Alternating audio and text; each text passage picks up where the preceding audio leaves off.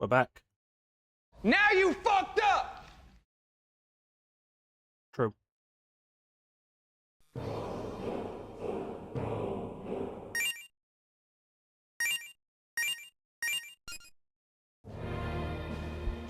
So we left off. We had finished Sector B. We had defeated Mitra, and we have headed into Sector Carina. We've not entered it yet.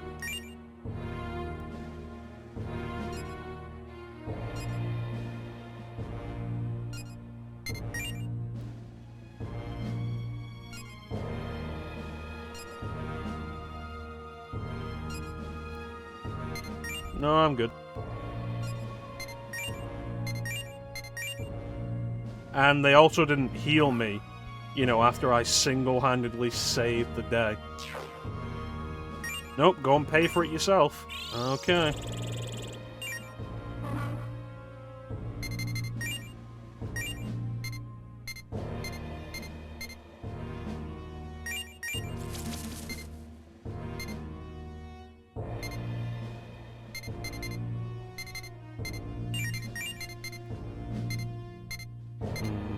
Get rid of you, and summon you, and you, and we'll see about getting your sources. Demon Compendium, register.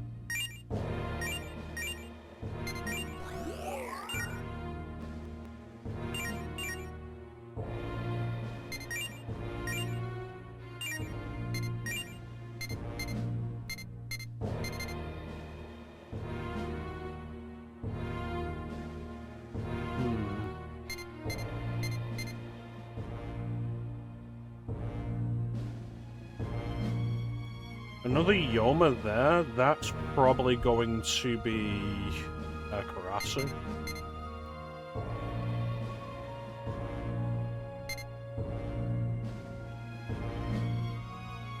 Pretty sure I know what that will be. Skull Raptor?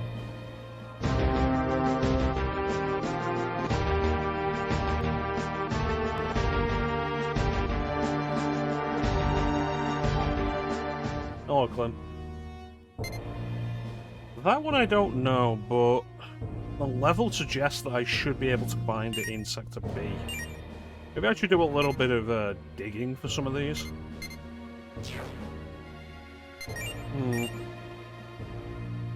How you doing, Clem?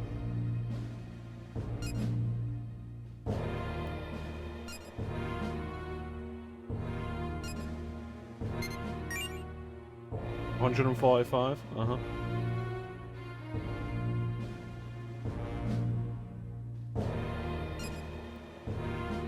You're okay? Excellent.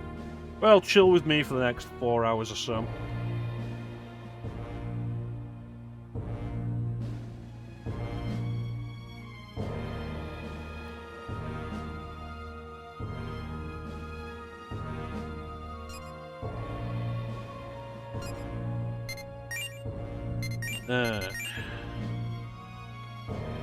Yes, maybe I will go back and try and find what I think those demons will be.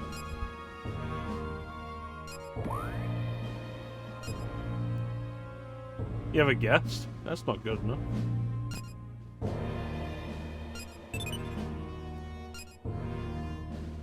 Bring your guest into the stream.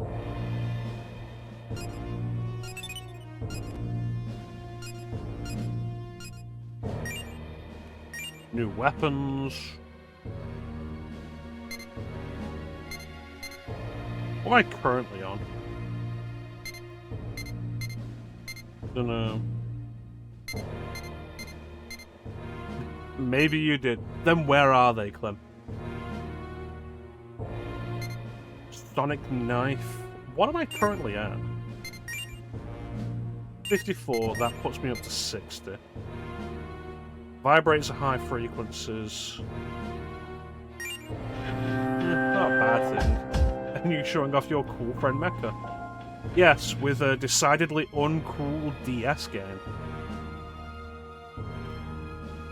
It's not fast-paced, it's not action-packed. It's slow and it's thoughtful.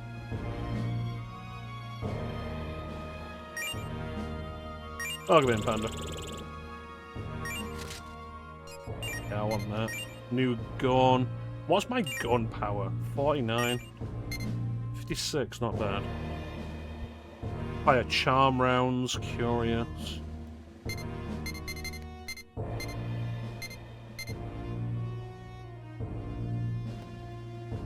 Non-elemental. Let's get it though. Sneak wants me to stretch. Run spear. Boost strength, but only by 2. Boost slug, but again by 2.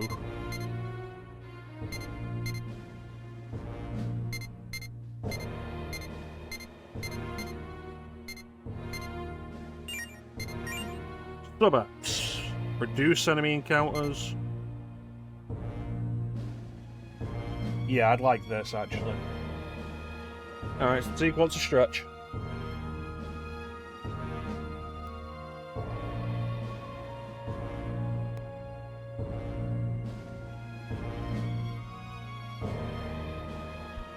Restore some of your HP, your party's HP. Restores more of your own MP. This sounds more useful, but given that it's only my MP, I think party HP is probably better. Lowers the odds of fusion accidents to 0%. Increases odds of demons changing skill when leveling up. No, I hate when they do that. It's always terrible. Yeah, let's get this.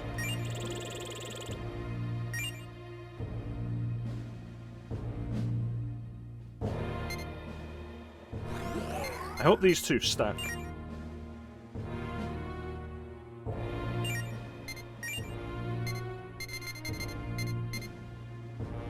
I'm gonna buy some of these because, like, I really did not have any. And it was kind of an issue. I have some of these.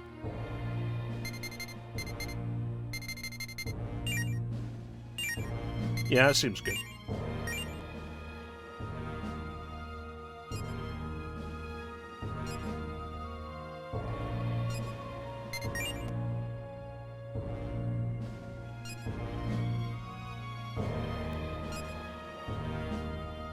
Is this mall AI?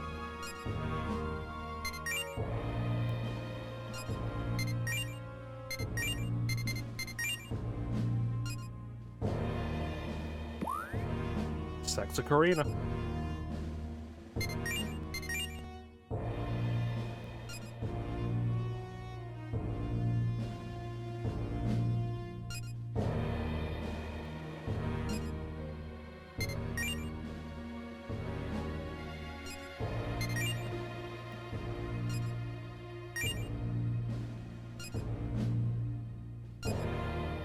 Alright, any quests? 2 missions. Evil spirit in the restrooms, you say?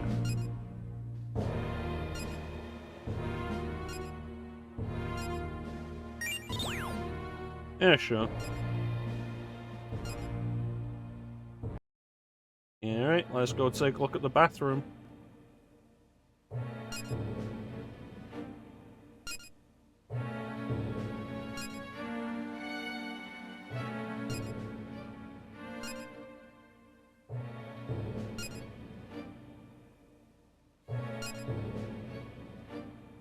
Called itself God. In the bathroom?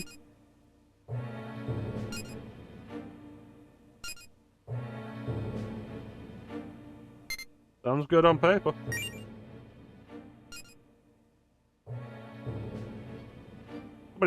No one uses paper in toilets anymore. It's all about the 3 seashells now. I mean, it makes sense, I guess. We're on a mission like this where we don't know how long we're going to be gone. You would absolutely try and come up with some sort of alternative to toilet paper. Because you're not just going to stock like an entire room's worth. May not even be enough.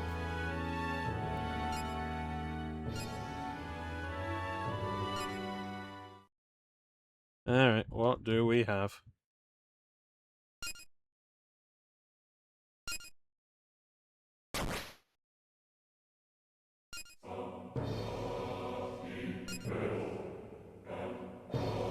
That's a foot.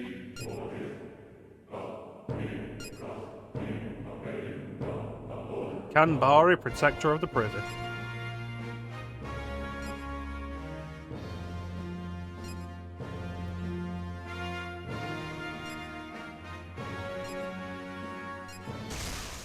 Alright, I guess I'll fight the foot.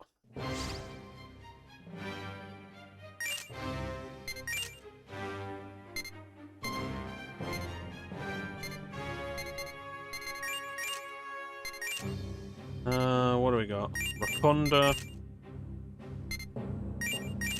Elfrost. And Triage.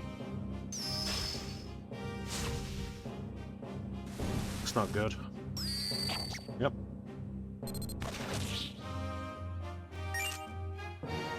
Probably going to want to use magic on it then if it's got Tetracon.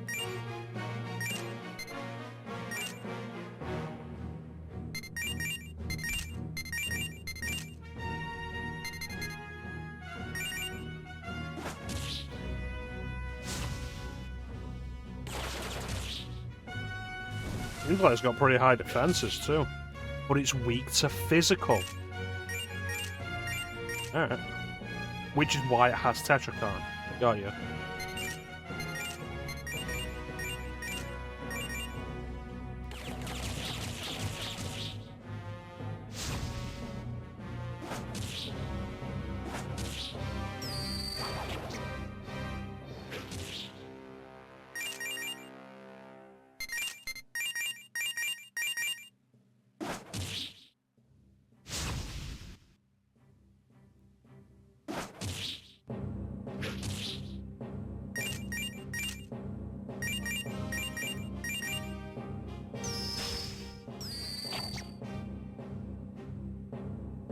How'd you miss?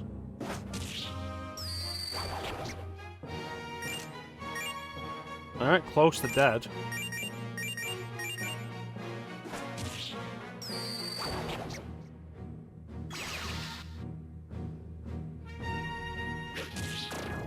Excellent.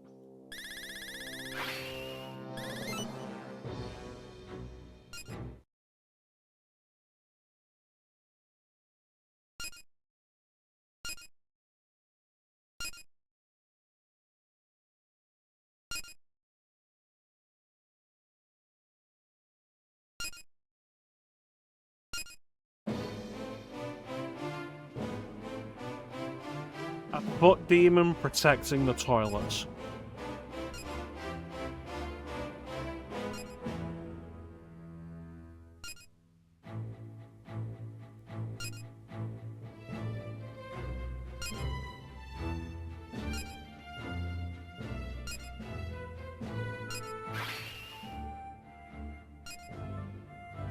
Secret records? What do you mean you weren't cleaning the restrooms?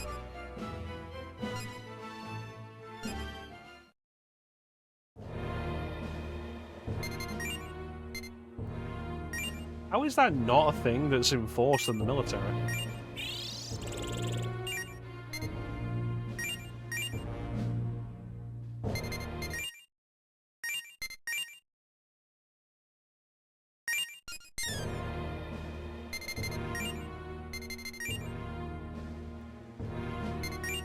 Right, you said you had another mission?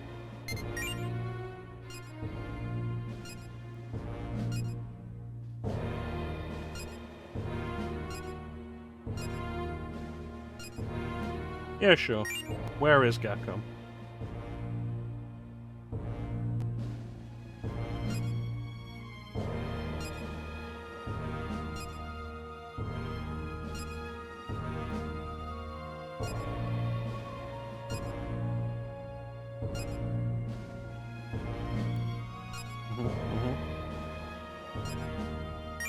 Yeah, sure.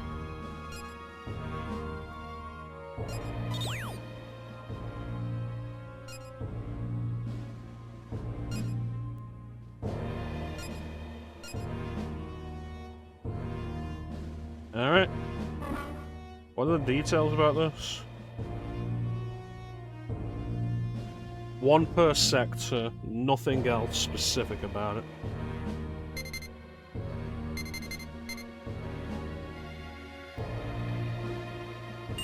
I still need to find Karasa Tengu. Gotcha. What were the secret records? Used to produce a sub app. Okay.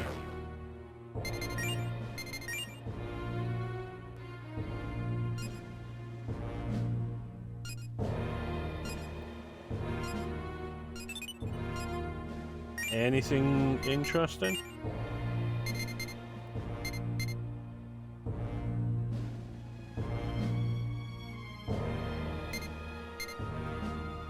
Using combinations typically resulting in a deity will instead result in an enigma.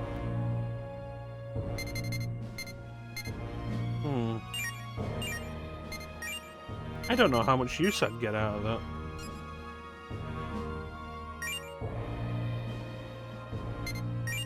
Alright, so I want to get the bird thing, the bird skull.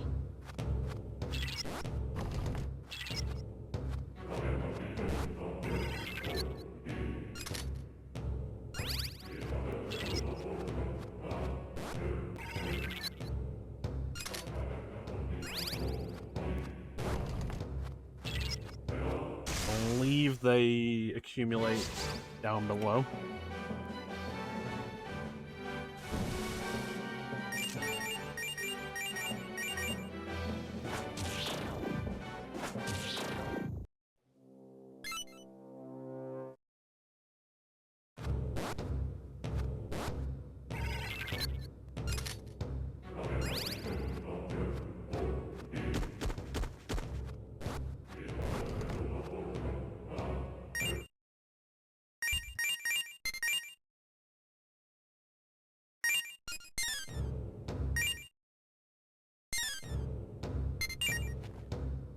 Anyway.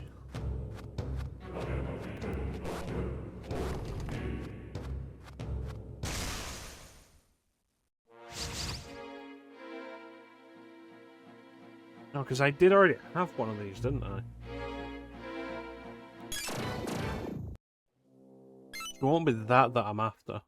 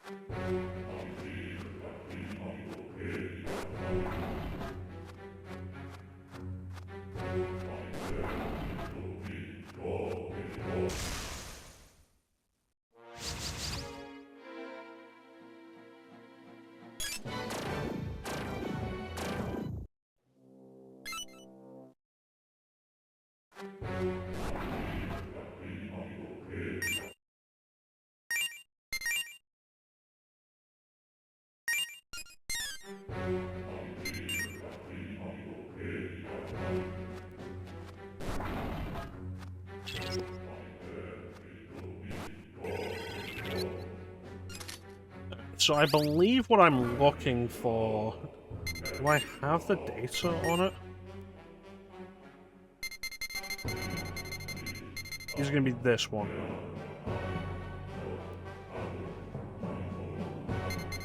And then...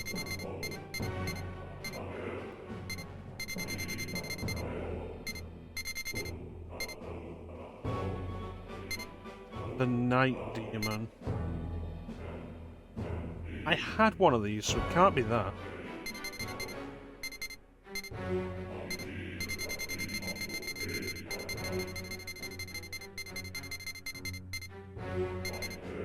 I had a little imp. Yeah.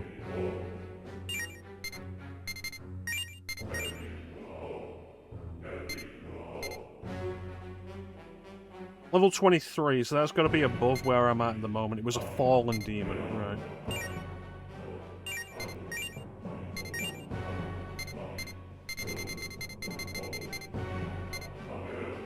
This one, most likely. Oh.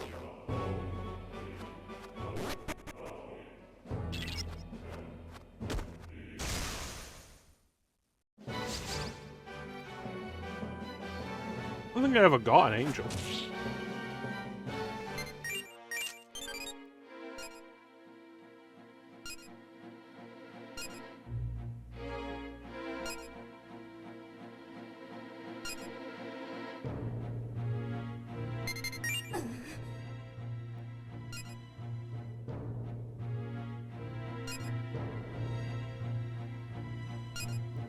Oh, you're kind of touchy.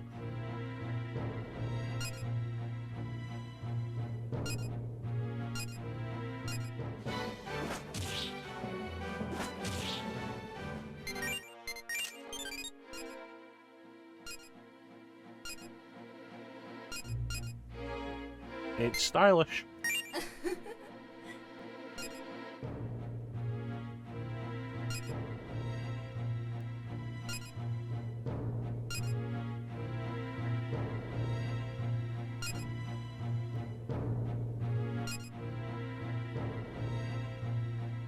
Knowing when to call it quits.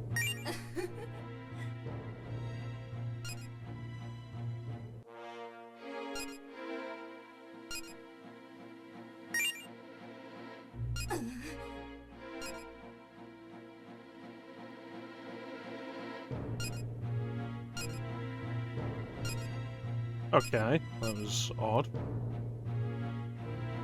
Why do we have an act coming up already?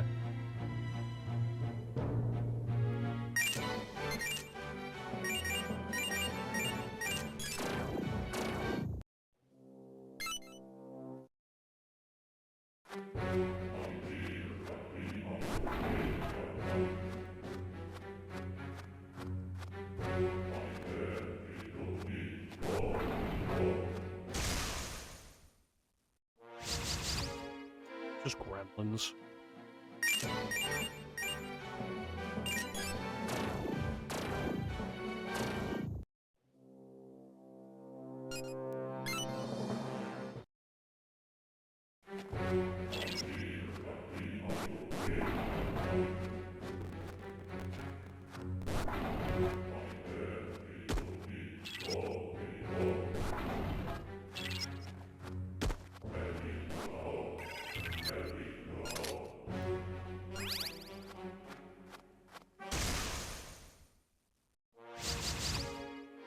No, still know what I'm after.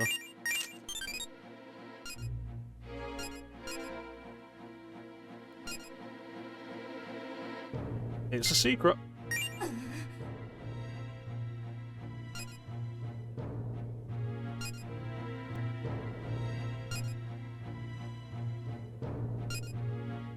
Well then, try and strangle me. See how well that goes for you.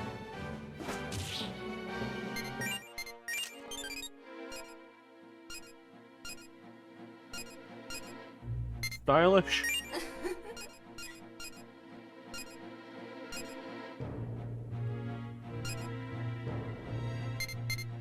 He can see wrinkles. Demon suddenly attacked.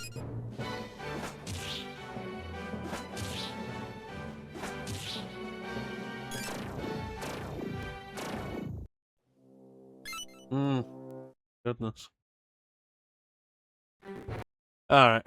We're gonna run this ad that has popped up for whatever reason. Then we'll be back to continue the exploration for those demons that I want for the special fusions. It was the best of times. It was the blurst of times. You stupid monkey. Yes.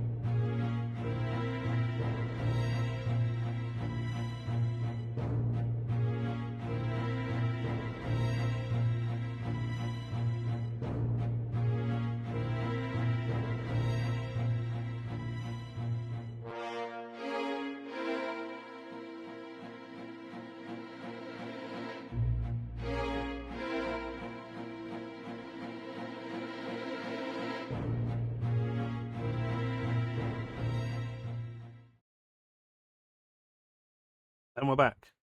Shit!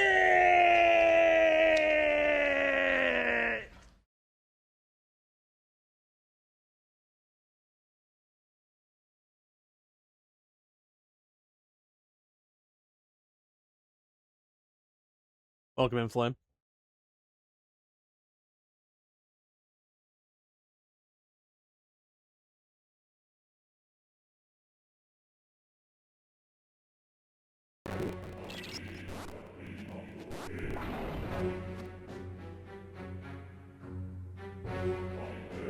Alright.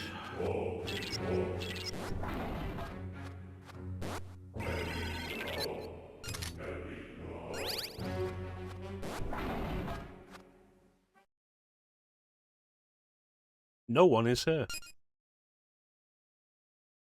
The two number 9s, a number 9 large, a number 6 with extra dip, a number 7, two number 45s, one with cheese, and a large soda. You guys want anything? How you doing, Flame?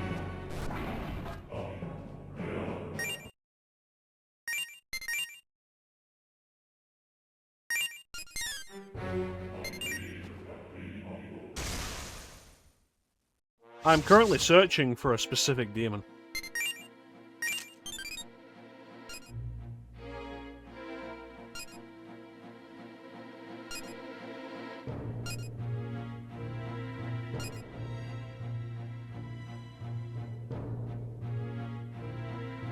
Of course I wasn't. Honestly, the way you're dressed is not appealing to me. I'm looking at the blindfold.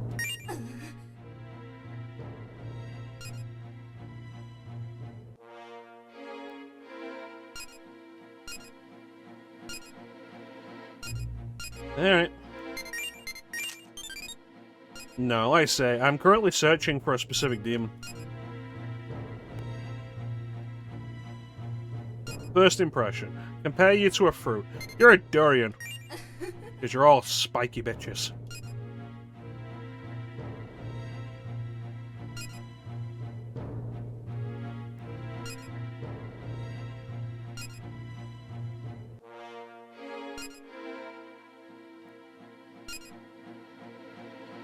What's best about our women?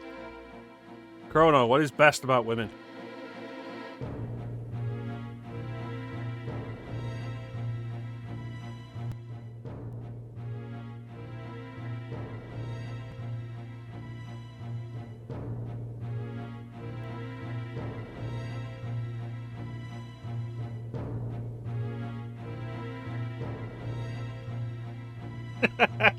Pass. Are they nice to be around? They're normal.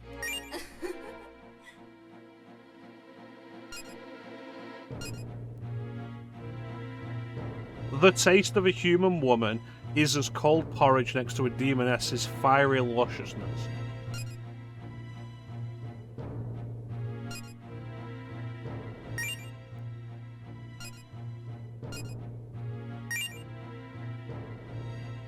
So it's a weird line.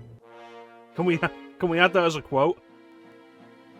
If you can remember what it was that was said.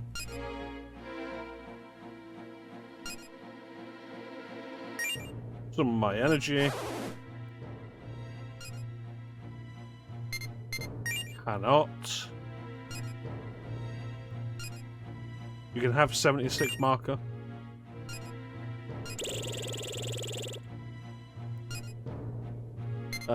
Yes, I don't have any.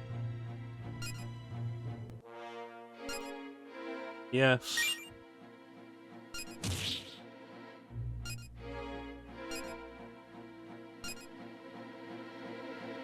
Excellent, we got a Dane. We got an angel.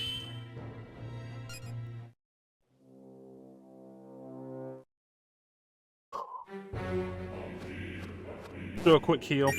So I'm after a specific demon for special fusion.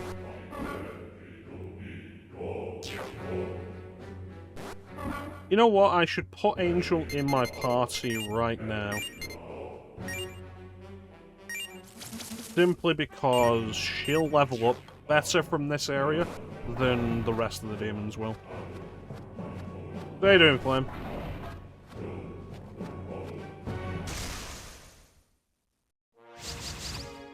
There we go, these guys. The Sketch was gonna go, you know what, later, sucker. I was also concerned about that. We had bad dealings with the hierarchy of angels last time. Not specifically the angel demon, but like higher tier demons.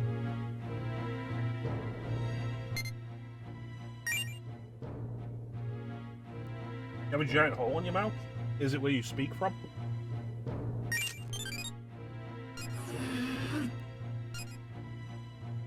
Damn it. Because this is what I'm after, this specific demon. Well, I guess we're just gonna have to kill the big one in the middle and hope they talk to us. No, though that one you should shut.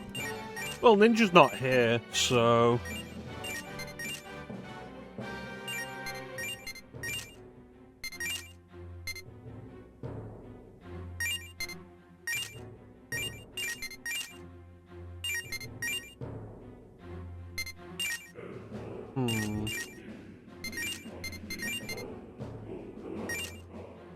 You missed Ninja? Yeah.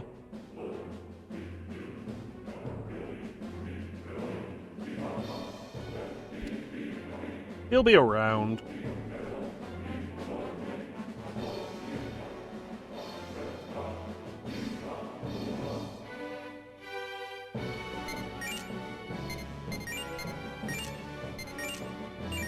Now, you know what? Health thrust. And... Dodgy. Perfect.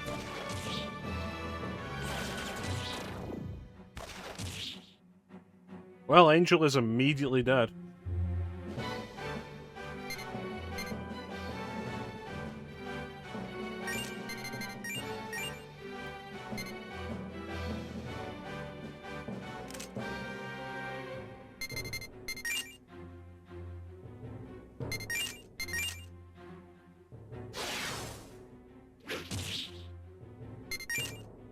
No, no, no, no, damn it. That's not what I wanted at all. Right, well, that motherfucker won't join us, so that's a bit of an issue.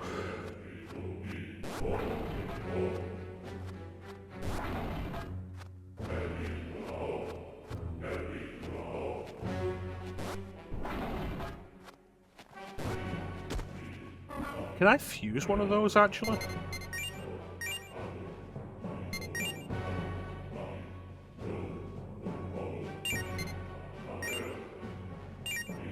I could fuse a Karasu Tengu, which is something I'm pretty sure I want.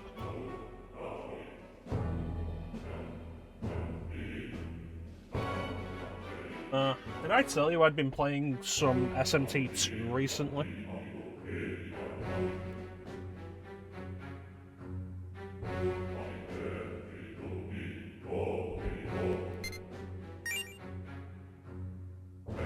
I've always liked Ame no Uzume.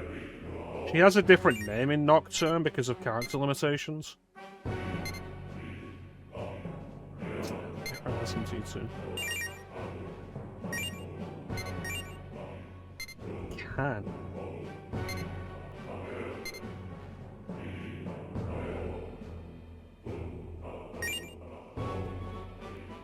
It's not a great combination, but if this is the way to get this... Because then, like I say, I'm pretty sure I can use this for a special fusion. More games than Eternal Demon. I do love some of the weird one-off demons.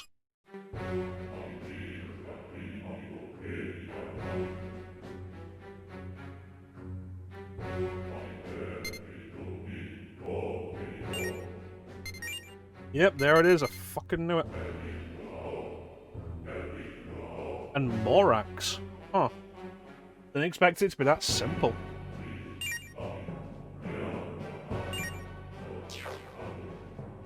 Well, that's always been, like, kind of a thing with Japan. They're very good at... Weird way to put it. They're very into, like, a lot of Western movies. Like, I think Japan is, like, quite big on Hollywood.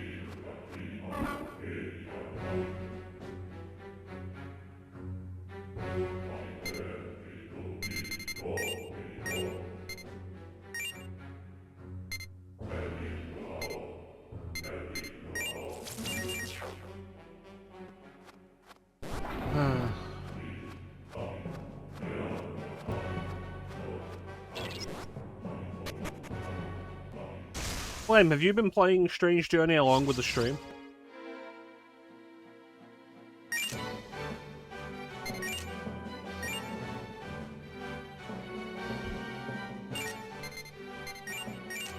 Hit them all.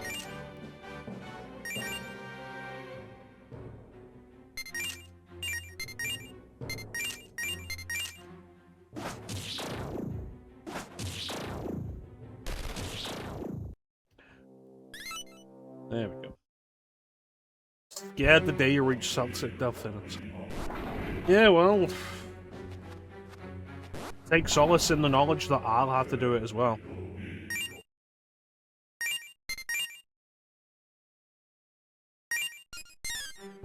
And it's not that far away, we're already at Carina.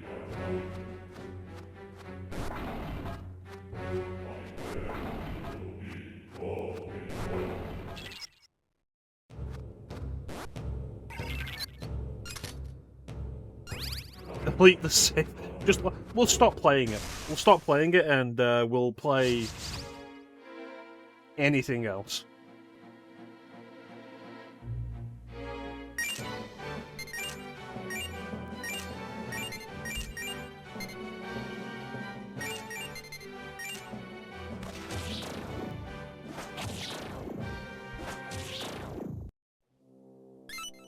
No, we have to do it. It's important that people understand. Because, like, I feel like so far, the only thing people have really seen of this game that's like, that seems like it could be kind of annoying, is Mitra's Palace, where it's got the damage tiles and the fake floors.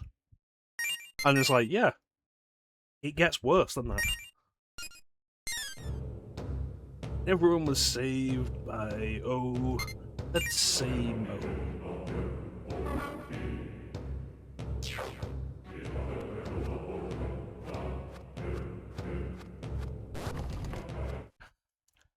I feel like my mental health would probably improve if I just had Simpsons playing on my second screen.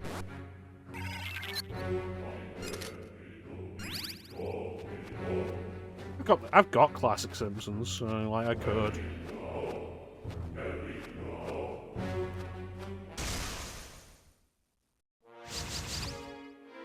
Okay.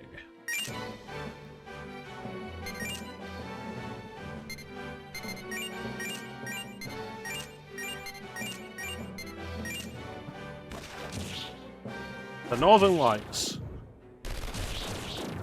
At this time of day, at this time of year, in this part of the country, localized entirely within your kitchen? Yes. May I see it? No. I love how out of character credulous Chalmers is for that entire bit. Like, it's wonderful. Such a good episode, 22 Short Tales from Springfield. Such a good episode.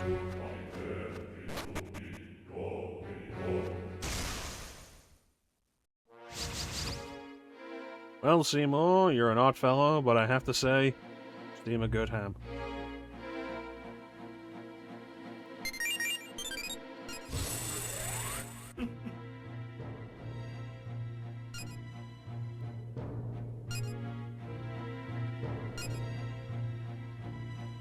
With wine? What type of wine would I choose? Sparkling white wine. I am indeed a gentleman.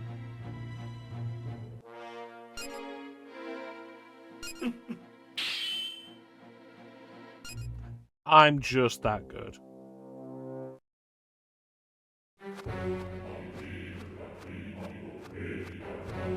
Yeah, I think 22 Short Tales About Springfield highlights one of the big strengths Simpsons had that, like, so few other, like, not even animated shows, like, just shows generally had. It's that the characters of Springfield were characters. And while I think I've said before on stream, I don't think, like, there's a lot of characters I don't think should have had entire episodes focused on them. I do think that a lot of them had enough character to be, like, really strong supporting characters in ways that so few other shows had in that broad a context. You never saw Pulp Fiction and saw some of the references, so watch it directly after that. And then you did some heroin.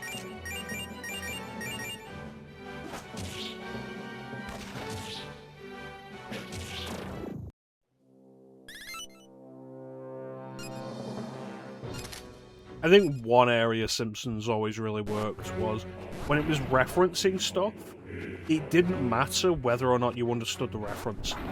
It would always be funny in itself, which is the mark of what parody should be. You shouldn't have to be aware of source material of parody to appreciate parody.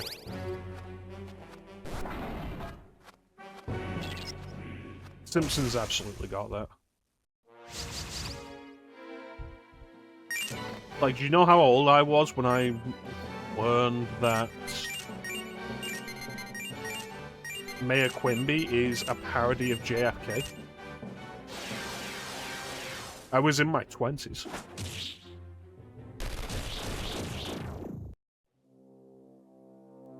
And I only learned because I saw the opening of one of the Black Ops Zombies sequences, which had JFK in it, and I was like, oh, that's Mayor Quimby. And I was like, oh.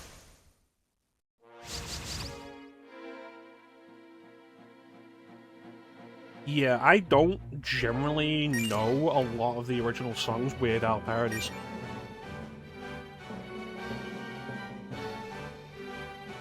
Like, the big ones are obvious because the big ones just permeate cultural osmosis.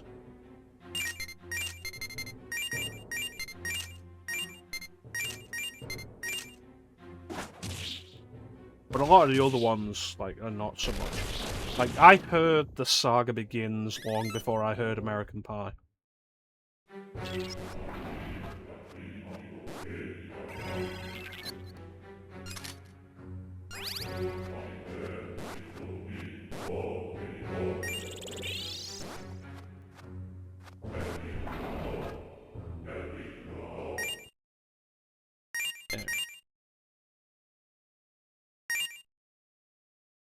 Jurassic Park? I don't think I've heard that Weird Al song. I think, like, the best example I can generally think of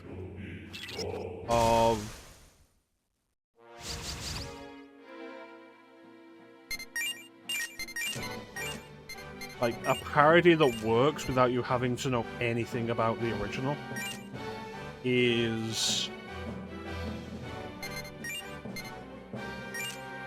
Airplane. I've never seen any of the movies Airplane is based on.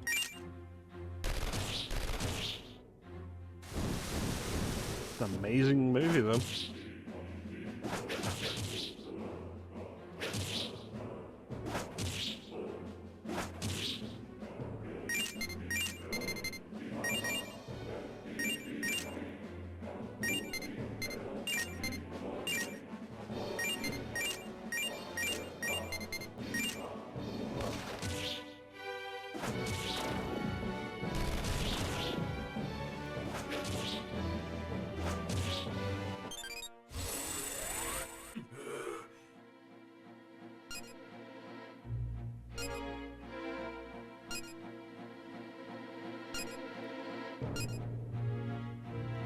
Should I let it go?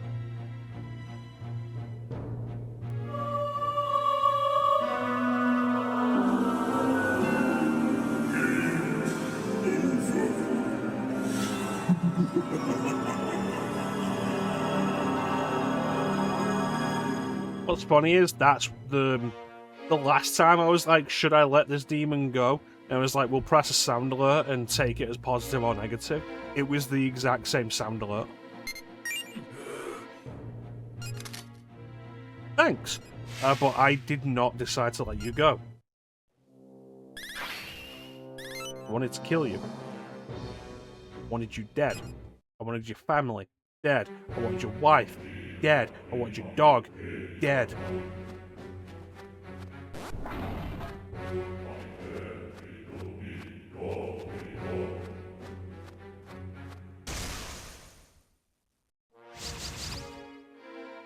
You ever played Dementium the Ward?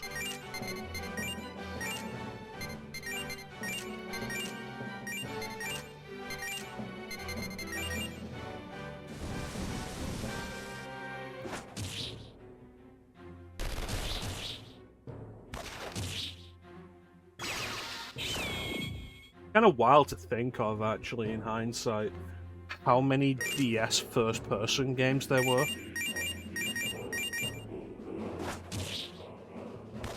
And, like, even if you narrow that down, like, how many specifically first-person shooters there were on DS?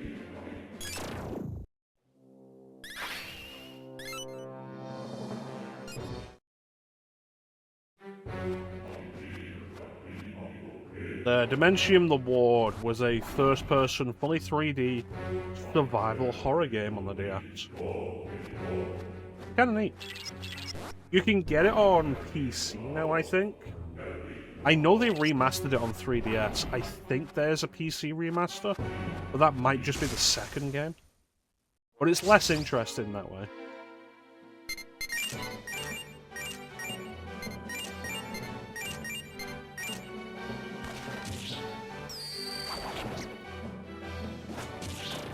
The fact that it existed as a full 3D horror game on the original DS is kind of wild. And like, DS Call of Duty games, pretty good. First-person shooters on the DS.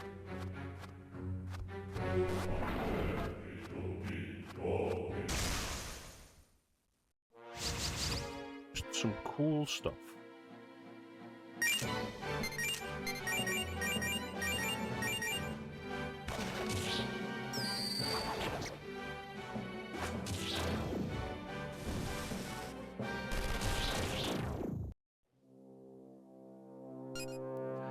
Excellent. So the next level for those two is going to be the sources.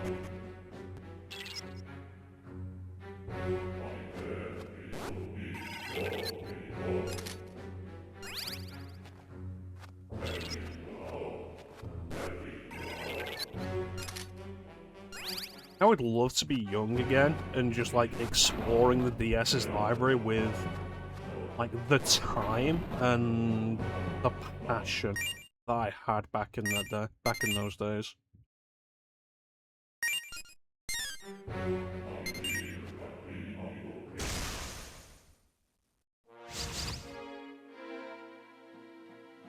Never did get a poltergeist.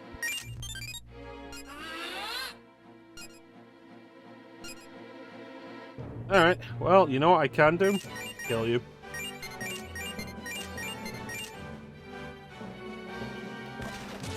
Completely missed.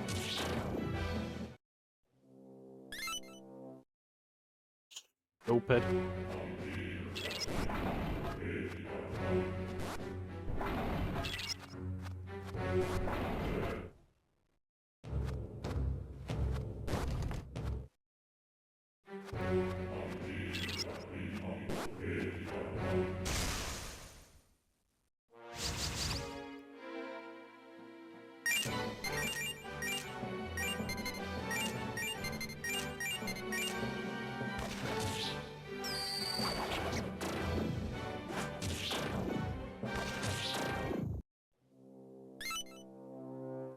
You know what, let's just go back to Sector Boutet. And we'll level them up there. I still need to go back to Boutet for a couple of things anyway.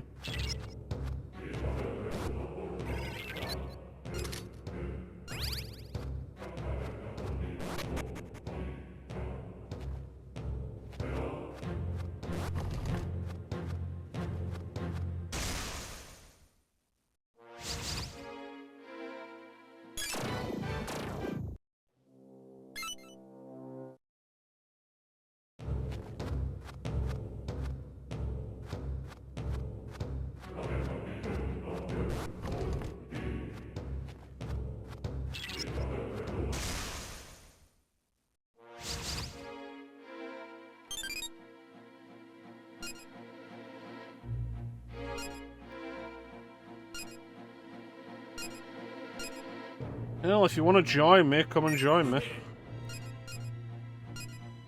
Listen, pal. You're so far beneath me that I'm not worried at all. You could join me and I'll just use you as fusion fodder. You can try and trick me into letting my guard down, find that you can't do that much damage to me and then die.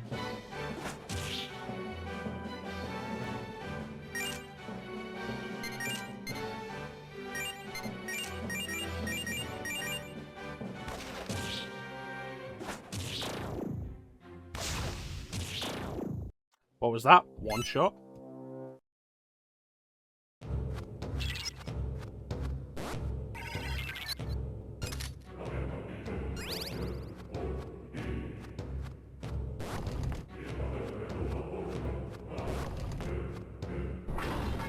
Right.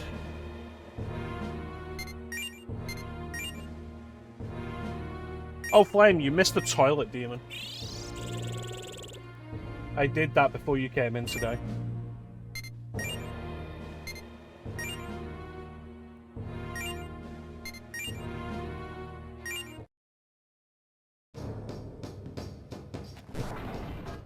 I should actually save it before we go off.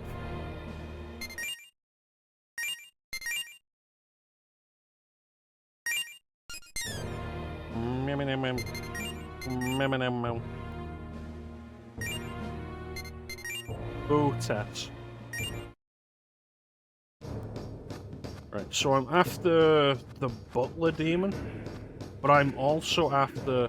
There we go, I can see it on the map where the Karasu Tengu is. Thank you, also, Matt.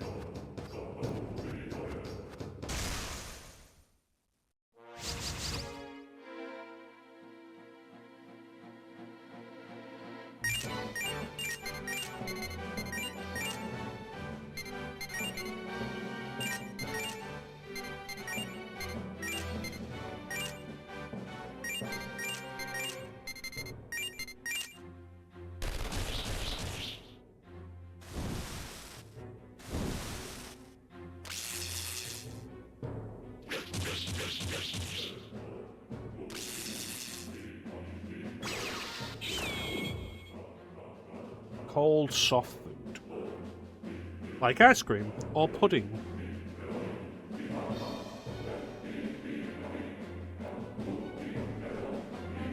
Or titties of a dead woman. Dead boobs.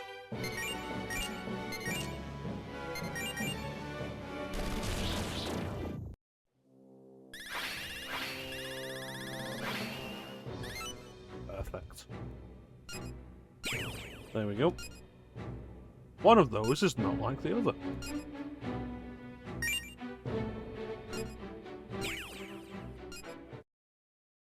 There we go. Now, let's get rid of Angel, I guess.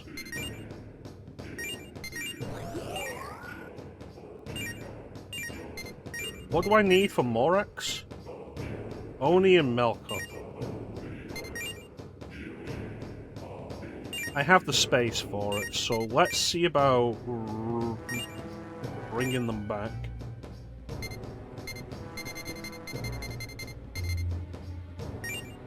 Oni, yes. And Malcolm. You know, a sweets person, more of a savory kind of guy. Diced beef, maybe?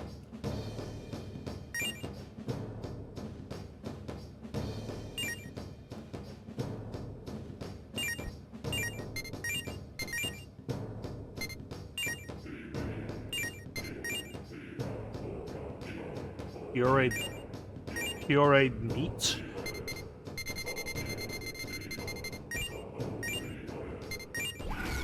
There we go. And here we go. We're going to do our first boss summon.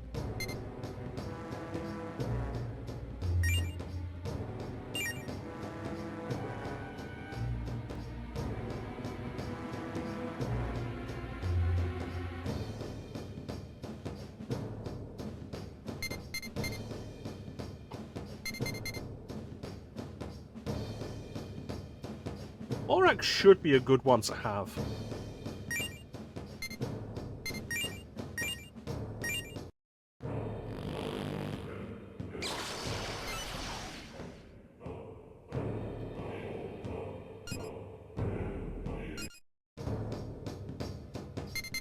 Okay. So that one, like I say, I'm pretty sure is the butler. That one I'm pretty sure is Karasu Tengu, who I should be able to fuse together now. There we go.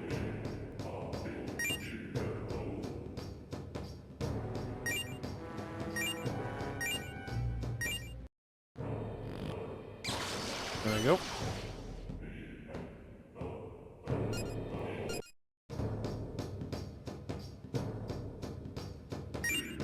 Then what can I do with Angel?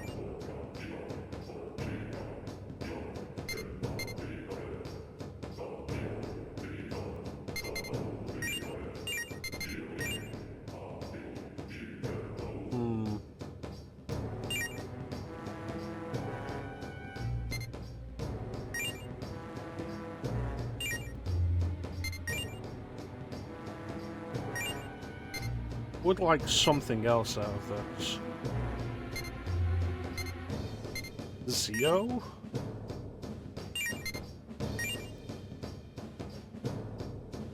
Yeah, that's not bad.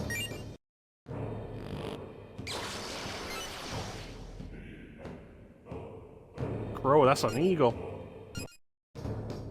That should be alright now. Got a good number to level up.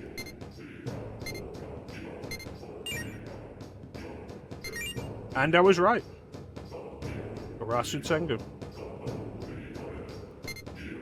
We can't get this anyway because it's level 38.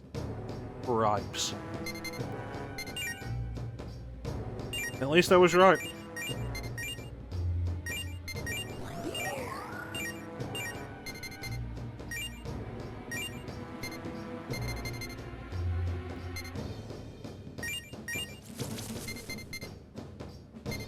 Got yours.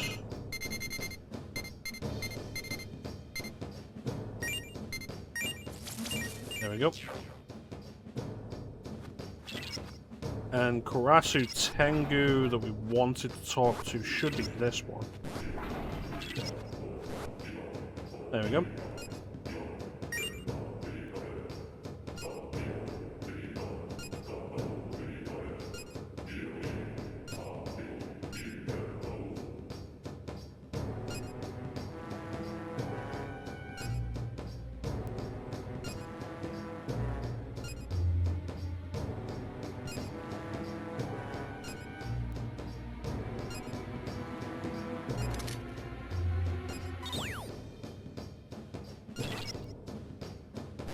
Well, this quest isn't over yet.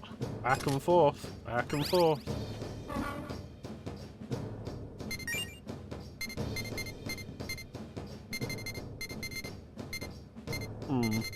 I should work on getting a demon that can heal me.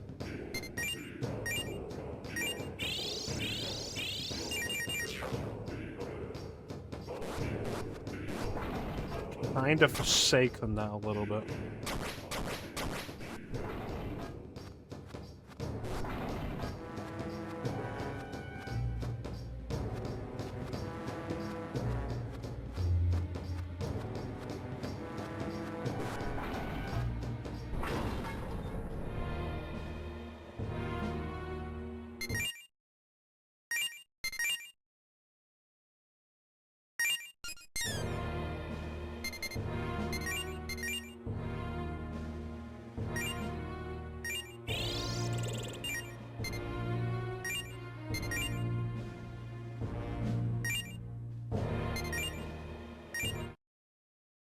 You might be asking, are we going to get to 6 with Carina today? And the answer is, yeah, when I feel like it.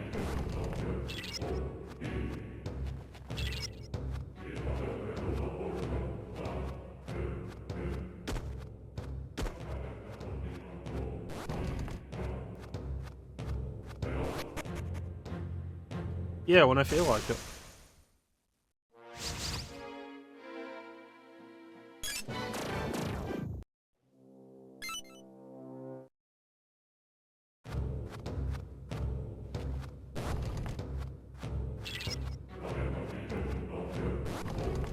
Alright, so I just need to run into Tengu, Copper Tengu again.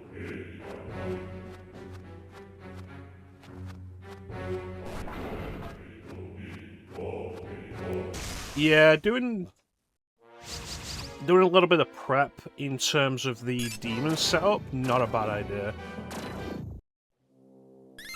Definitely made a mistake getting rid of all of my demons that had healing abilities. Really should have set up a couple of new ones.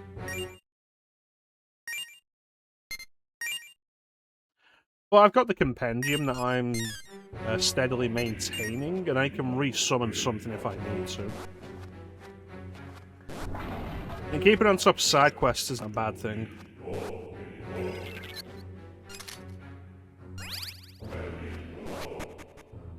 And I feel like Sector Carina is where the game really starts taking off the kid gloves. I say that as if the rest of the game's been particularly easy. Oh, I do have an Archangel with me, alright. Completely blanked that.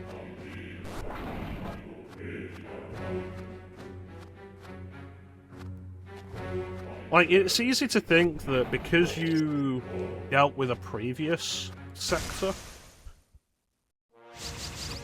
and a previous sector's boss, that you're going to do fine with the opening of the next sector. And that's not always the case.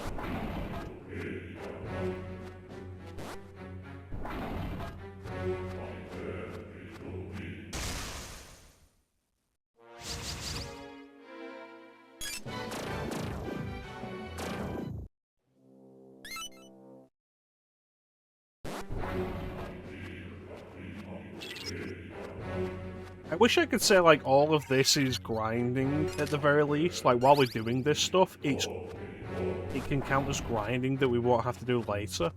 But it really doesn't.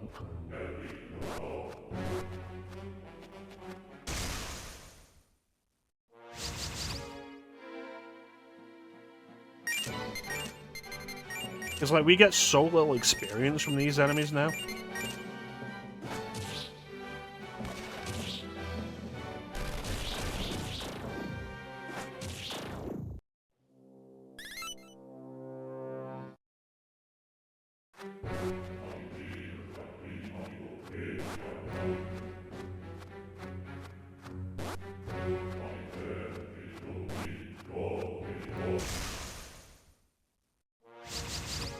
Why is it so hard to run into a Tengu?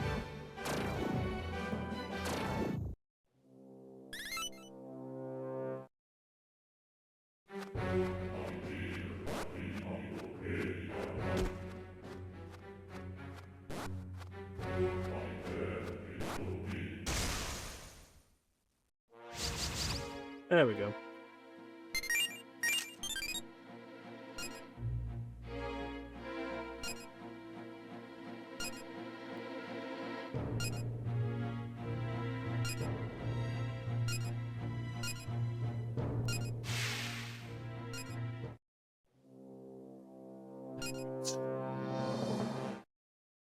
Then we'll go back. Then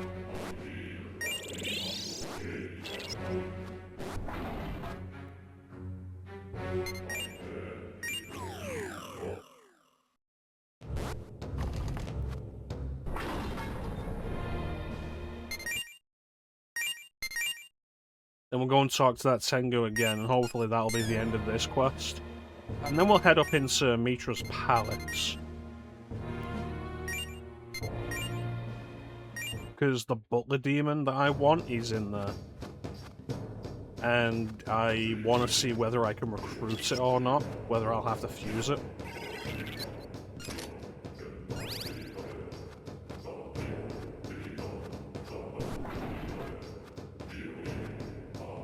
And it frustrates me that Atlas is pushing on remaking Persona 4, when it doesn't need a remake, when, like, they could be remaking SMT 1 and 2.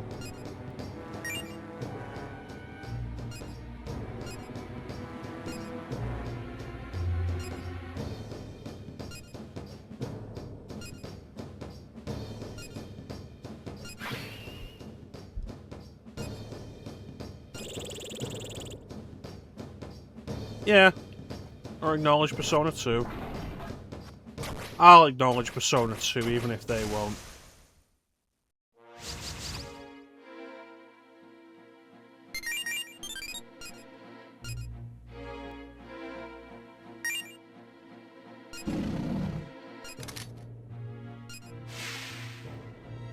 Mm-hmm.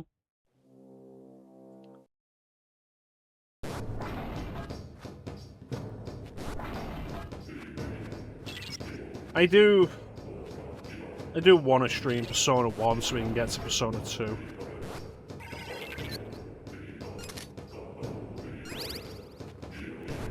But like with Persona 3, 4, and 5, I feel like you could stream them in whatever order you want. Probably should do 3, then 4, then 5. Particularly 3 before 4 because the little Easter eggs you get, the reference 3, mean more that way. But Persona 2 is a continuation of Persona 1, and you really should play Persona 1 first.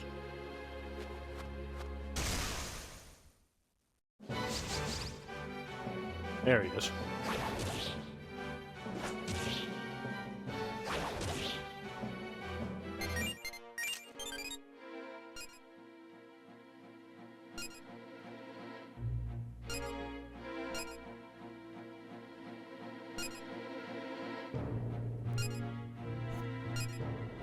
Alright.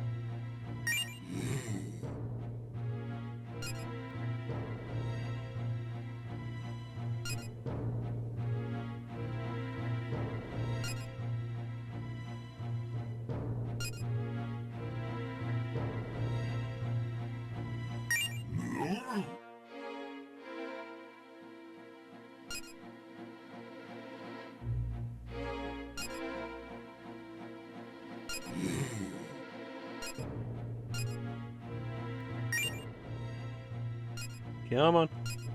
Maybe what I'm after.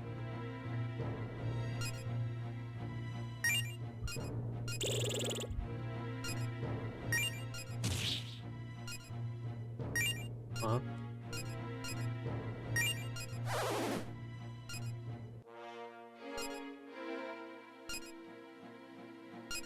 Excellent. And that should be the demon that I'm after for that other fusion.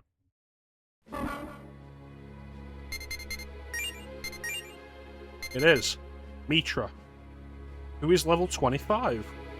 Imagine just like walking into Sector 3 with the leaders of the previous 2 sectors.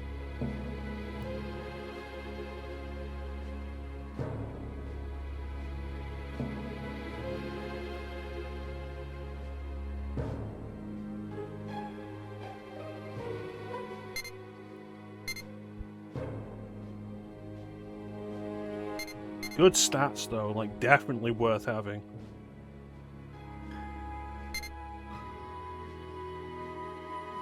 And whatever this is, that level 23 demon gotta be in Sector 3.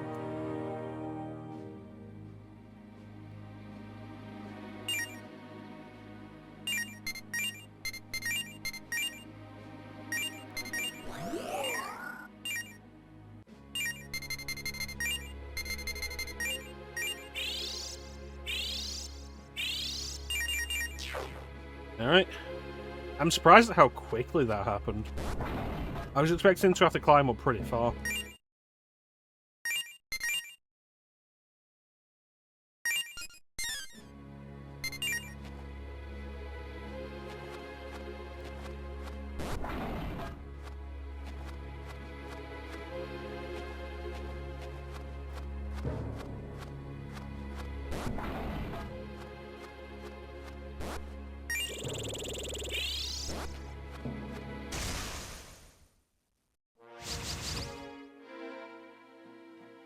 Don't have one of these.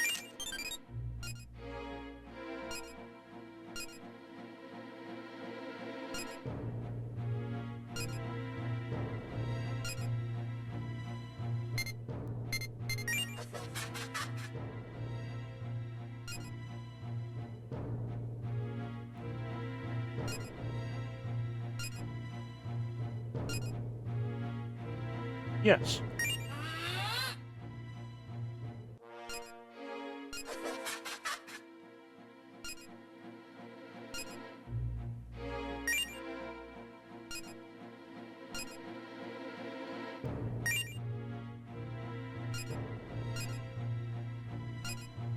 Alright, come on, nice and simple.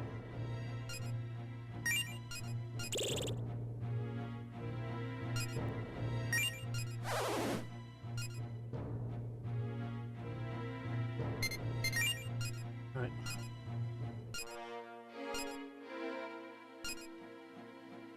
Excellent. That's a lot of recruitments we've done very quickly today.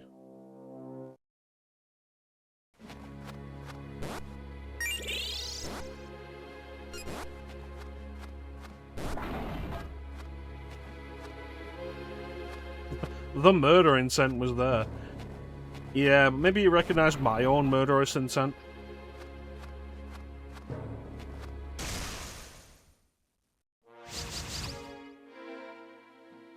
I don't know if I ever got a goblin.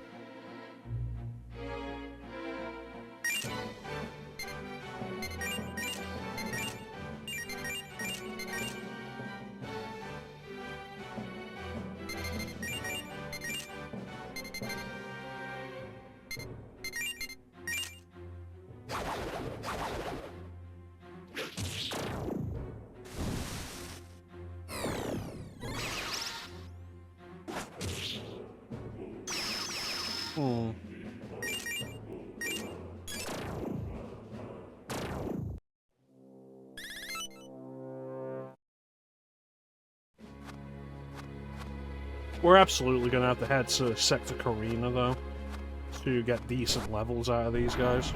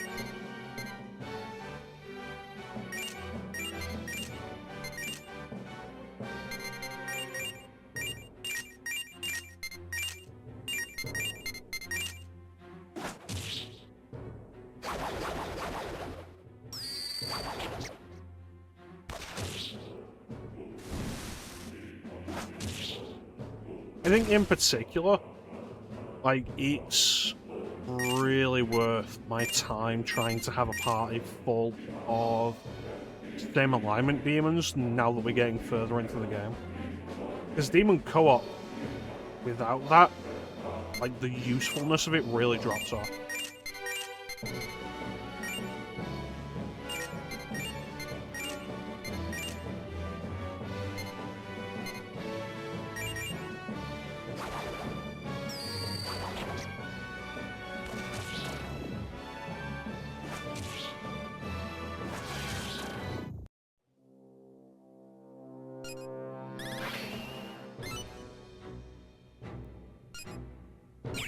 Excellent.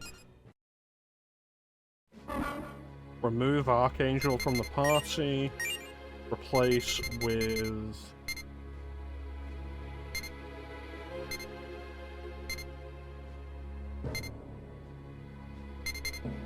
Vogenic.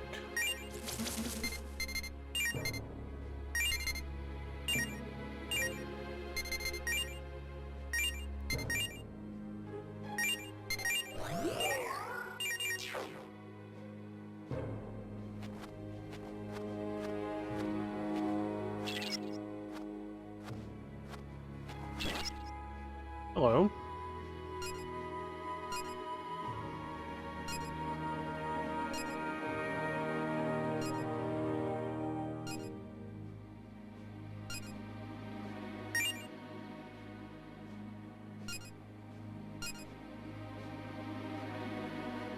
Uh-huh.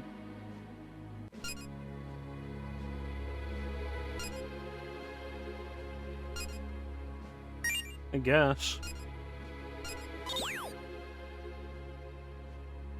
Sport for gentlemen.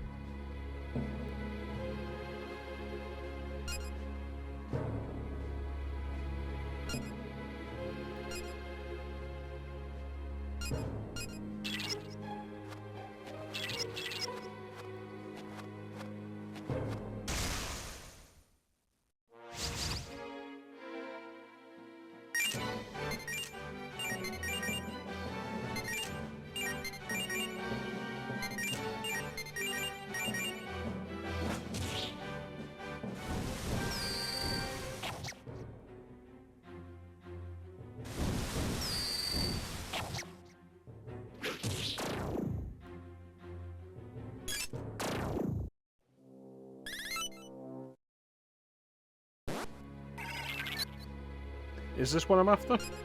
Yes. So I've not seen this before. Let's see if we can figure out what it's weak to.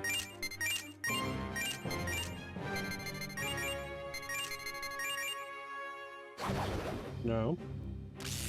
No. No. No. But it does seem to have high magic defense. So we should definitely focus on physical.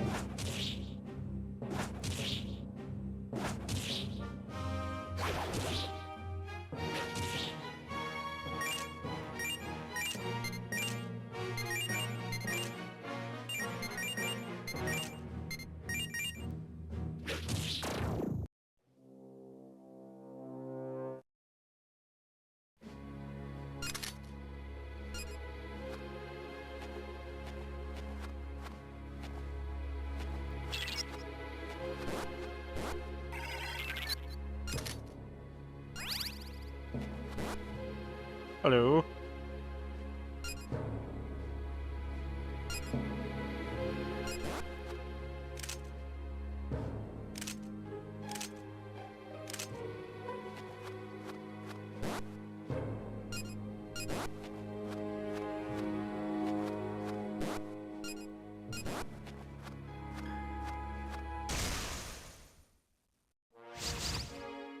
Jack Frost.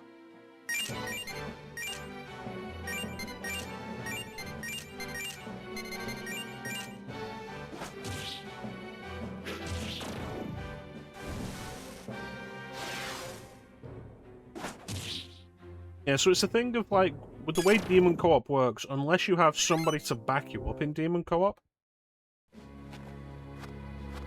hitting the weakness feels like it's not really all that special. This fucking thing.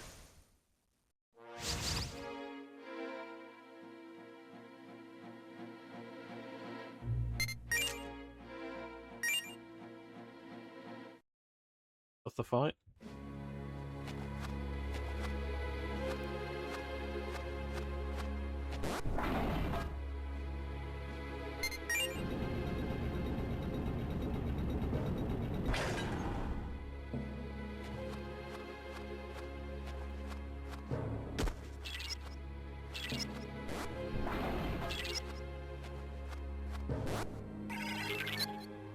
Another one. Get him.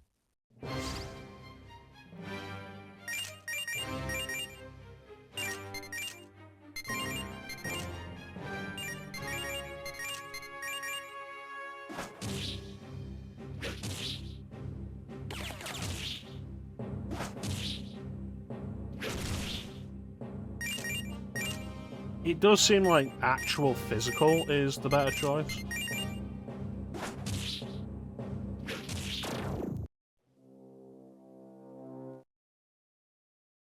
That's two.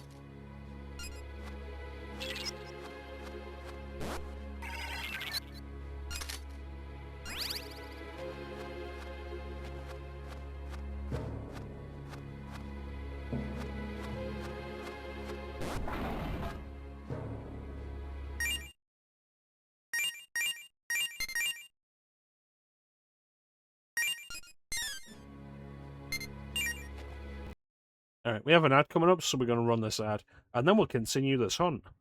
And then, when we're done, I guess we'll see about going into Sector Carina. The only thing I know for real, there will be blood! Indeed. Clean up on aisle 4.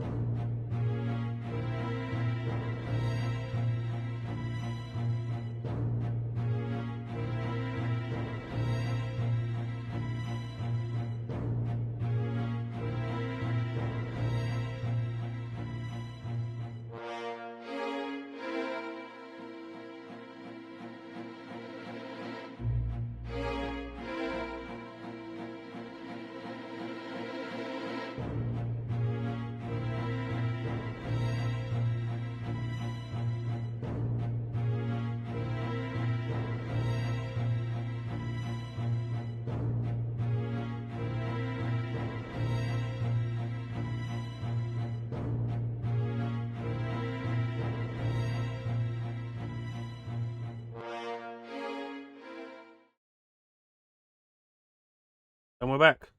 Move this man!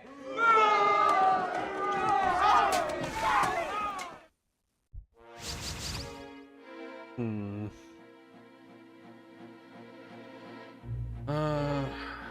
Yeah, I've got stuff for that.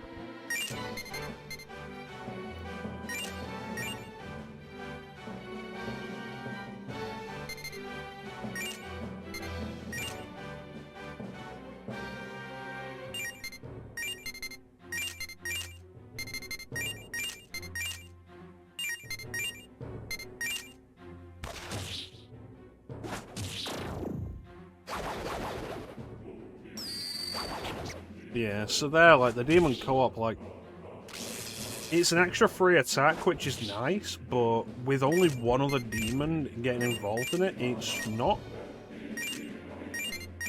great. So I really do need to adjust my party makeup.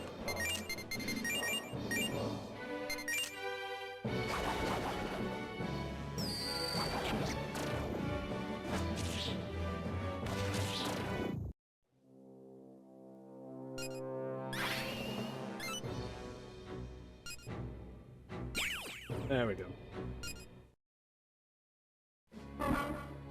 Alright, so that's another one done. So I'll replace Ominofu with Prana. And 3 Law Demons makes it feel more viable now.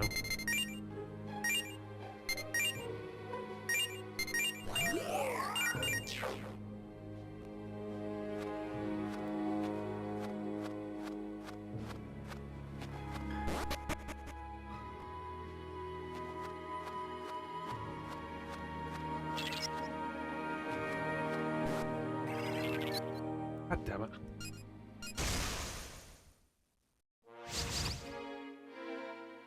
And this is just a fight not worth having.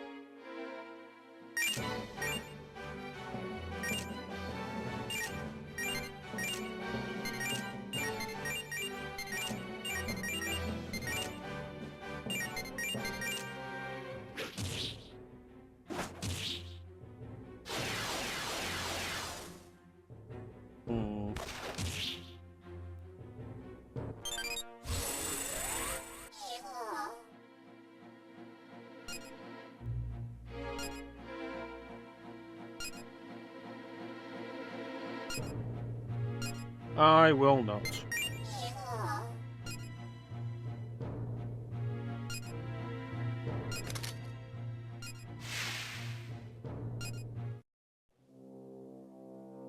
You get any experience from that.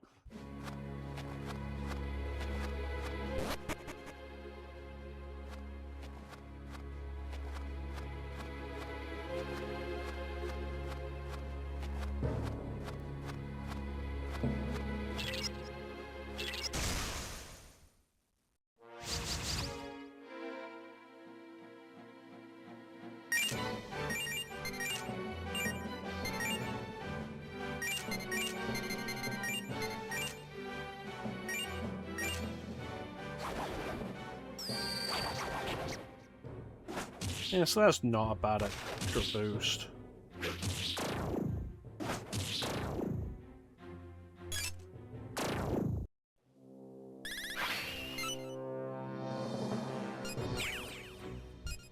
Good.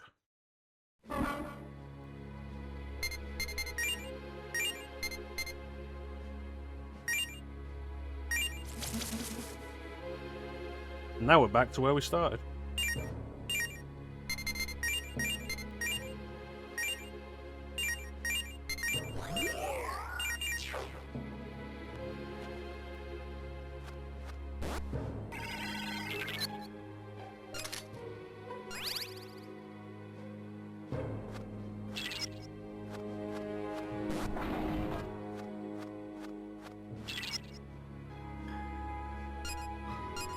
Well, I only found 2.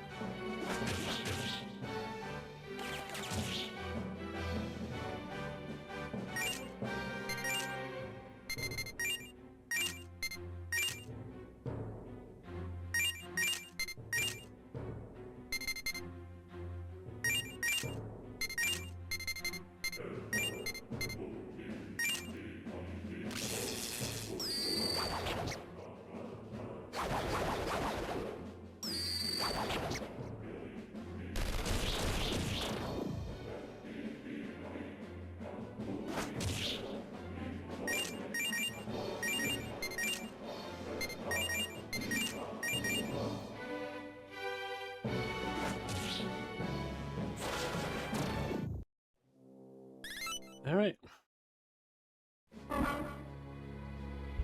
Definitely heal before we do anything else. The next round of fusions, absolutely gonna want to get something with... hopefully diorama at this point.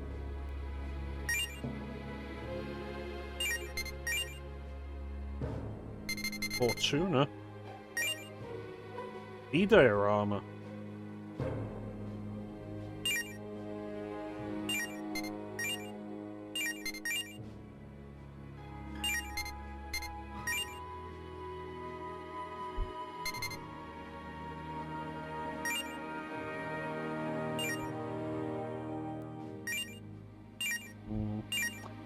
Feels like a downgrade.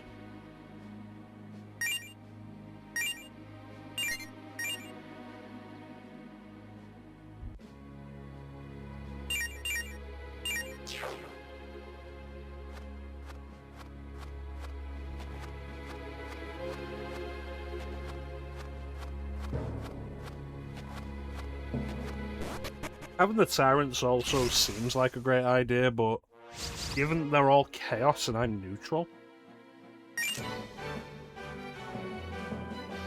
little rough.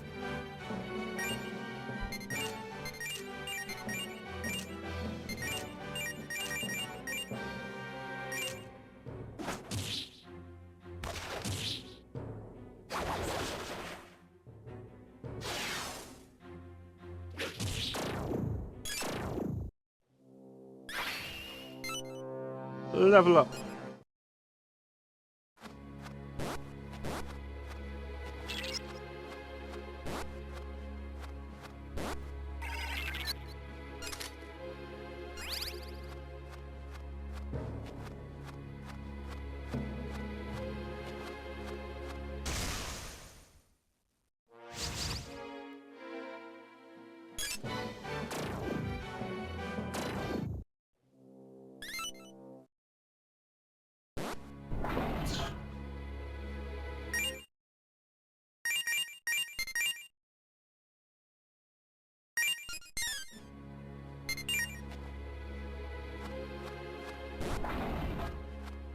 Oh, positive thing to think about with the new sector is new demons.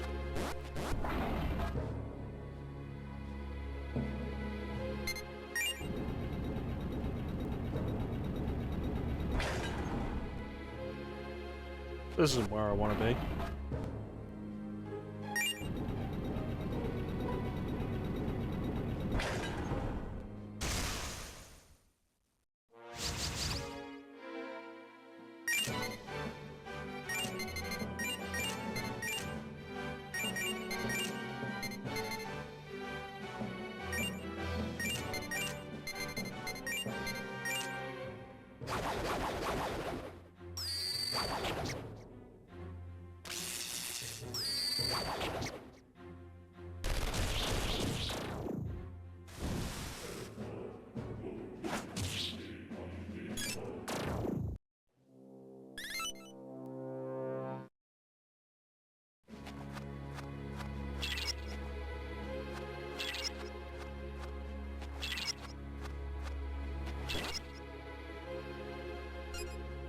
Yeah, I got 2.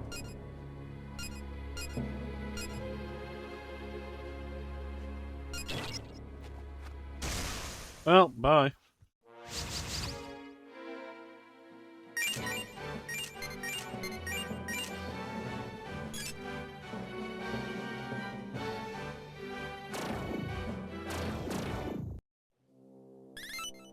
feel like that would have gone quicker if they just focused their attacks. Alright, let's get out of here.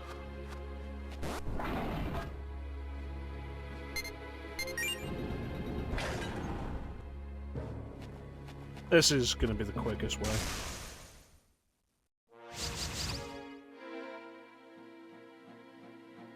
Did I never recruit an Apsaris?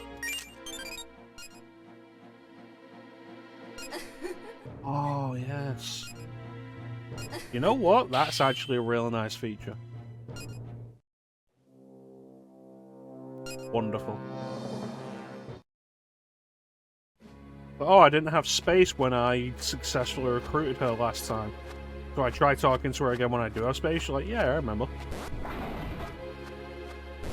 That's a nice feature. Let's get out of here.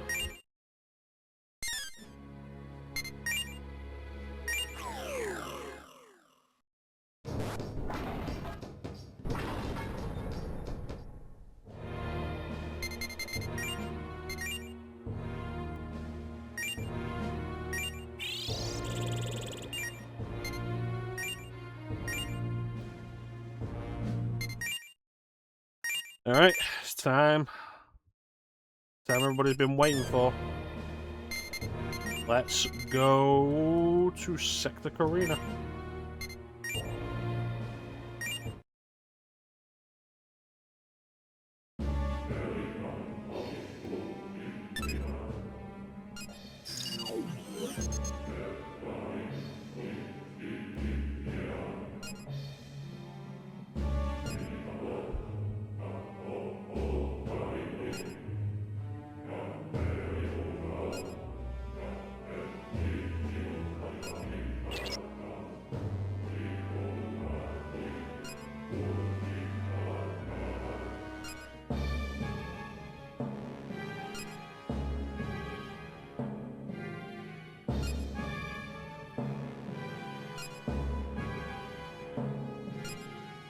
Well, I mean, if you're gonna start buying stuff here, then you've definitely got a problem.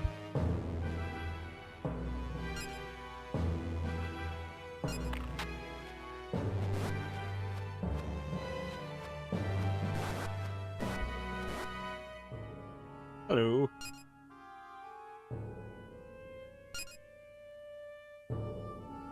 We hope you enjoy shopping here until the Earth runs out of resources.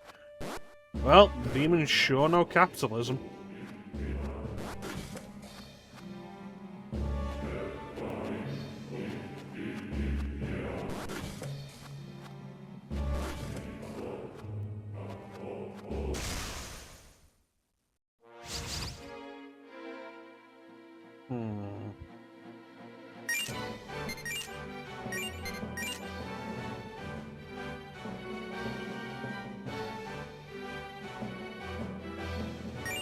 Don't want to do fire.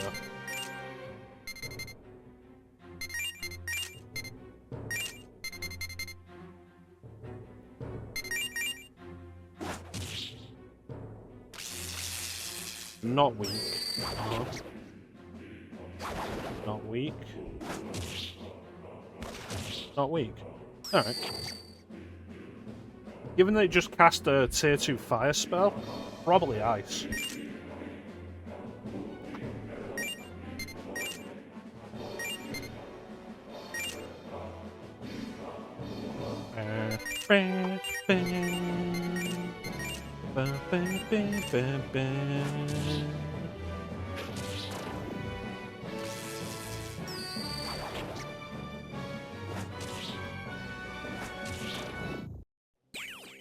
Spirit Inferno.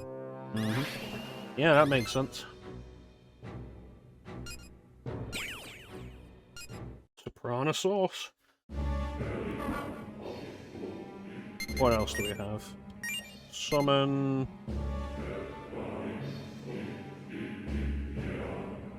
Yeah, summon Apsaros. Get her leveled up, get her source. That's another source with a healing spell then.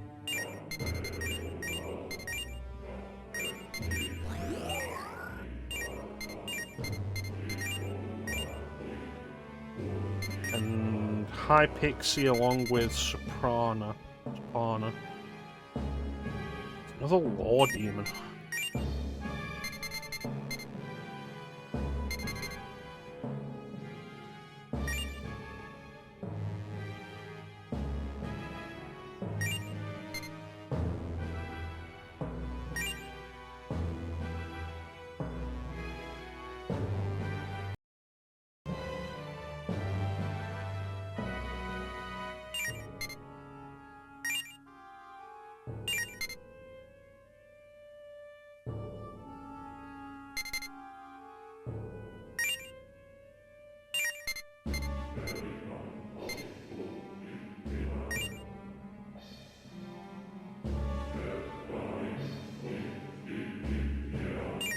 No, the smart thing to do with this one is to give it more physical skills.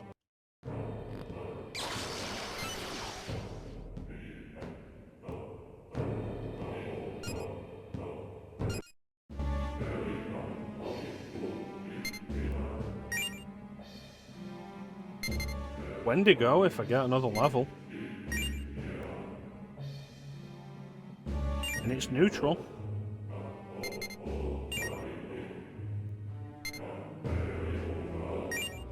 I use Archangel with?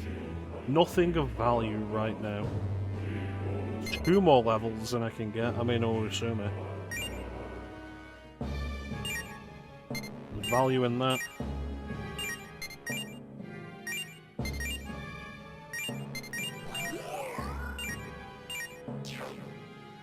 Right.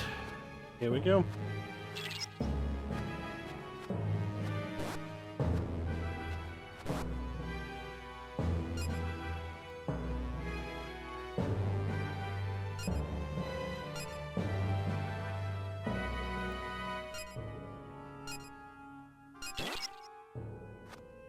That's a curiosity.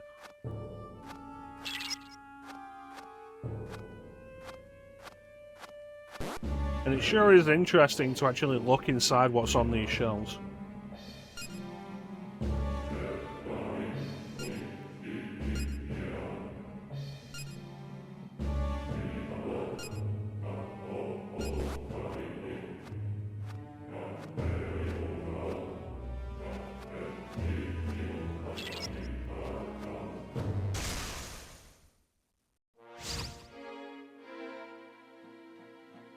Chaos Demon, and it's a level above me? Yes. So that ain't gonna work out.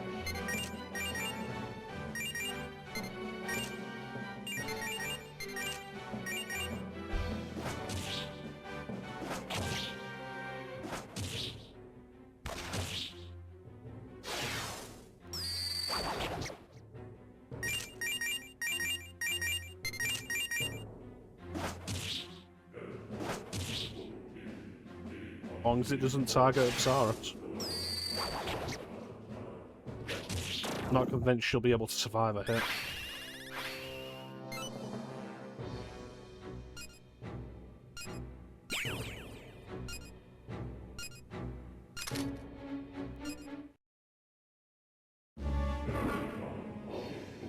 Okay, so replace, was it Karasu Tengu? Yeah. With you, because... No.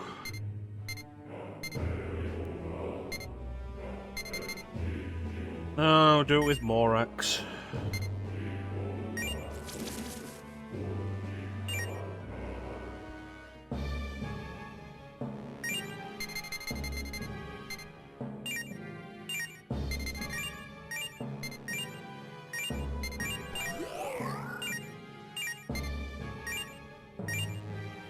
Karasu Tengu with...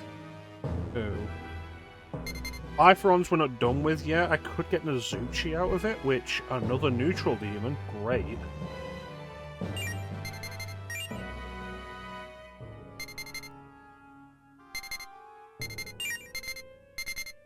Getting Wendigo out of something though. Wait for that next level and absolutely get Wendigo.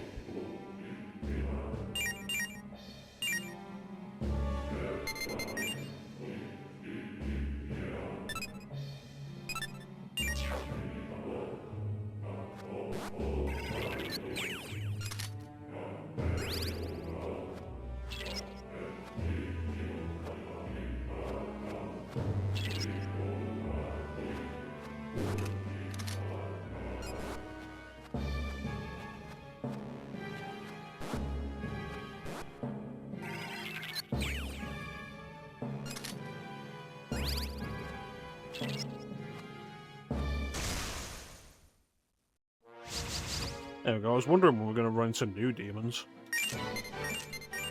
Big gun. Big fire.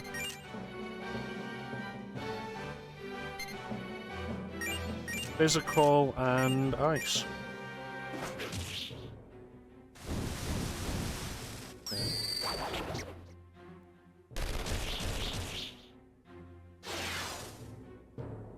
Alright.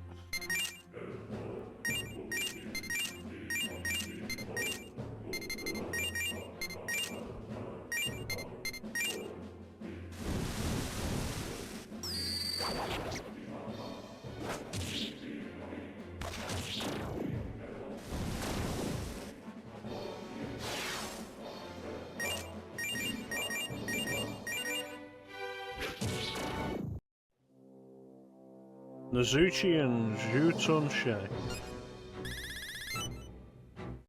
Uh-huh. Gotta heal.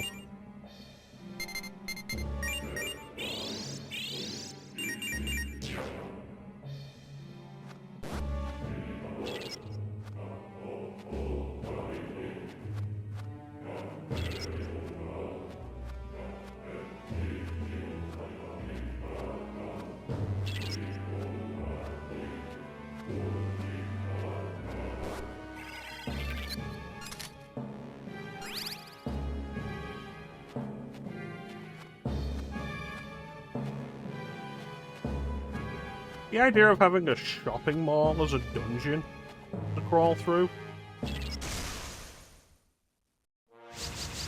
feels a lot more reasonable than you'd probably think at first because of how maze-like they're generally designed.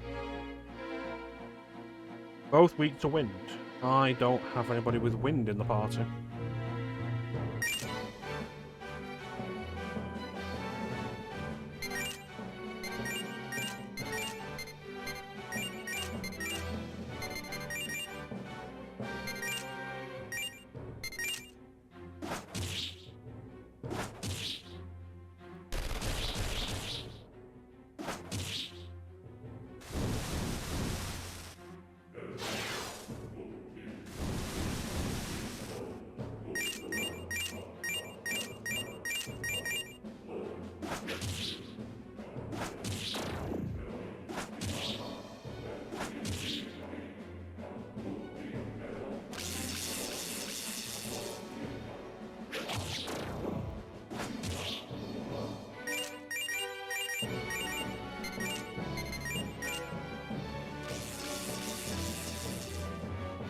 Fantastic.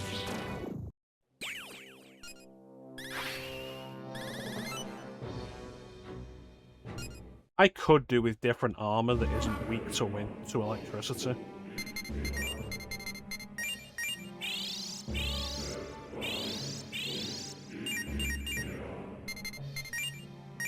My options in that regard.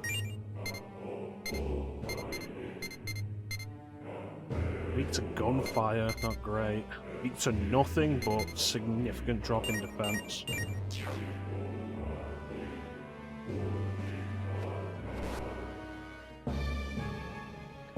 Orcos.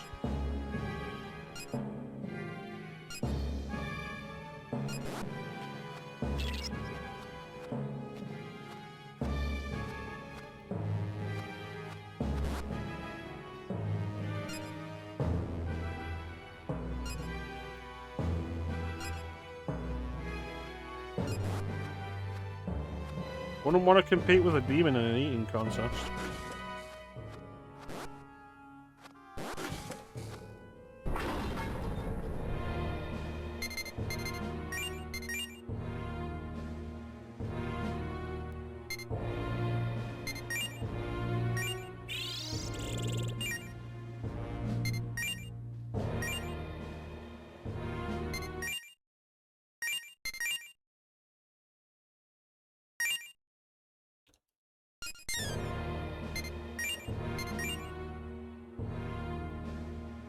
Alright, back at it.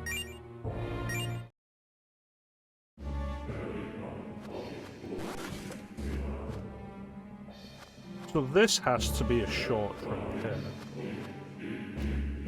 Yeah. It's important to me that I get the map fully complete. Stairs.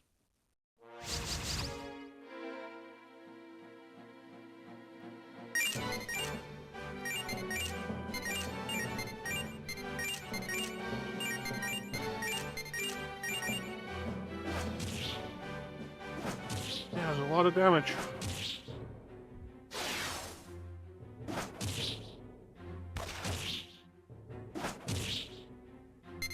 Just don't hold back.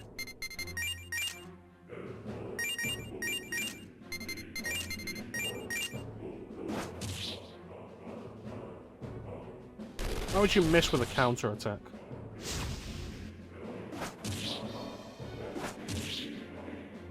Shit.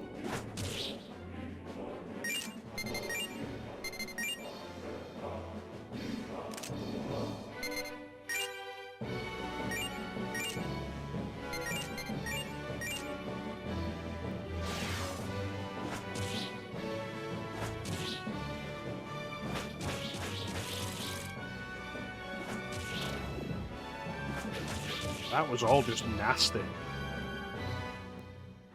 Like, good God.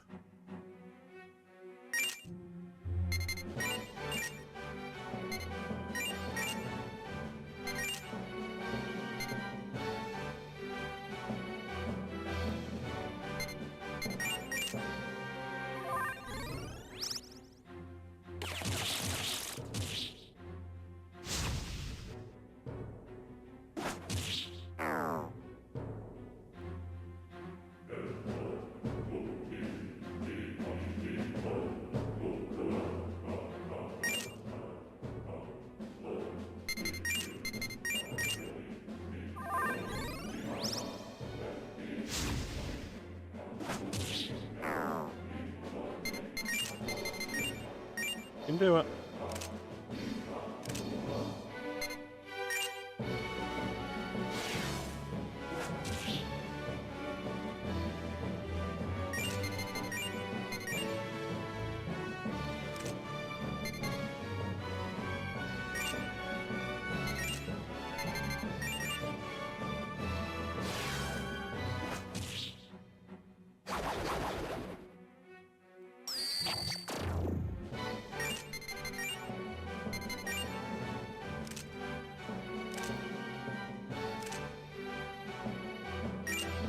Hi, Pixie ears.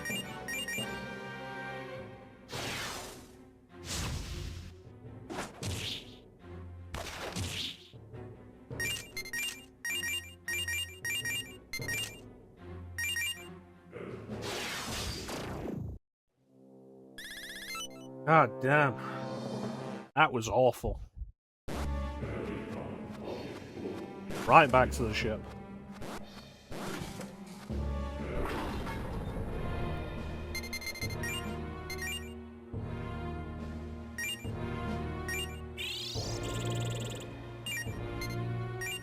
Like, that's a battle so bad that happens so quick, so soon after we left the ship, that honestly, the smart thing to do would have been to just reset the game.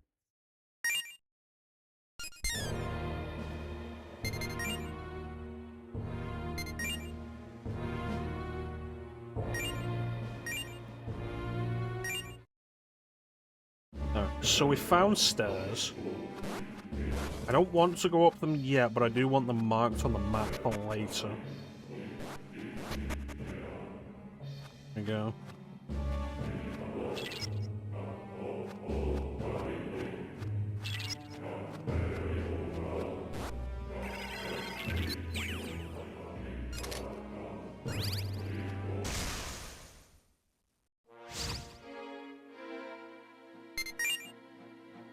I'm still level 22.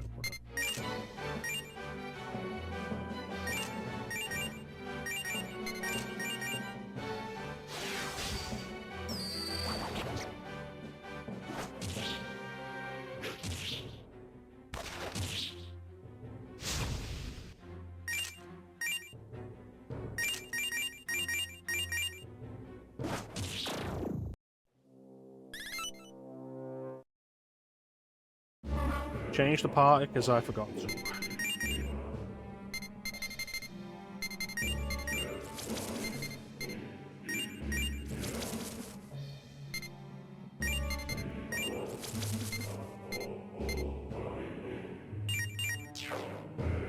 Alright, let's hope we don't run into something that bad again.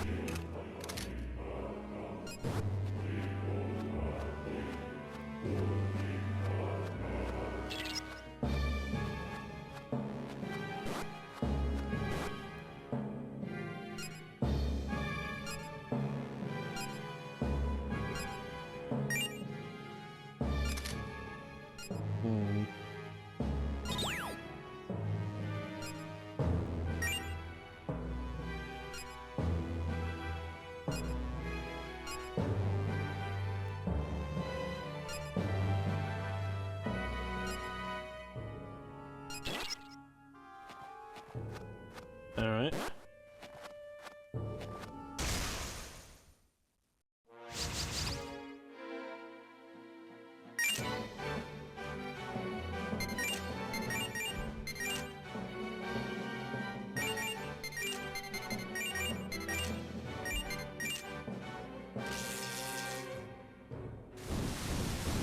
Weak. Excellent.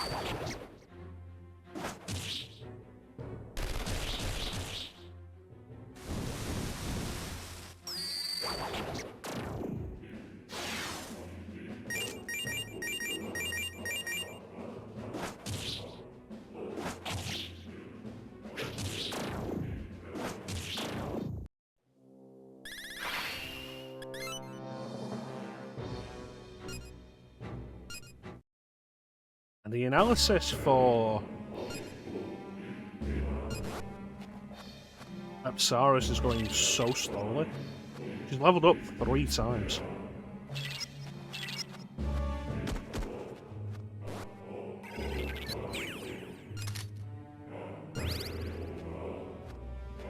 Now let's go back to the ship and we'll heal again, but we'll also stop by Irving and see if any of the former I've picked up so far is going to give us anything worthwhile.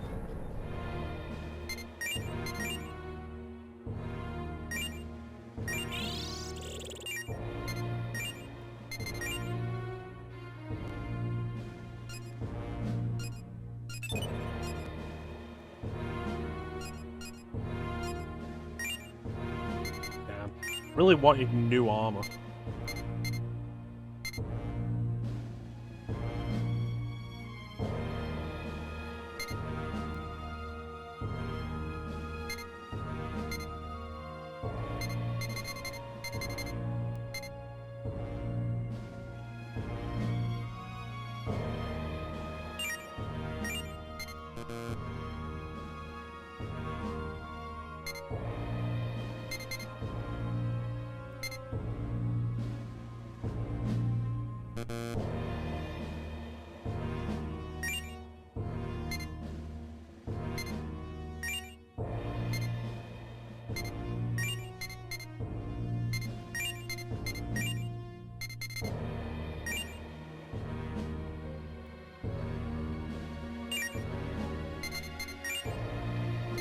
Oh, I can make beads now. That is actually quite useful.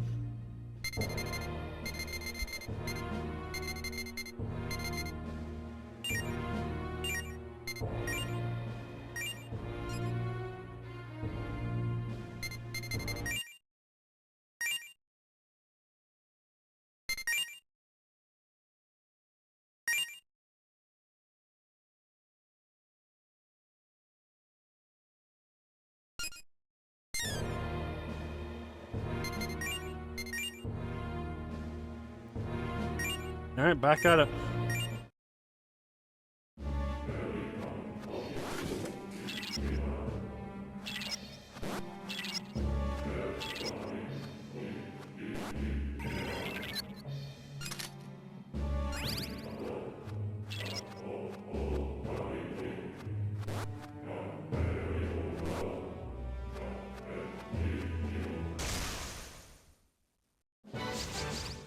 Shit.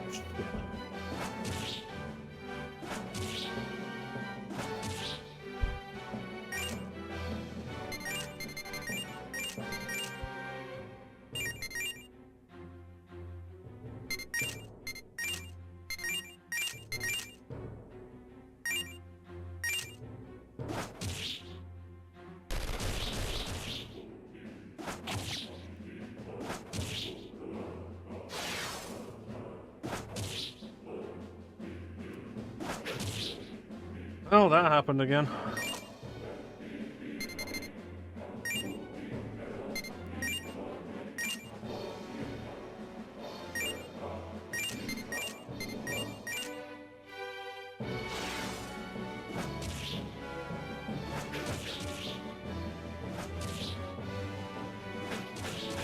Well, that's a game over.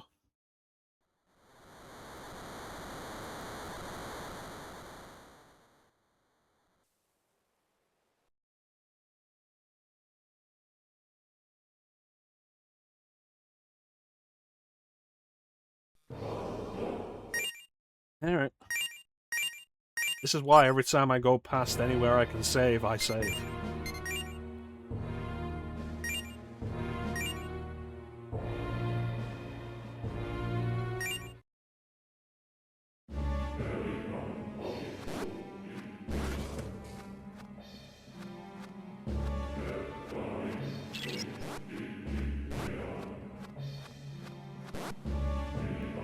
Hello.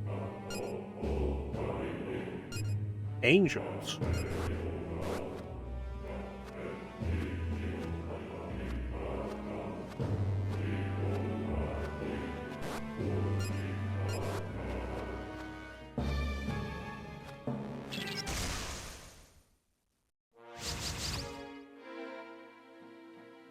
Did have an Inugami, didn't I? Pretty sure I did.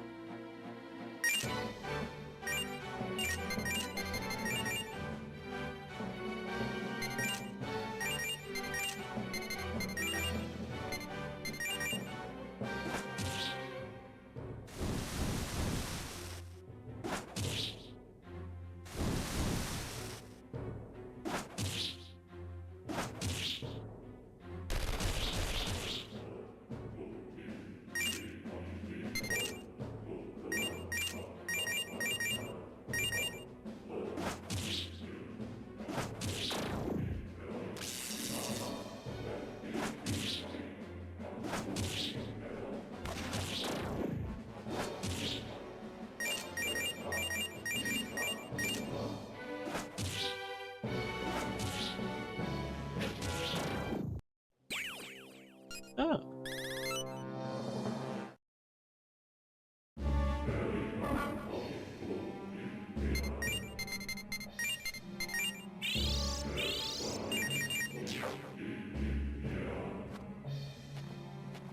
Nothing here.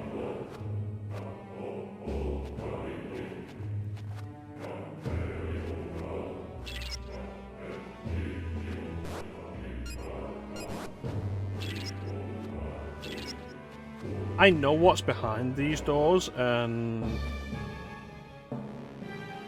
I'm not looking forward to when I can unlock them.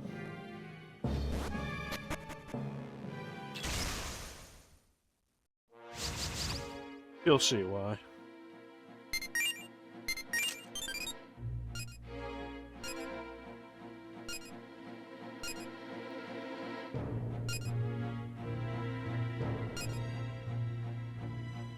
It's a cool fix.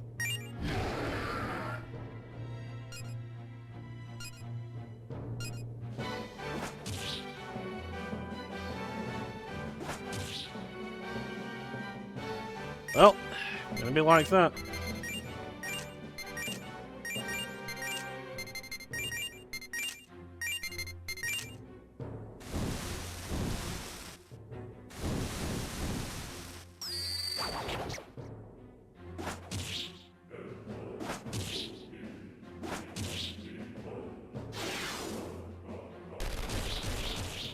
How often do you see an enemy that's weak to fire and ice?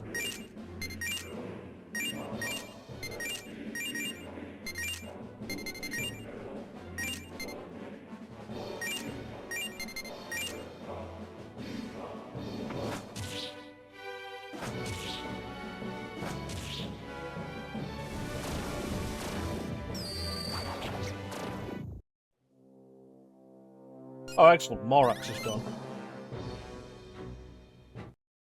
I don't think I'm going to hold on to him.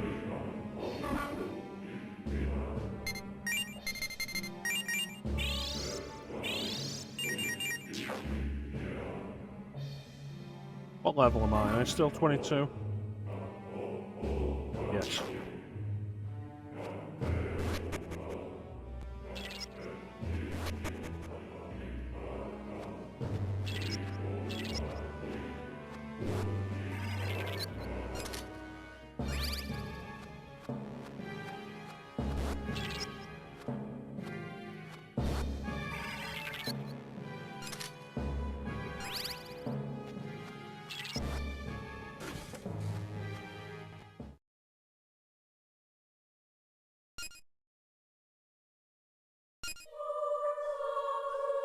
Oh, it's Mystima again.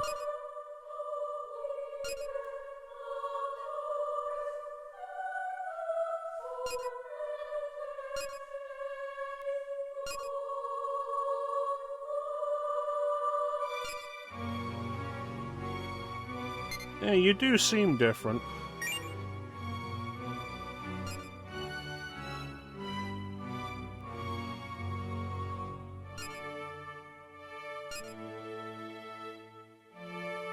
Okay.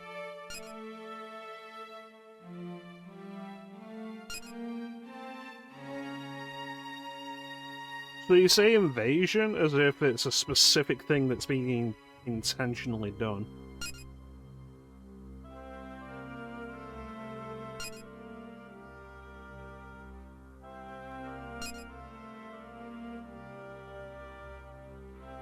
It ultimately come to this.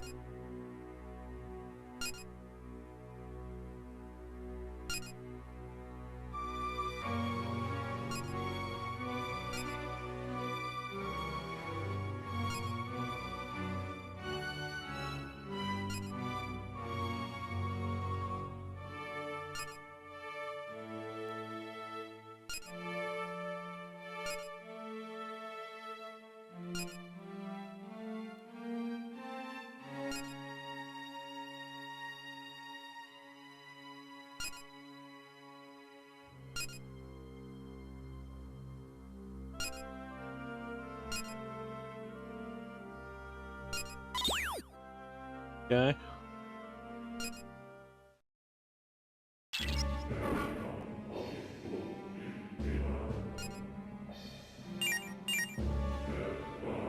Offered his assistance, we'll see if that comes to anything.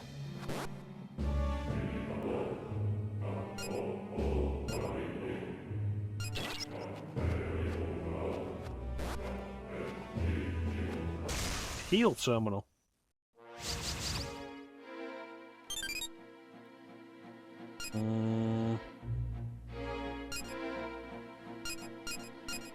Yeah, sure.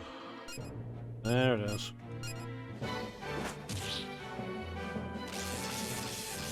I feel like that's been an honest thing, like, once in this playthrough. And every other time it's been a trap.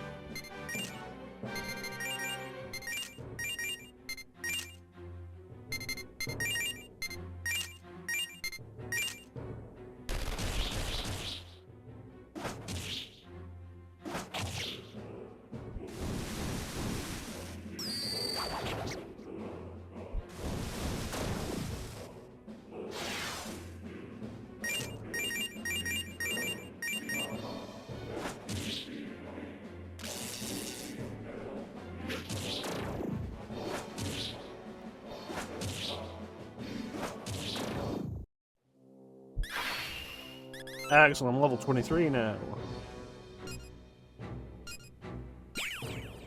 Get rid of you. An elevator.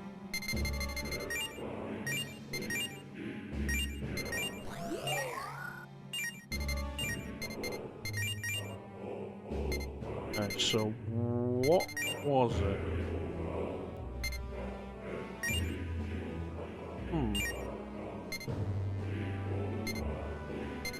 Nozuchi, but I don't think I want that. Incubus is an interesting choice. Indigo.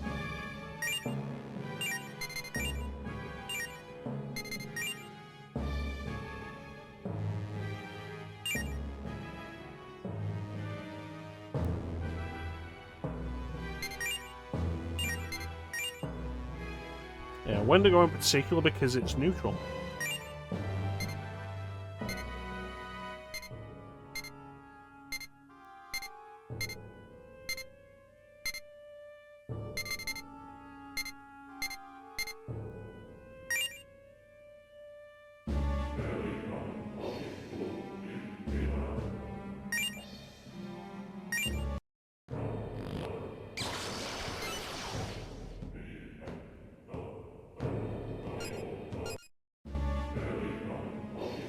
Alright, that's good.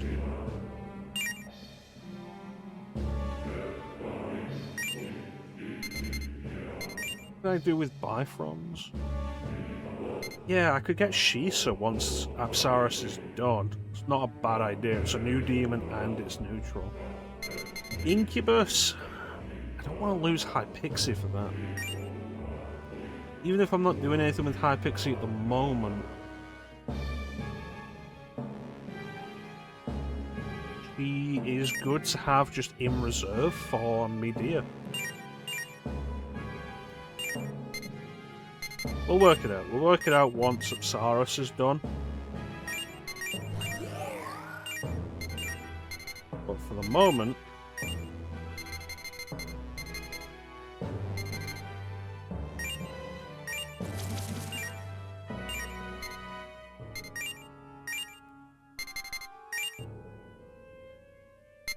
Daphne.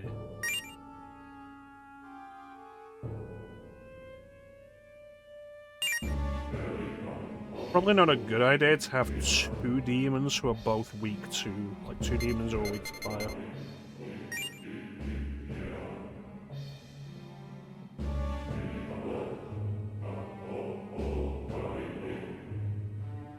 Yeah, Mediarama is an undeniable improvement.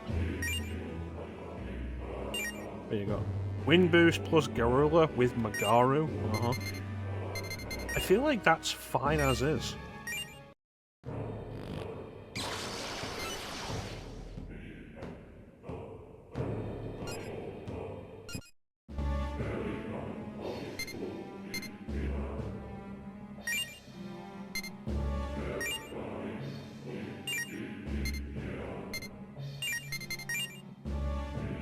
And Archangel isn't good for anything, really.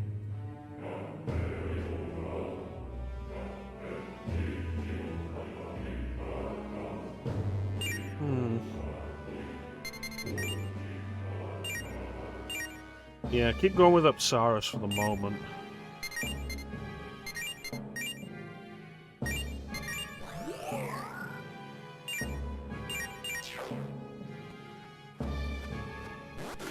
Oh wow, I'm surprised this is just working.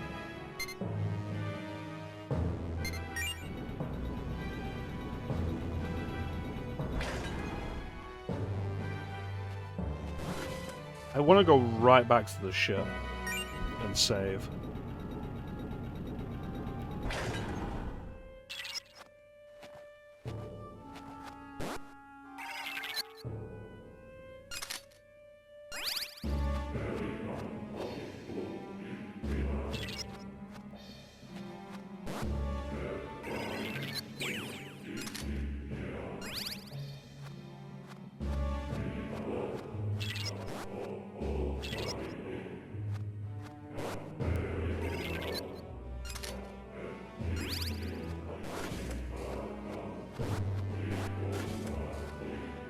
Well, that was surprisingly uneventful.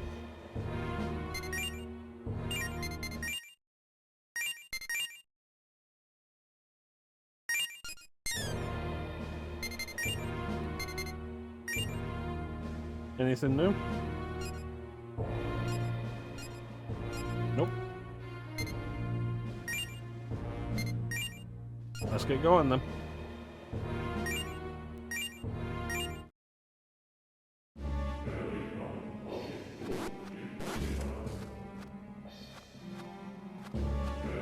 Alright, let's go with these stairs. first, we have an ad break coming up. So we're going to run this ad, and then we'll come back and we'll explore the second floor. Move fast, baby, don't be slow. Step aside, reload, time to go. I can't seem to control all this rage that's inside me.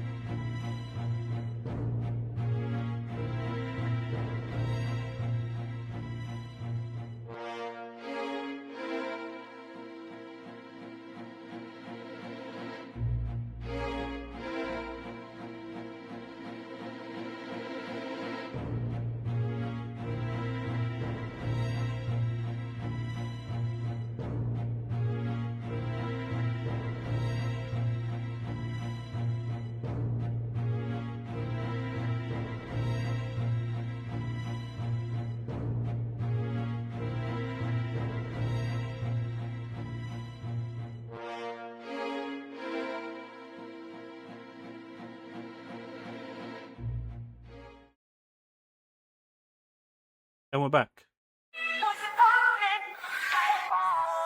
these thoughts running through my head. All my fire veins burning red. Frustration is getting bigger. Bang, bang, bang. Pull my devil trigger. Alright, what is up the stairs?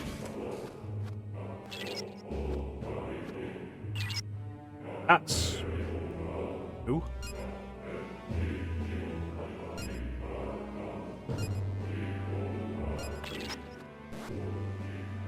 Space manipulation point confirmed.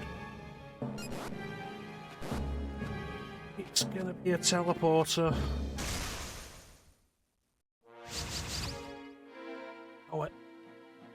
Fucking know it. I can feel it in my bones.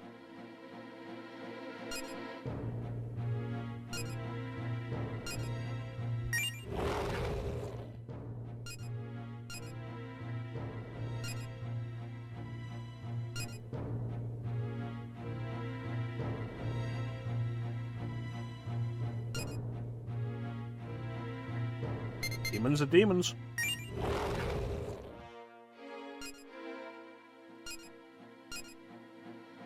Hey, I'm pretty smart.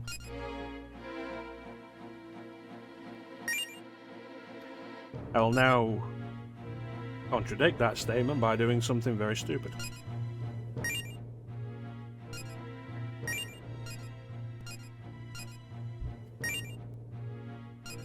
Yeah, I don't need that. It's fine. That's fine. That's also fine. I have loads of those.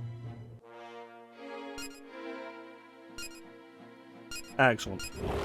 New demon.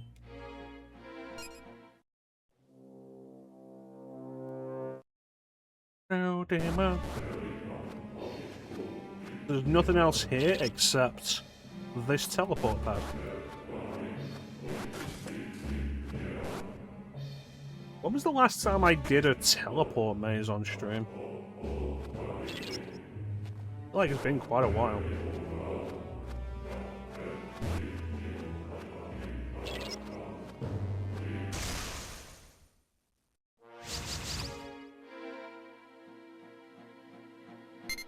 And we'll see if we can recruit them. Oh, alright. In that case... die.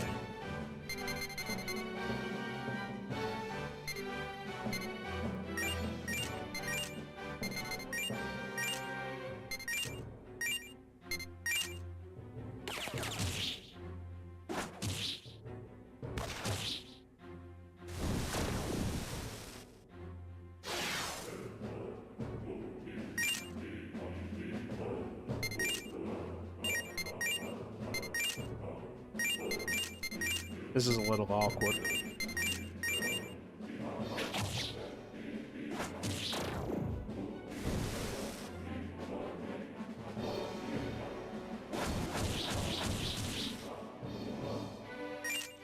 Wow.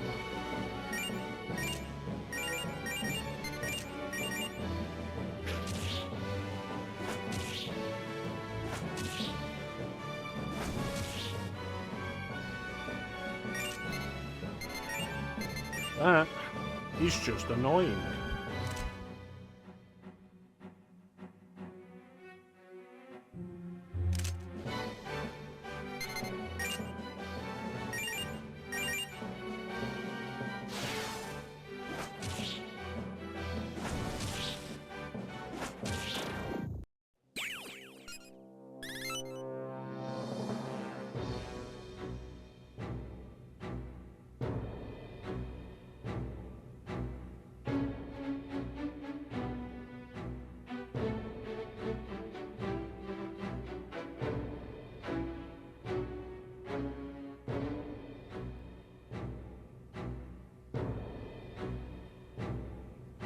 First time it did Megaton Press hit everybody in the party.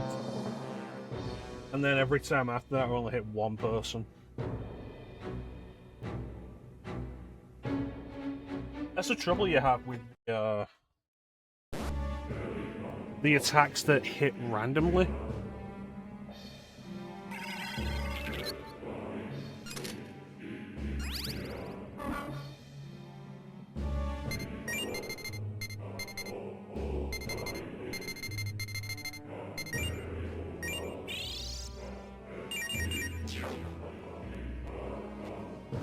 Alright, let's just head over here.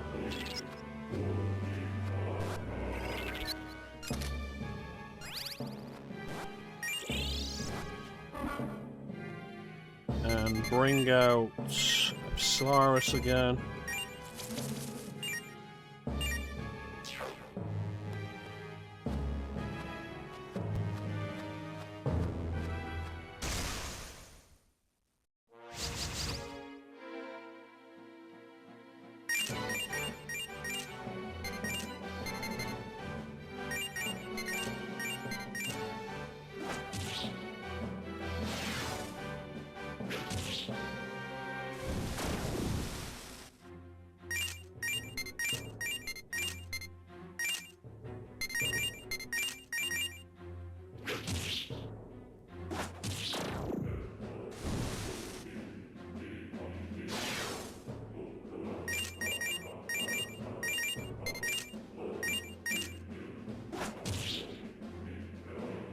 Yeah, so it's weak to every standard element because it's strong to physical. That give me the source for Morax? Excellent. Let's get rid of Morax.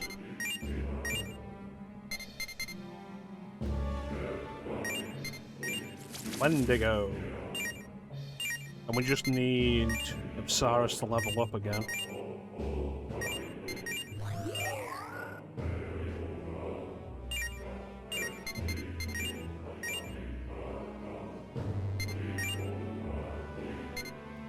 Mandrake's not necessarily a bad idea.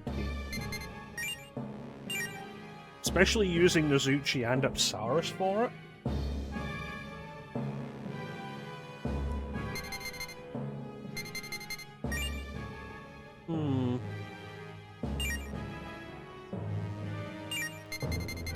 There is worth to it.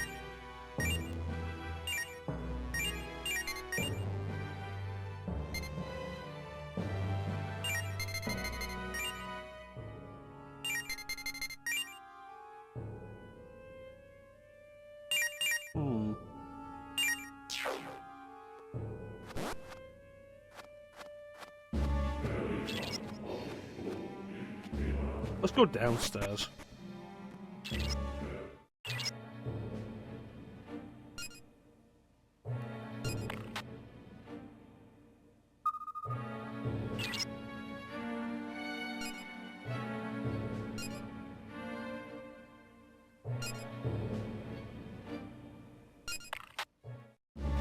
Okay.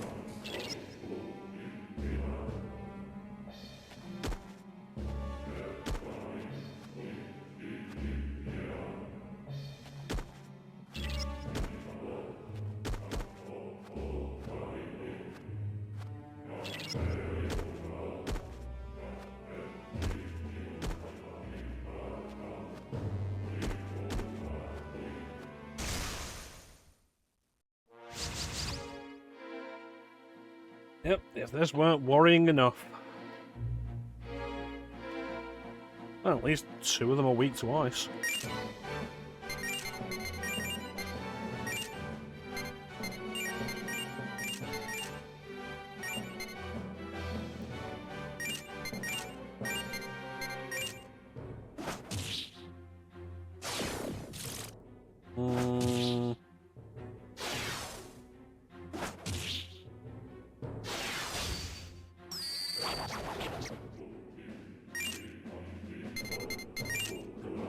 What is my current... I don't know what that means. What is it? Beer, thank you.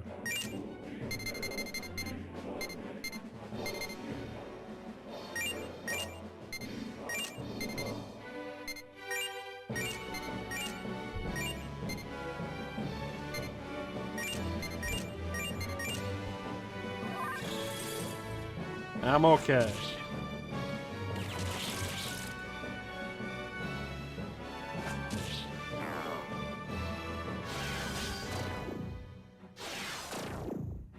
And now we all just punch this one to death.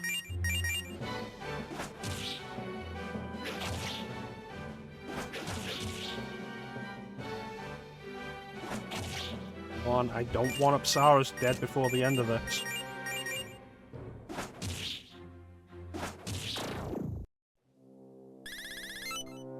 So close.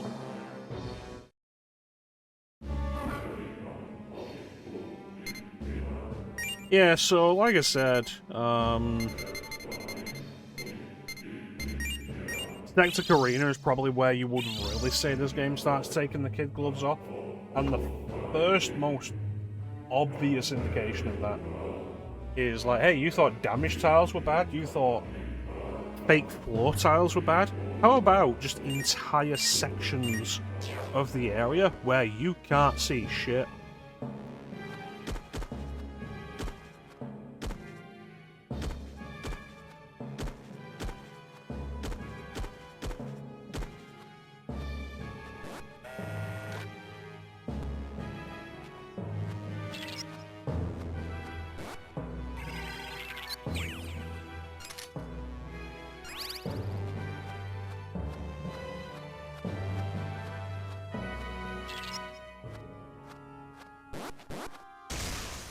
Oh, this is a dead end. We're gonna have to go back in.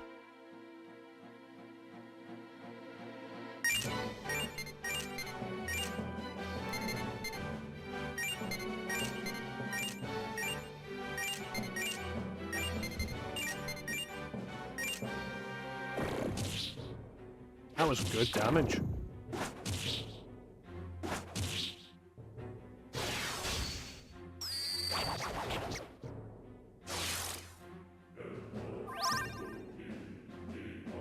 Huh.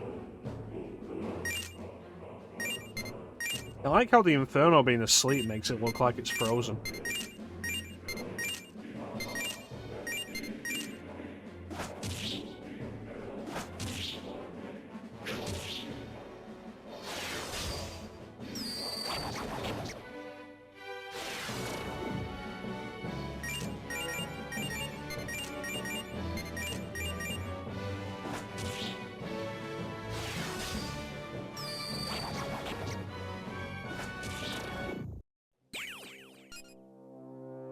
Excellent.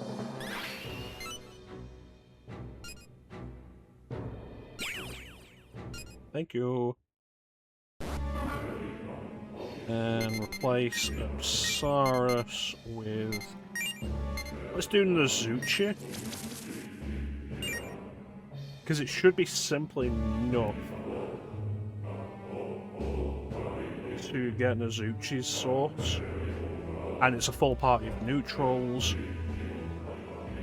And there are things I can use Nazuchi into that are actually of value to me. So the sooner the better.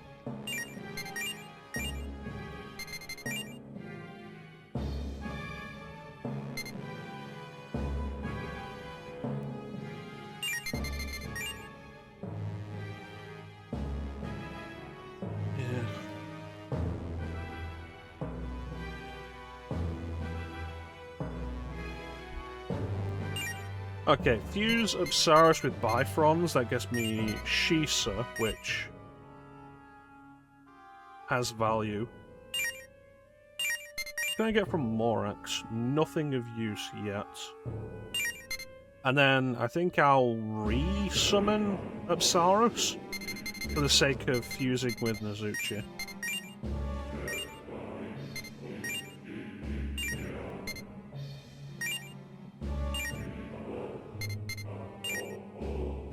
Okay, so you're going to carry over Dia.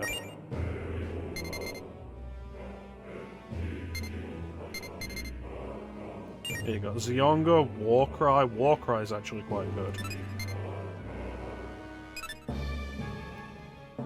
Yeah.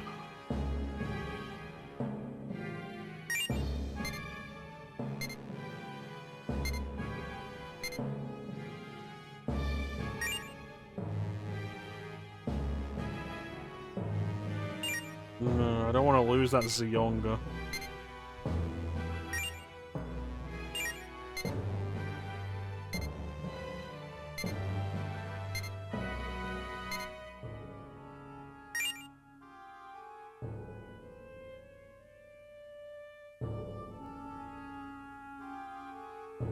Yeah, there's value in that.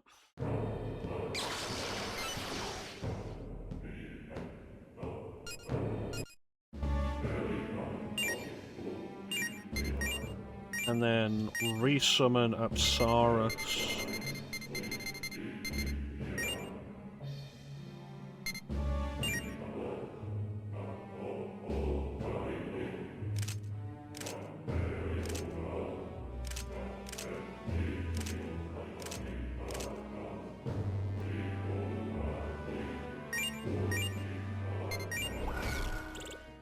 There we go. And then once Nazuchi is done, we can fuse Mandrake.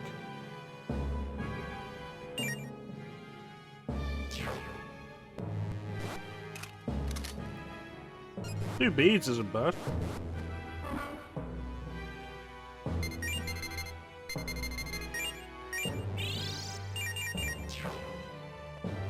Now to try and find my way to another exit in this area.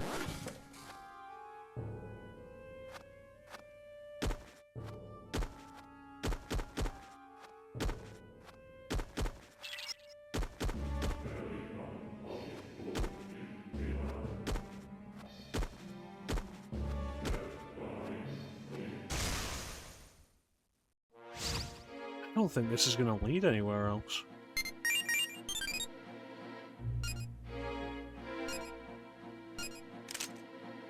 A level below this guy.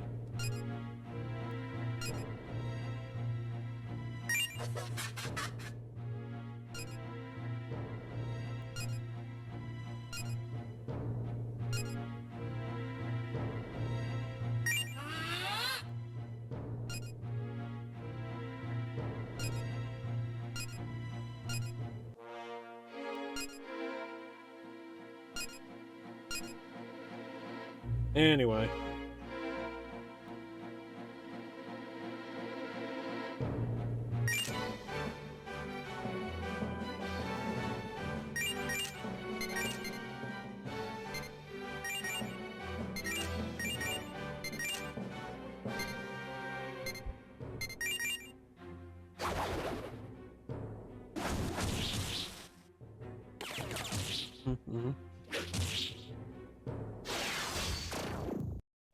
Good.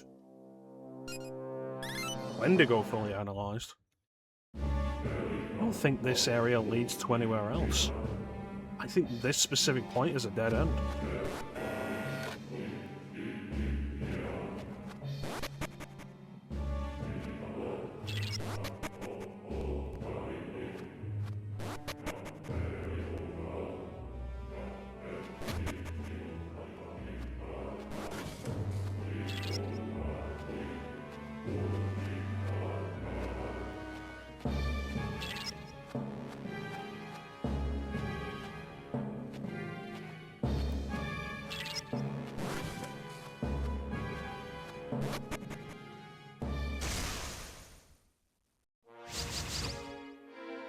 Oh no, angels.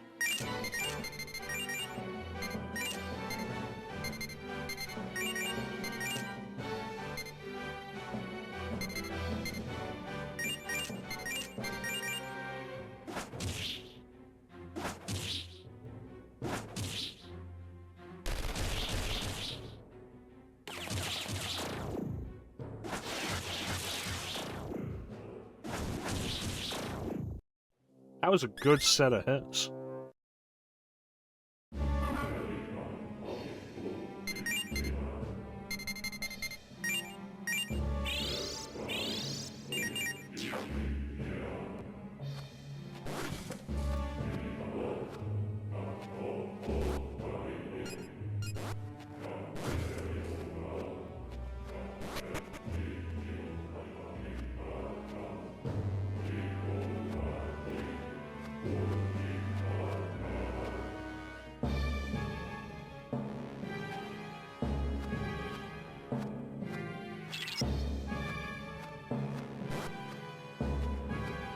Wonder where they got those meat carcasses from.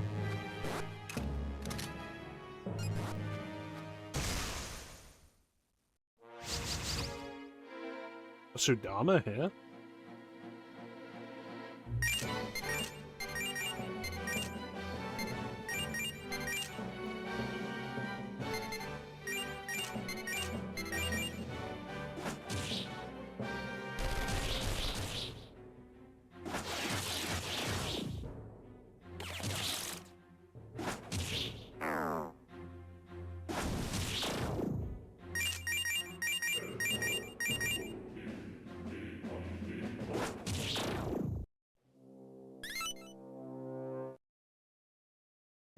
Ought to run across something like that here. Way below this level.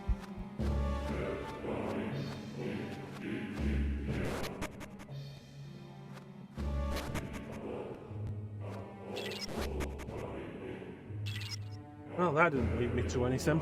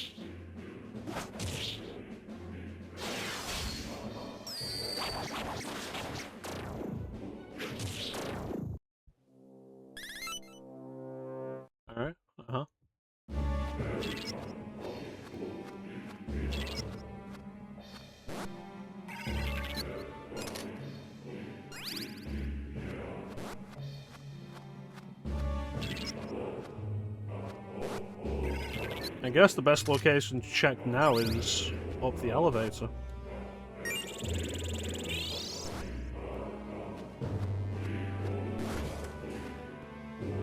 Fourth floor, it said.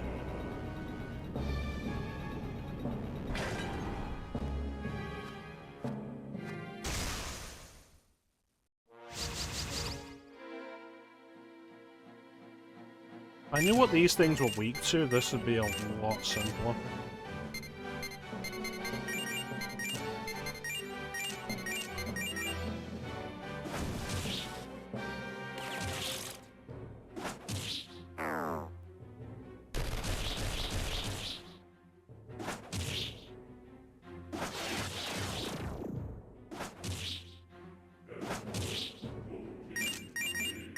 Shame the two I took out were the two that had already used their turns.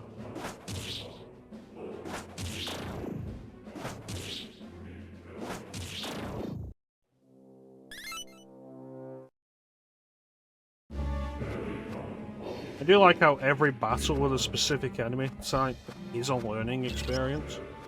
Save point. Which is curious, because there's apparently nothing else here.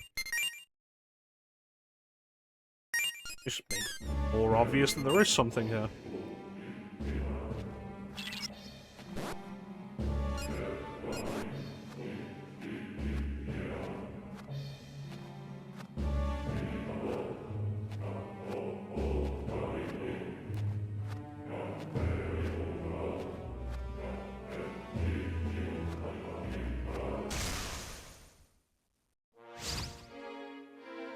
Something new.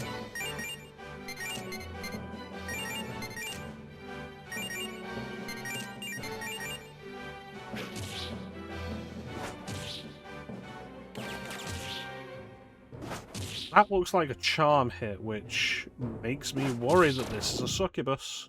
A Necromata, not quite as bad.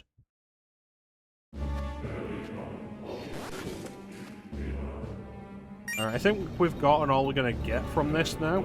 Let's go see my steamer again.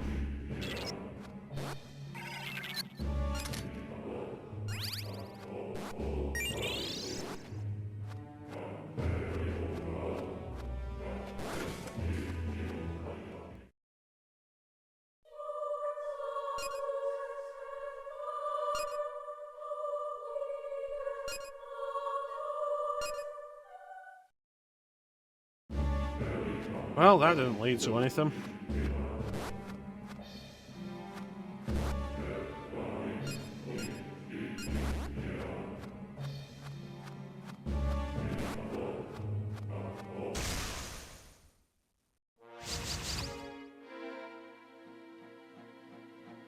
Don't like these guys are not weak to it.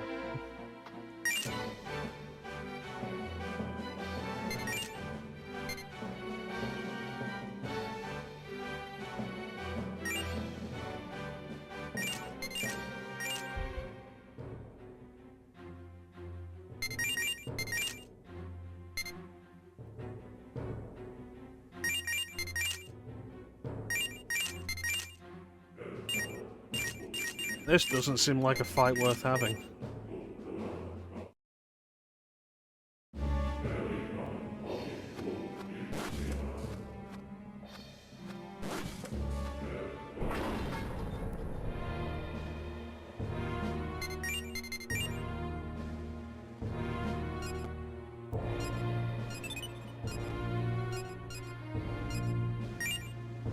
Swords and guns.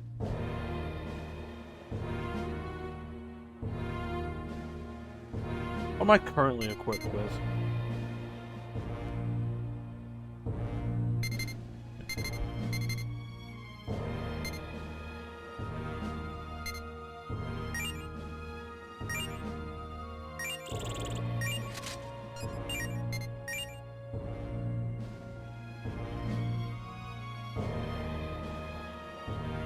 No. Besides being weak to what I currently have, it has less skills as well. This one I'd go for. Particularly because it has an element to it.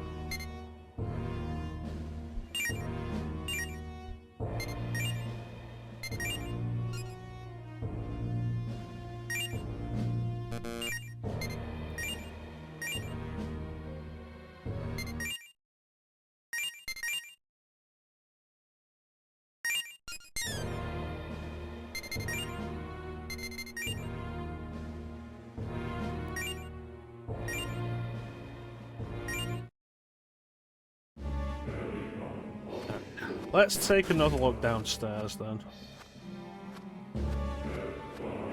See if there was anything else. You know what it is? It's probably another door that I just wasn't looking at, so I couldn't interact with.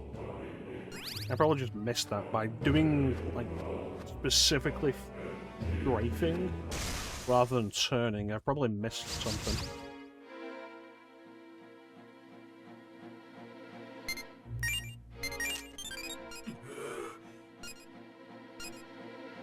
Alright, well then, burn.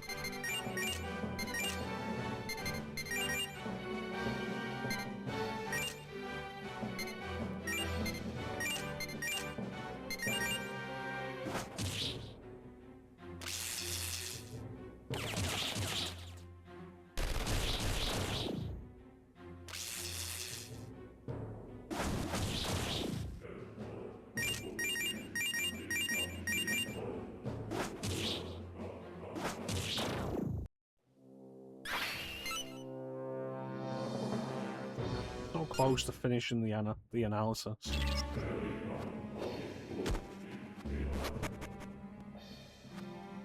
Alright.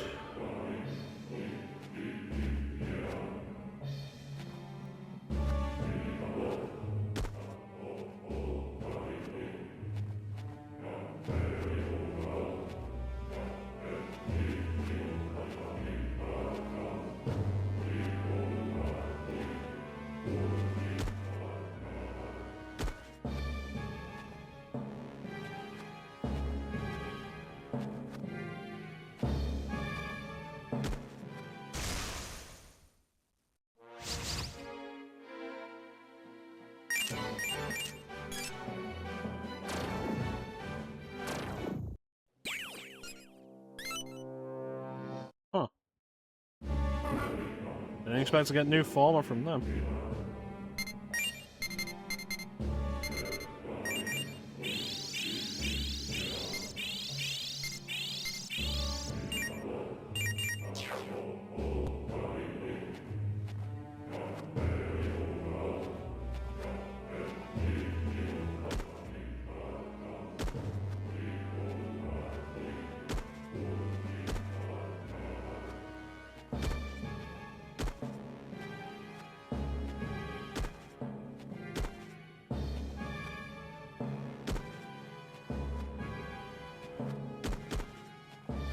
Okay, so I've stumbled across a new path.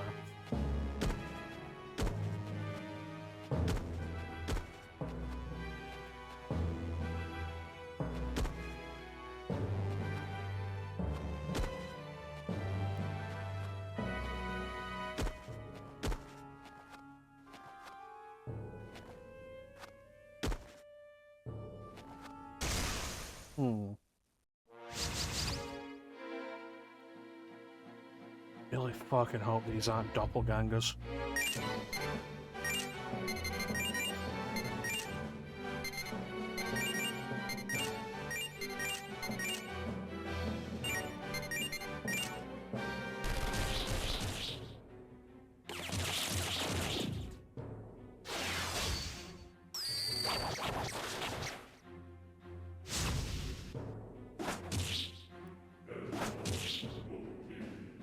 Because the fun thing with doppelgangers is doppelgangers reflect physical.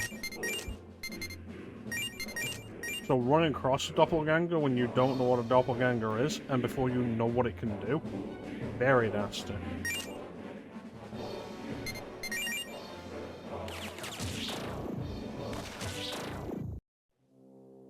It was not a doppelganger. Excellent. Bazuchi fully analysed, great. The level for me, excellent. Force for you.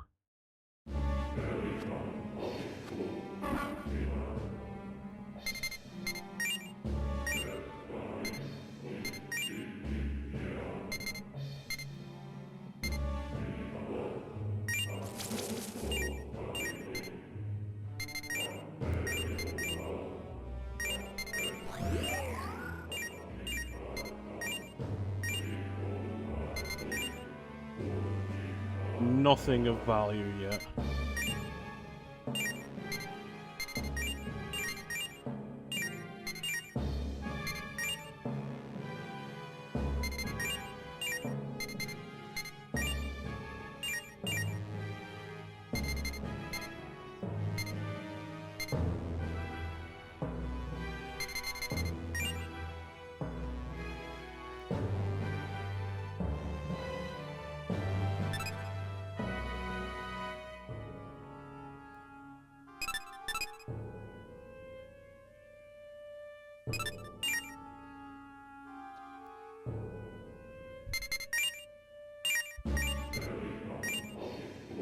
Huh.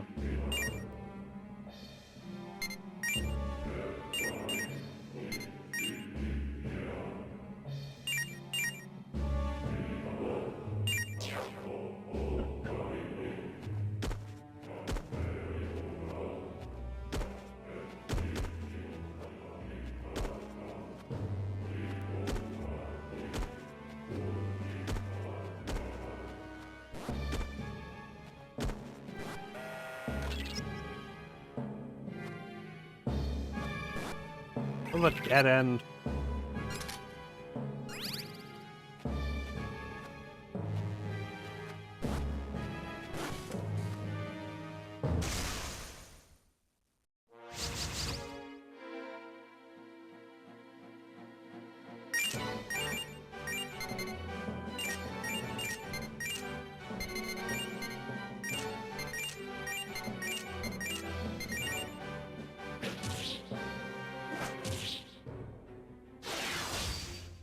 Not much damage.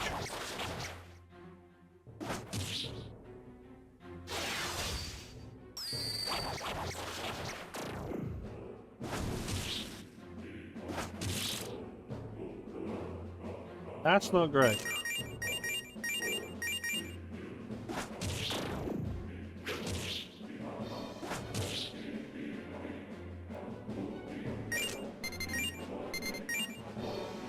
Mizuchi is so close to leveling up.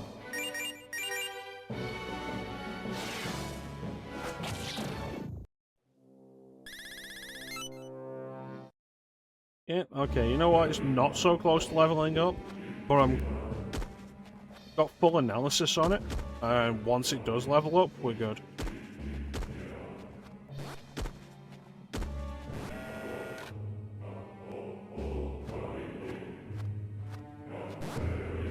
Save point.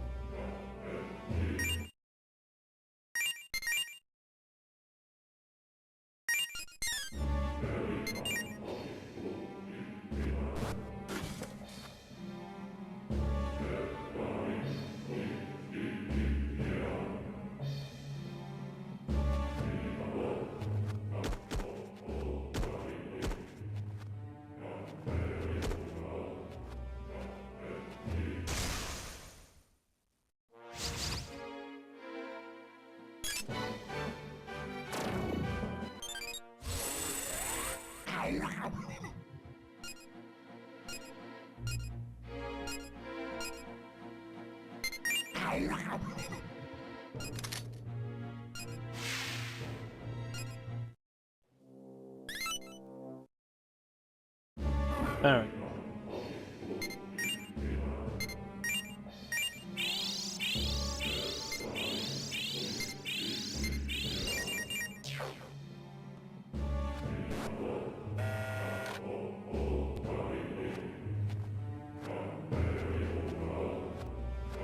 Well, here's the thing.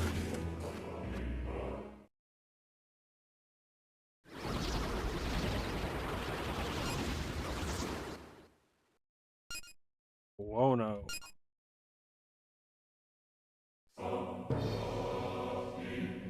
What is that demon doing to the ship?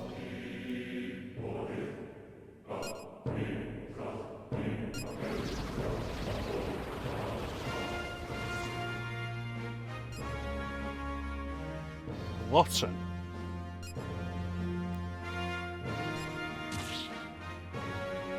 Okay.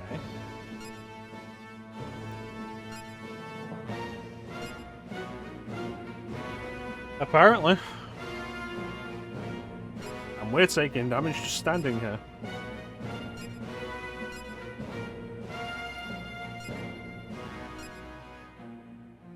That's what it looks like.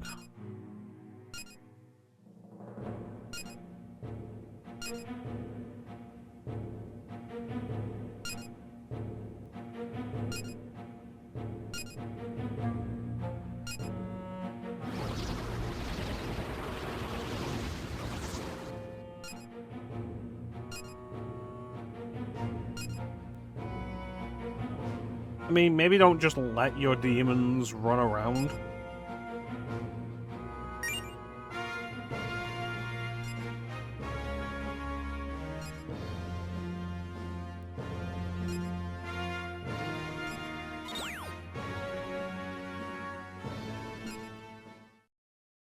Well.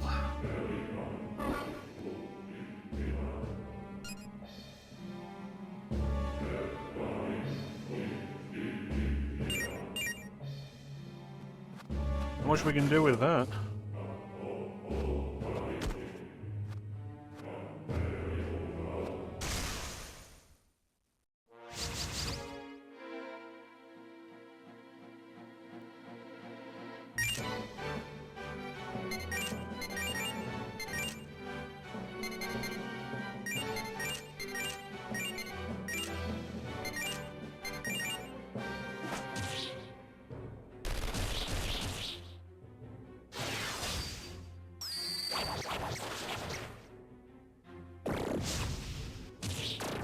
Bastard.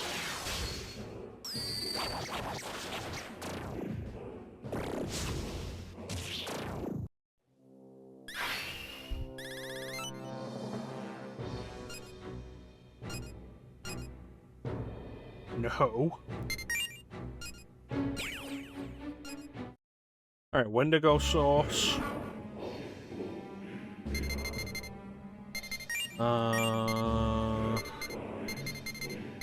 Fortuna, yeah. Nobody else?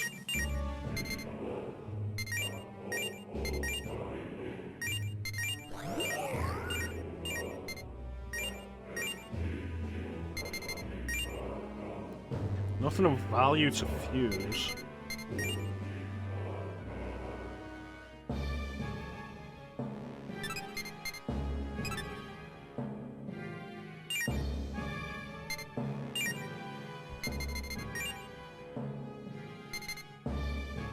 Just waiting for you to level up and we're good.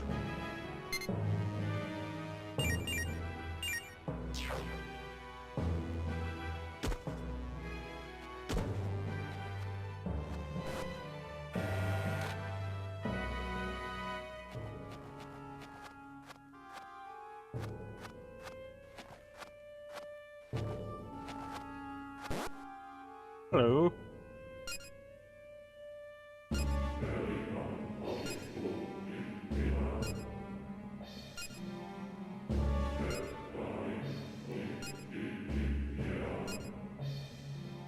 An ice verse, you say?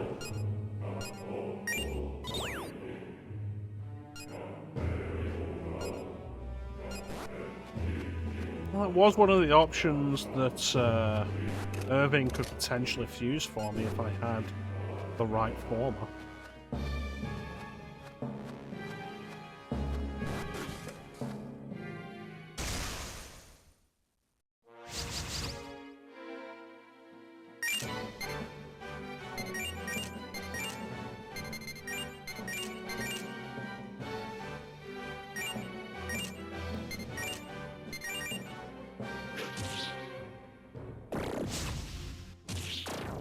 Wish they'd stop doing that.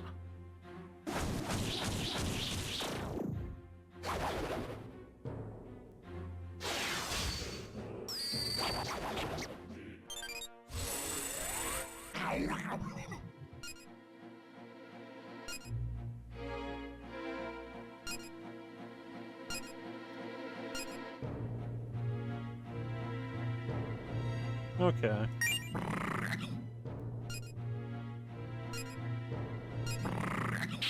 Excellent.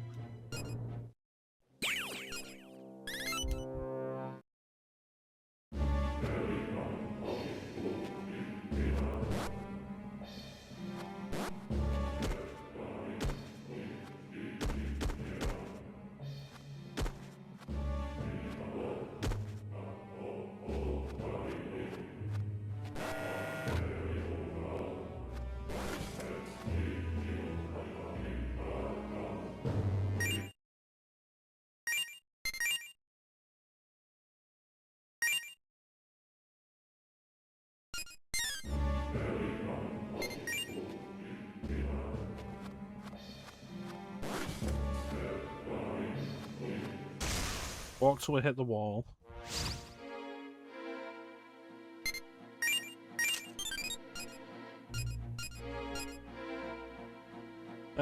Social studies.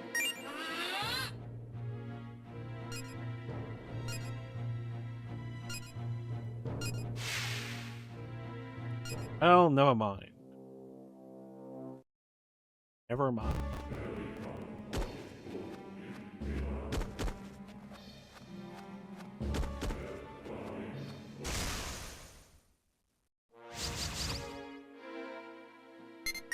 Try again.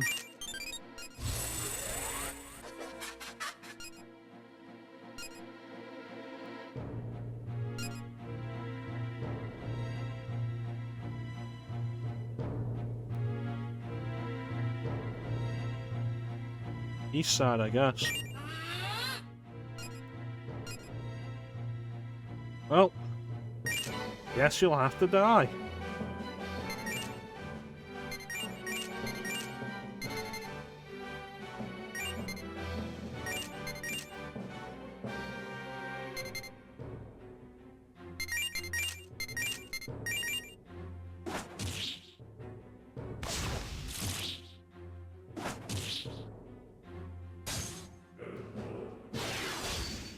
Everything's coming up mecha.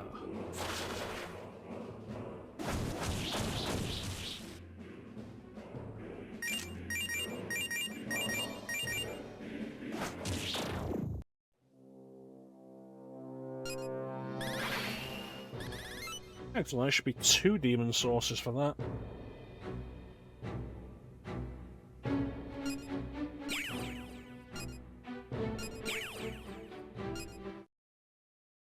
Alright, so that's Nozuchi done, finally. Let's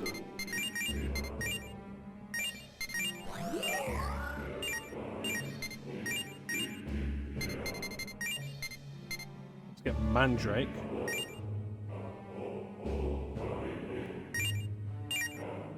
Decent magic. So...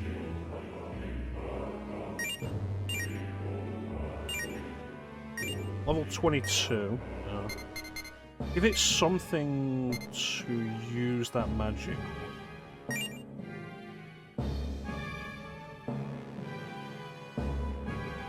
Yes.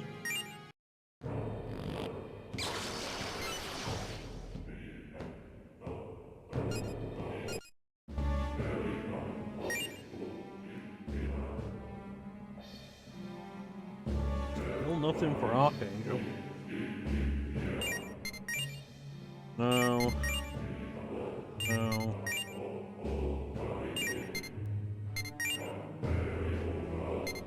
North is way out.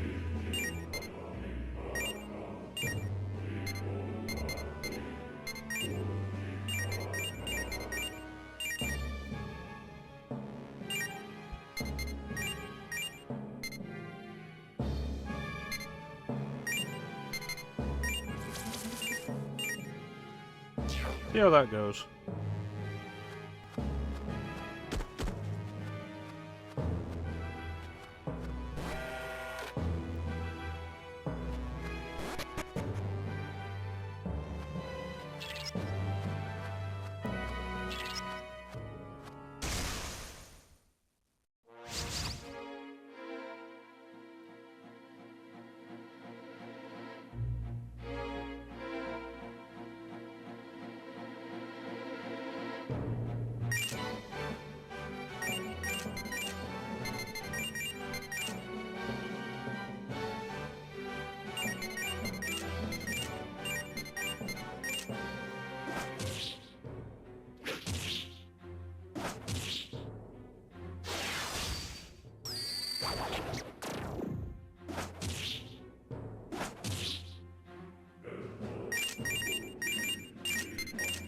Nah, might as well hit it with the Buffalo.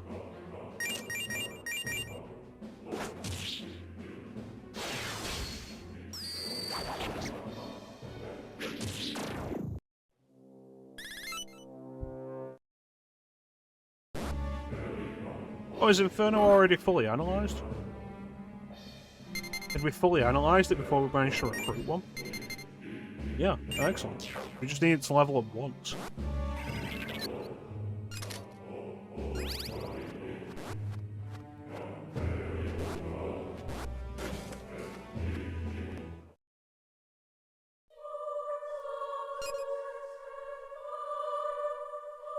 Yep. Sure did.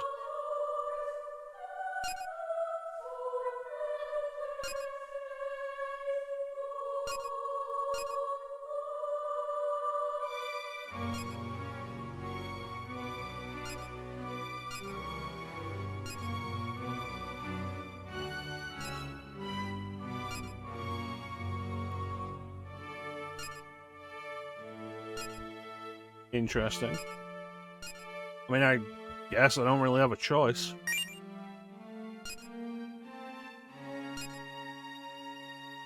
Megami and Wilder. Alright. Let me see what the cheapest incarnations of a Megami and a Wilder I can get are.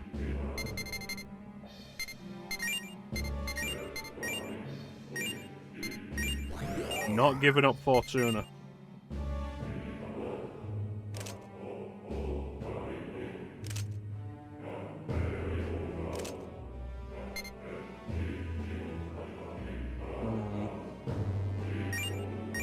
Alright.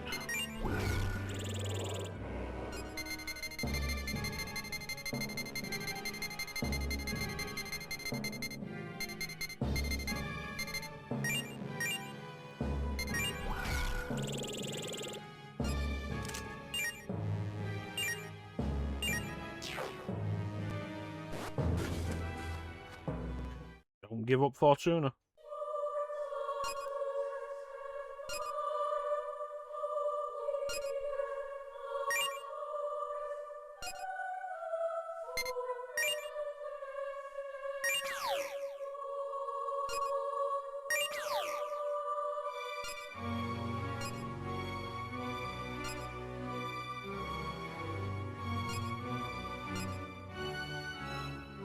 Lightning, what are you doing off the ship?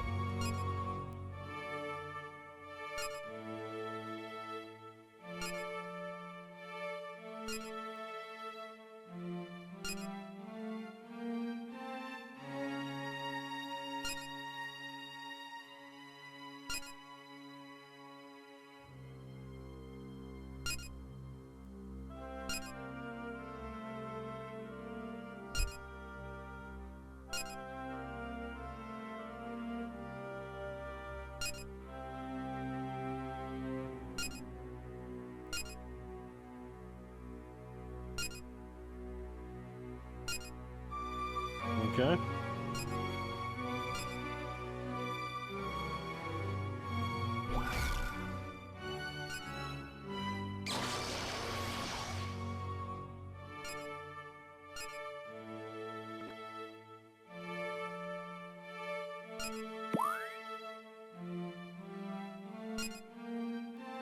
The Shibboleth.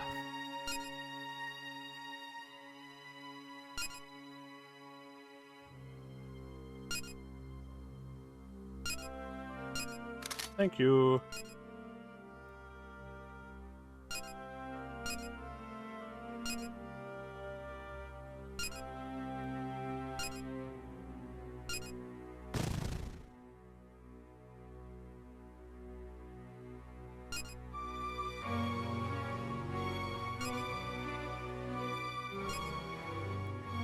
I mean,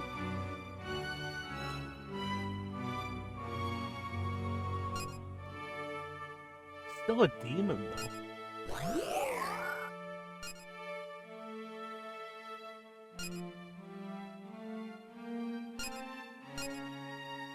Until then, catch you next time, fuckers.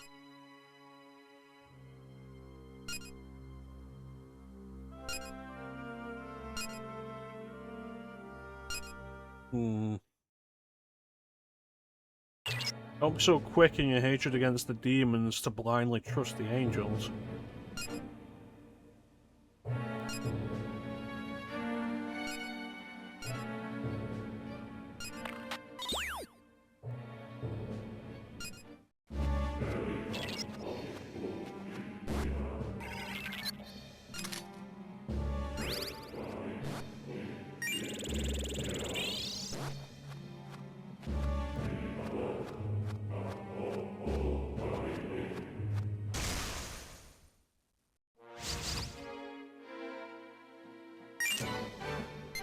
Gone.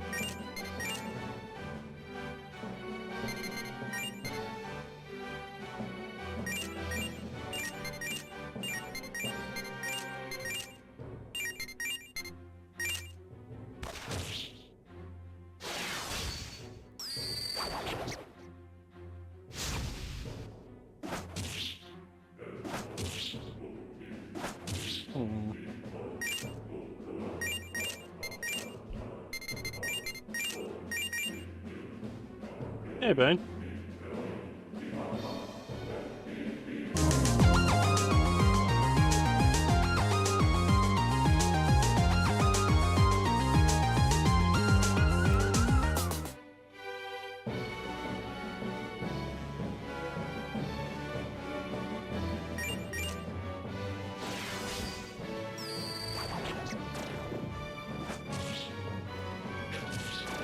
Doing okay.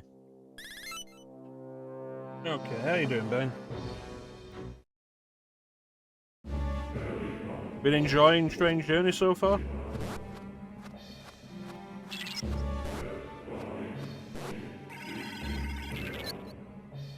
Think this is the game you would have enjoyed back in the day on the DS?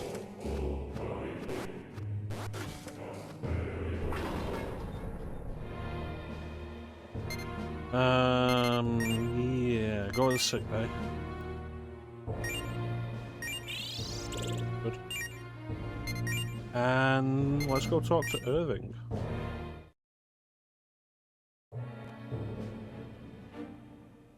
That's right.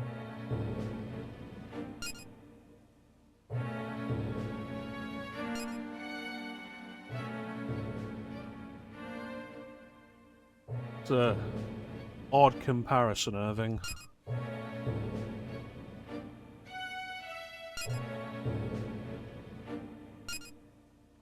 Plasma. Would have most probably liked it back in the day. It's a real shame it didn't come out in our country.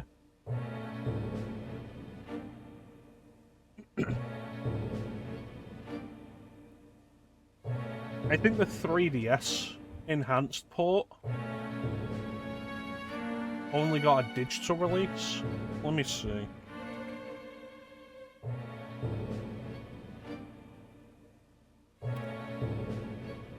Because it came out late enough in the 3DS's lifespan that it didn't even get an English dub. Not a full English dub, an English dub at all. We got the 3DS version 3 days after the US.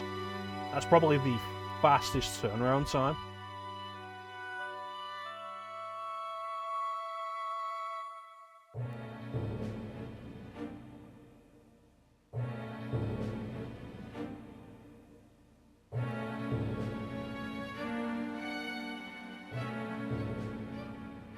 Yeah, I think it's always been difficult to get into the series in this country because of the inconsistency, I would say, of releases. Like, Devil Survivor and Strange Journey on the DS weren't released over here. Devil Survivor 2, I'm not sure. I would imagine not, but let's take a look.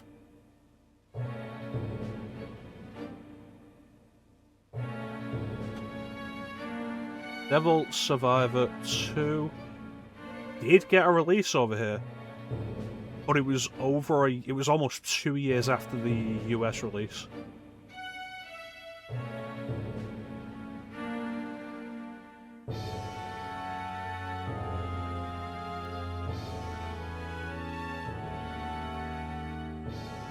Huh. Yeah, Devil Survivor didn't get a European release until Overclocked on DS, which again, like a year and a half after the American release. Unfortunately, thanks to the remaster, Nocturne's easy enough to pick up now, and the remaster is probably, for gameplay's sake, for the convenience of specific gameplay aspects, the version I would recommend.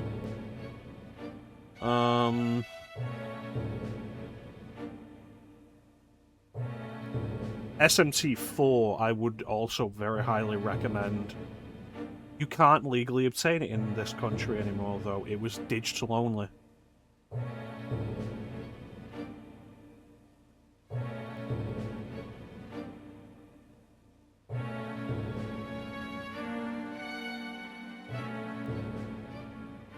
Can't recommend Soul Hackers yet, I haven't finished it.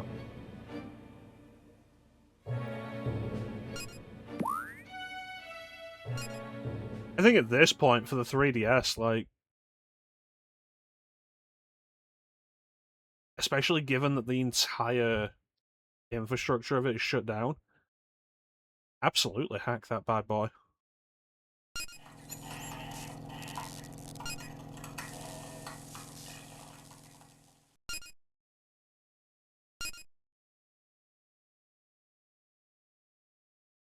You know, DDS 1 and 2 on the PS3. Yeah, which isn't the ideal way to play them, unfortunately. Specific issues with the PS2 classics on PS3. Frustrating. And the prices of them physically on PS2 have jumped. Because of course they have.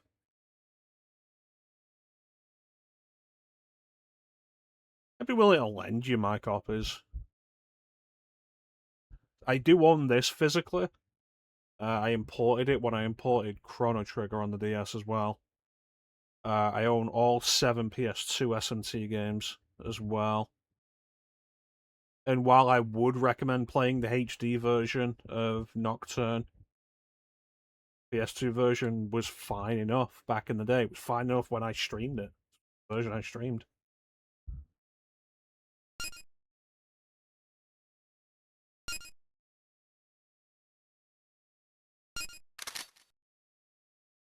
Or Ghostbuster.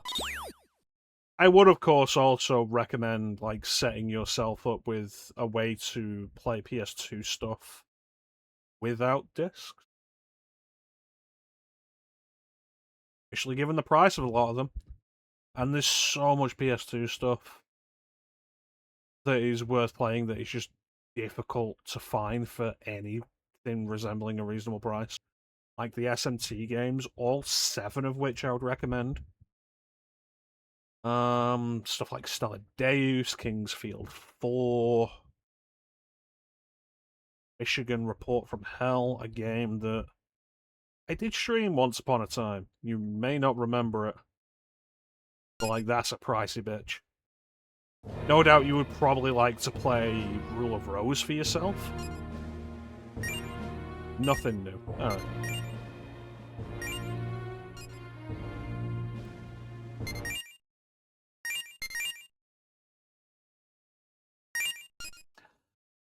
Alright. Well, we have an ad coming up, so we're going to run the ad. And then we'll come back and we'll talk more about some of this stuff. Live in ignorance and purchase your happiness when blood and sweat is the real cost. Thinking ceases, the truth is lost. We'll be right back.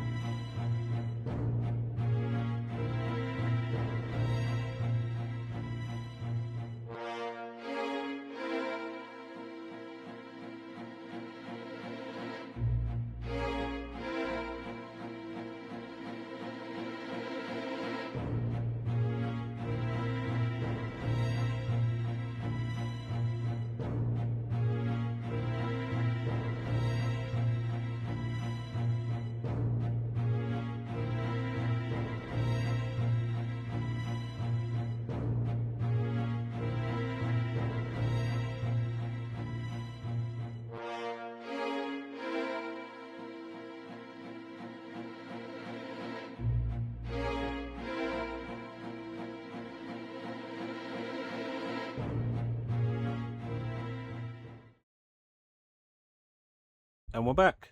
Psycho Mantis. That's right.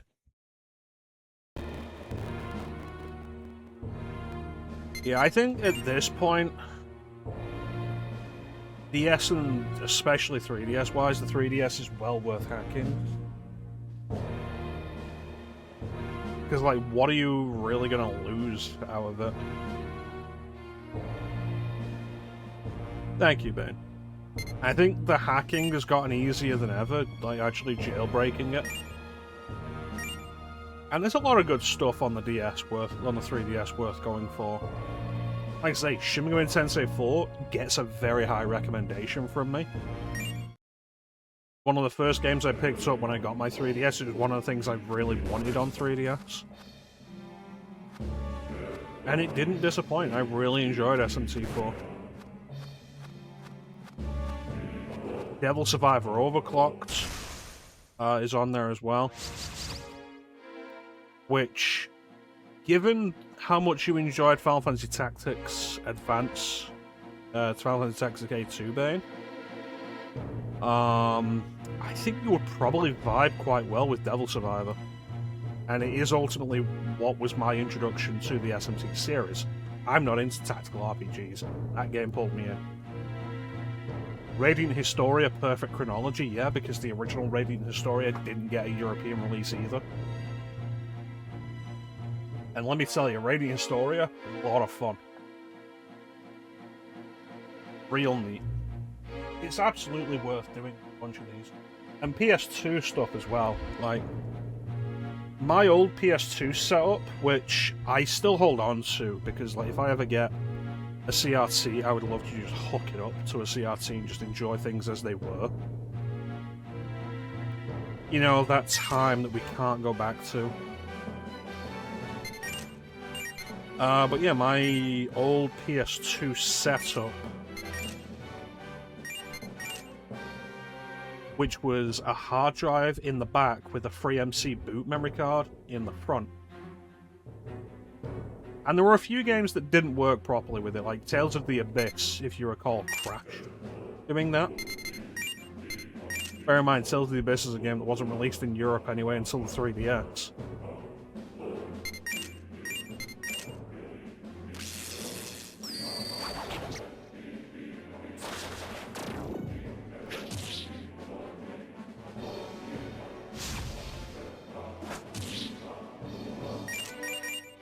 And it's like I've always said before, like, having this kind of thing as an option.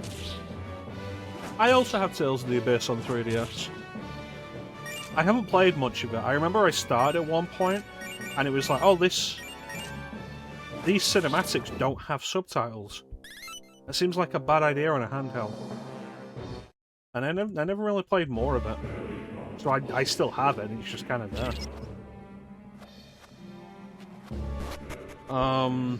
But yeah, like, doing stuff like this, it doesn't prevent you from physically owning games.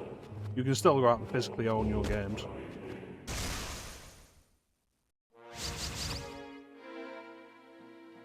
I'm more hopeful for Tales of the Abyss when I eventually play that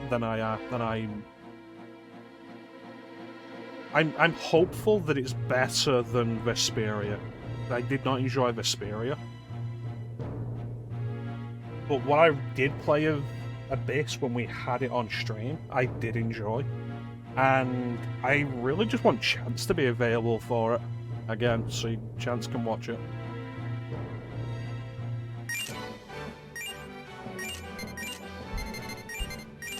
But there'll be a point where I just do go through Abyss on stream.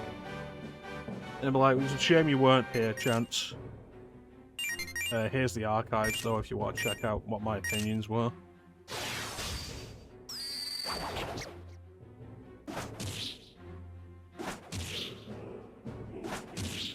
Yeah, if you ever want any advice or suggestions for setting that stuff up, Bane, let me know and I'll run you through a bunch of it. Because a lot of it is a lot simpler than you would think.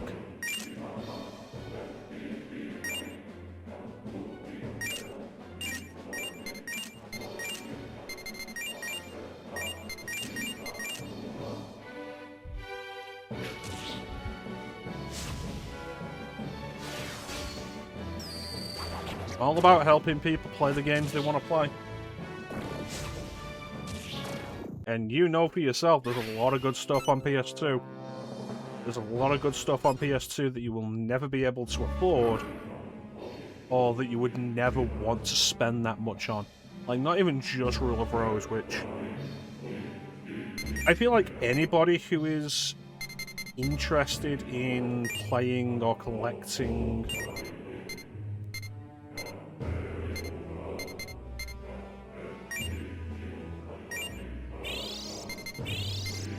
PS2 stuff is like, yeah, I'd like to own Rule of Rose. It's the holy grail. But the people who collect to play, which, you know, what you are, Dave. Don't be doppelgangers.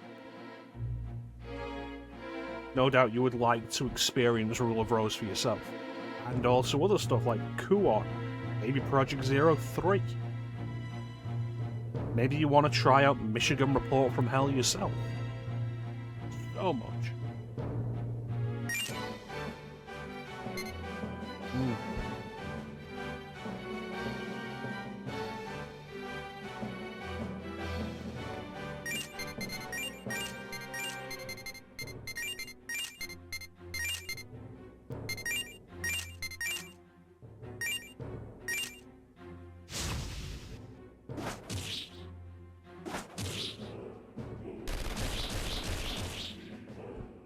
Pretty high physical defense.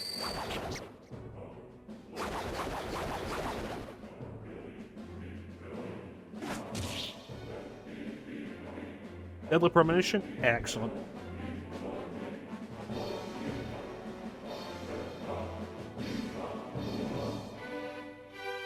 I'll get to it someday.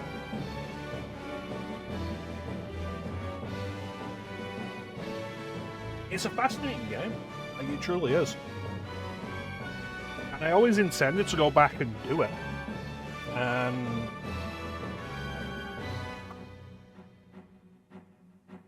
playing on Xbox, some people say it's the best way to play it. But it's rough, and I played some of the PS3 Director's Cut before that, which was my introduction to it. And I felt like that had a few quality of life features that improved it. But, yeah, I wanted to put it down and do the version I thought probably played better. And we just haven't gotten around to it, and part of that was also... streaming from PS3 is a pain in the ass. Always has been. But I got the PS3 set up now, and, maybe we'll get to it in the new year. Because I don't intend to do a year theme next year. I want to step away from that for a while. I would happily do Deadly Premonition. I also got the Switch version, Deadly Premonition Origins. Yeah. Have you watched Twin Peaks?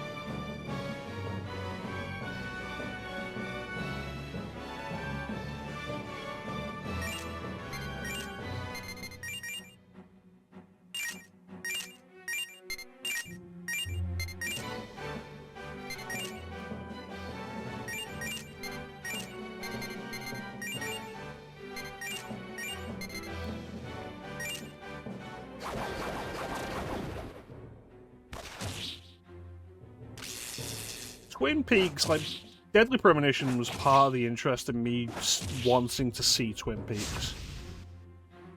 But then there's also other stuff, so much of popular media references Twin Peaks in some form or another. Simpsons did it, Max Payne did it. And so I picked up Twin Peaks, and I have the original series as it ran for 2 seasons, and I've watched 4 episodes of it.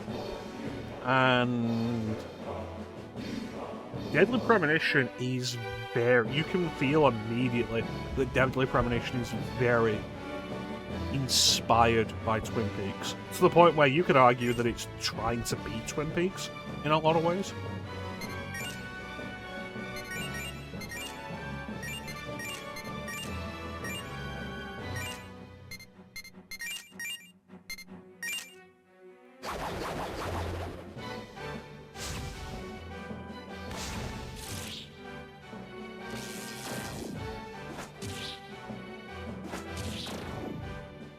Like, it's a very odd series.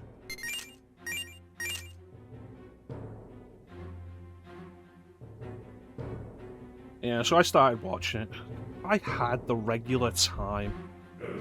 I would be like, let's do a watch party and like let's watch Twin Peaks. It's only like the original run is 2 seasons. There's the prequel movie that came out afterwards, and then in like 2015 or something.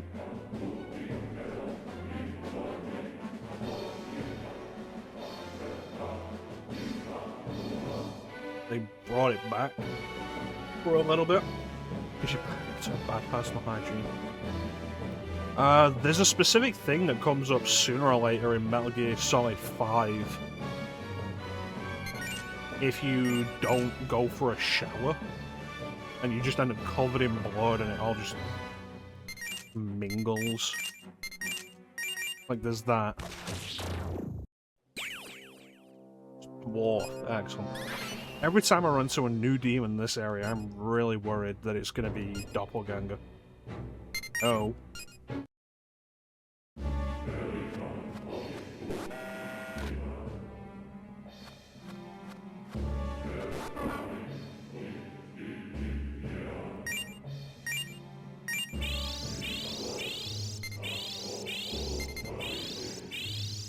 Yeah, Deadly Premonition's a game I'll get to. Like I say, maybe next year. There's a bunch of stuff I do want to do next year, and it's going to be like so much. And we'll fly through things, because it won't be like 90-hour RPGs. And like, Deadly Premonition will probably be one of them.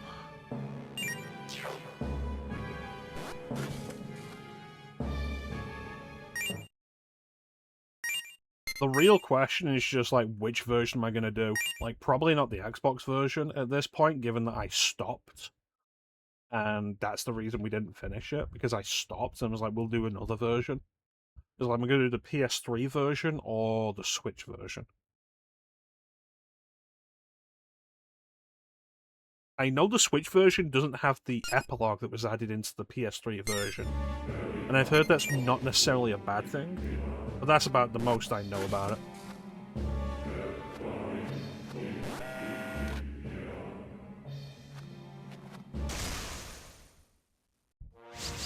Yeah, Deadly Premonition, exactly the kind of game that I'm always on the lookout for.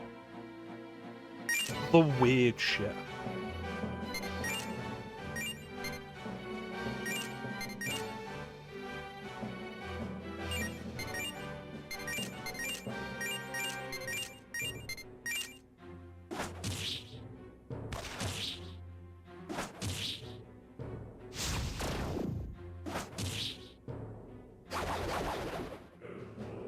Yeah, absolutely. Even if it fails in some way, even if it's rough, even if it's not everything it could have been, especially in this day and age where everything is so homogenized in games, like the weird stuff that takes a swing, always worth a look. Here we go. There he is.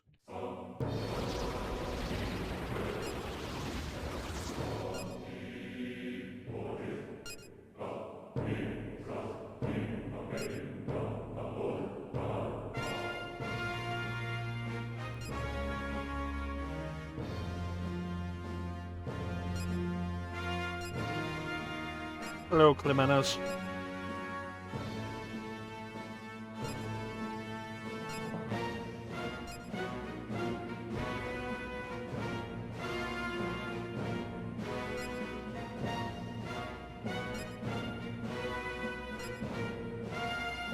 Fire the Holocaust Buster.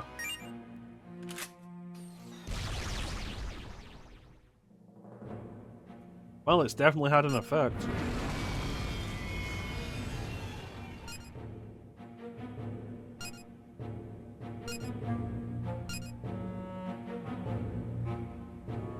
Bananas. Hmm.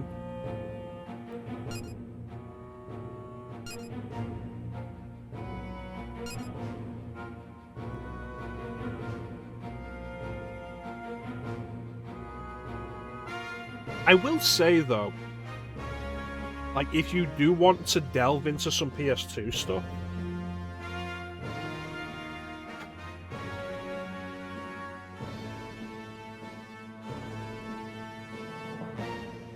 it was easy.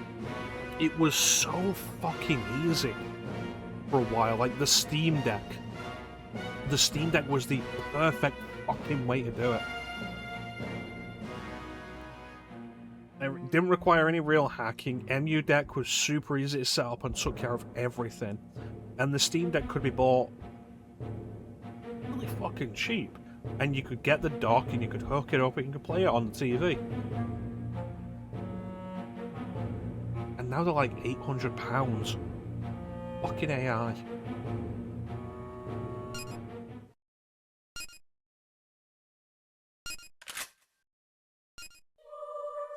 That's my steamer.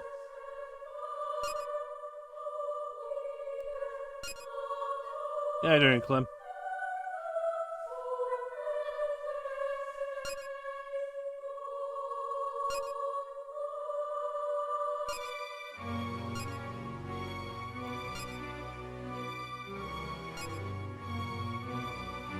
Excellent.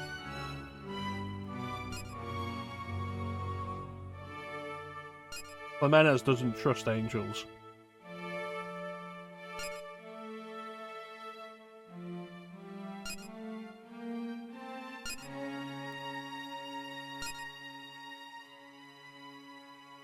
Well, we're making progress. It's been slow, but steady.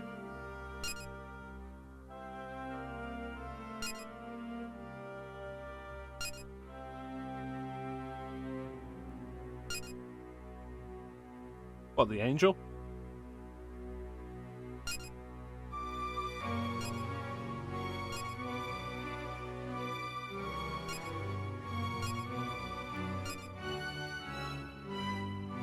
Jimenez, no.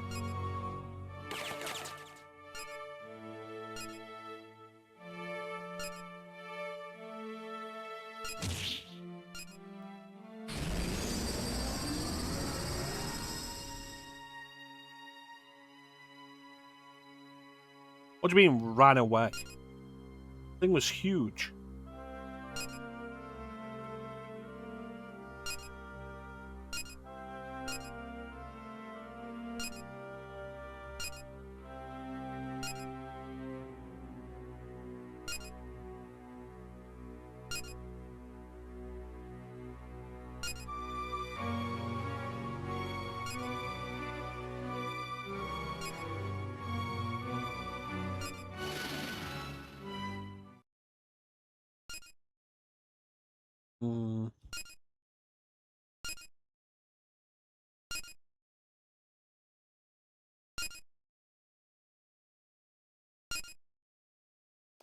I don't think being stronger would have helped. I don't know if there was a level of strength that could have solved that problem. I think being smarter is what you should really attain to.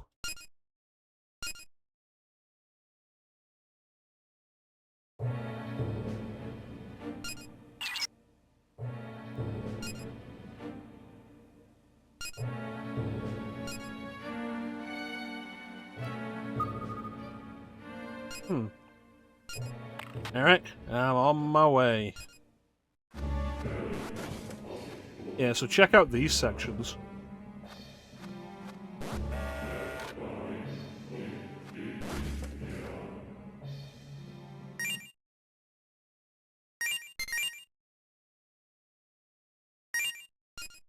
Yeah, like the Steam Deck is such a good emulation machine. And like you could buy one only for emulation and it would be a good deal. It could do so much. It could do PS2, GameCube, Wii U was really good on it, Switch was getting better. And for the price of it, like you could pick one up for under £300.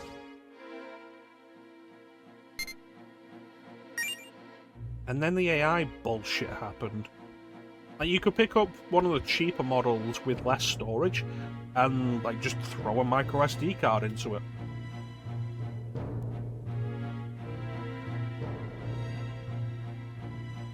Get yourself a dock for it, and then you have a fantastic little emulation machine for £300 that is capable of doing like Wii U. Not anymore. Now it's much more expensive.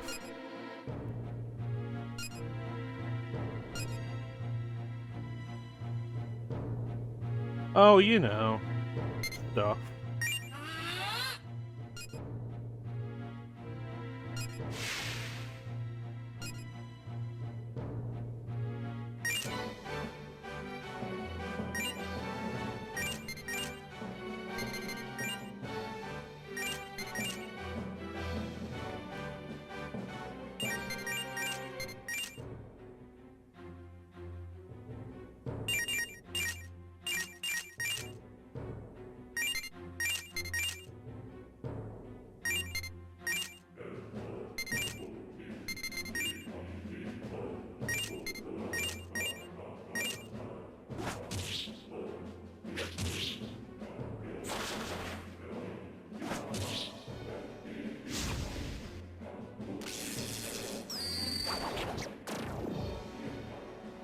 You see the talk from Sony that they're gonna they won't be selling the PS6 at a loss.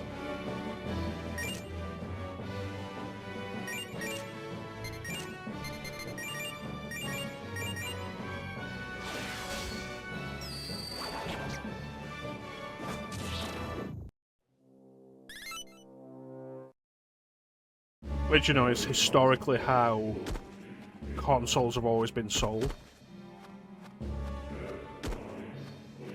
You sell them at a loss and recoup the money back through software. Through the software sales.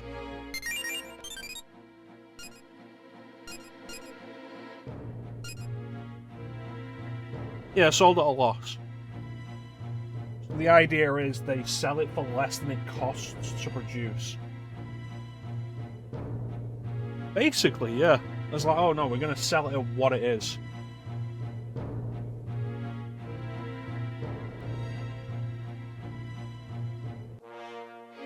Continuing to be bricks, yeah.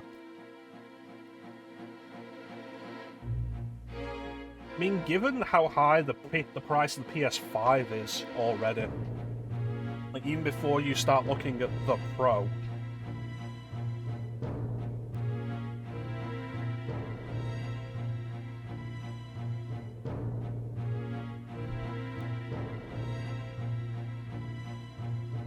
I'm a hero.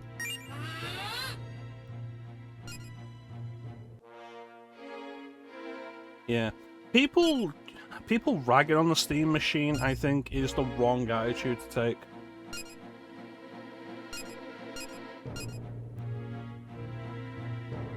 Yeah, they speculate the same, because they know that they can get away with it.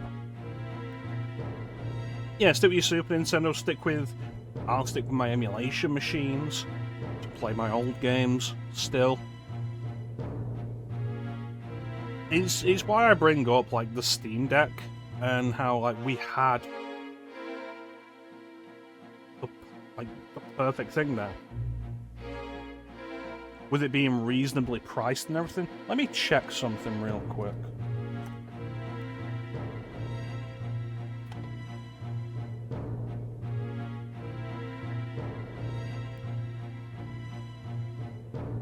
I think it's wild that we're at a point now where you can sell a lot of the shit you bought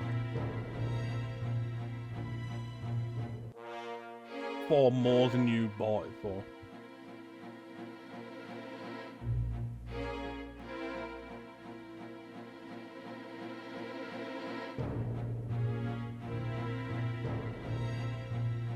Yeah, CEX is selling them fairly expensive now.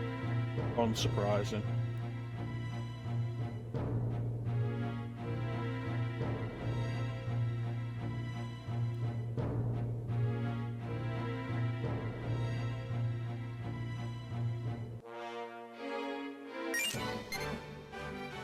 I do need more information on this guy.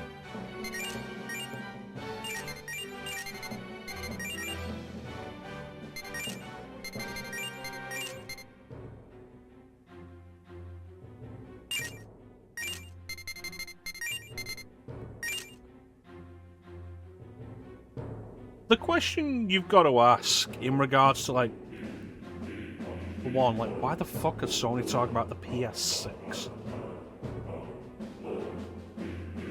Like, the PS5, has the PS5 reached its peak? Because if it has, wasn't much of one.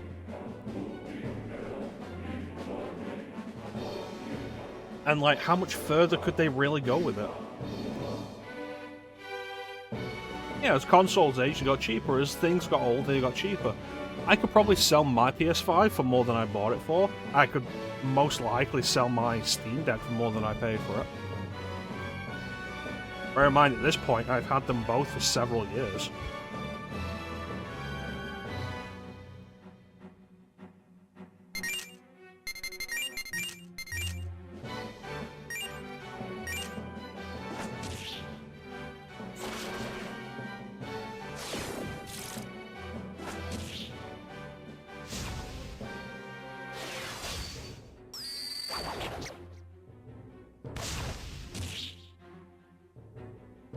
Yeah, the PS5 has not had a peak. It's not had anything, it's not had enough to be like, oh yeah, let's go for it. I bought mine in a Black Friday sale because it was like, okay, this is fairly cheap. It's going to be like a double-ish upgrade. Like, I'll get PS4 Pro power out of it, plus PS5 games. And there'll be more coming from it.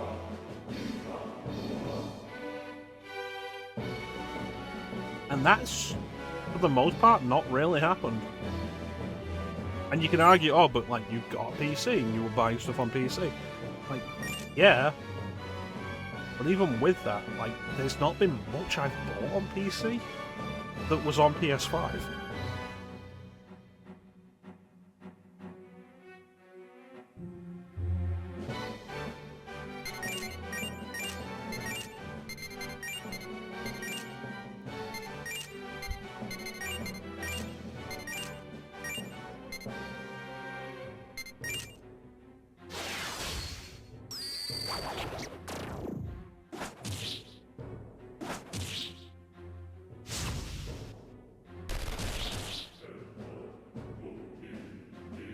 Yeah, problems from day one. Undeniably, it was released at the wrong time. Sony pushed it at the wrong time.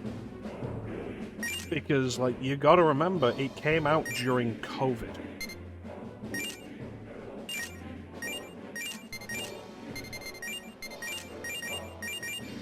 Yeah.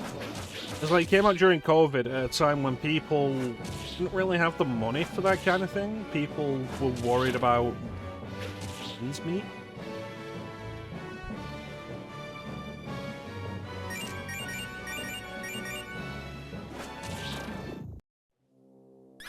As all the industry had been building up to it and they couldn't just pivot. It's like, here's a fun fucking thing. They should have figured it out the same way everybody else had to figure out what they were doing during COVID.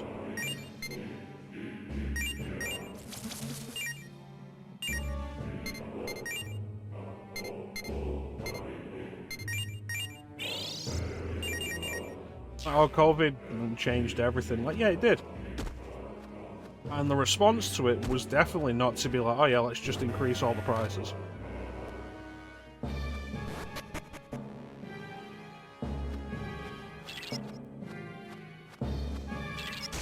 The disc, like the stopping physical discs, this isn't worth it.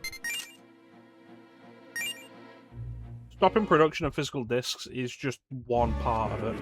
They were always going to get there, and they were just looking for a reason to.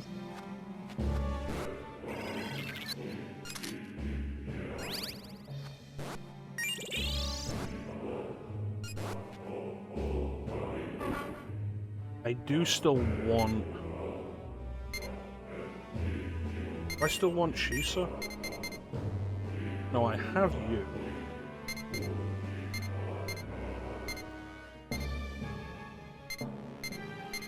I didn't realise that I got the source for him. I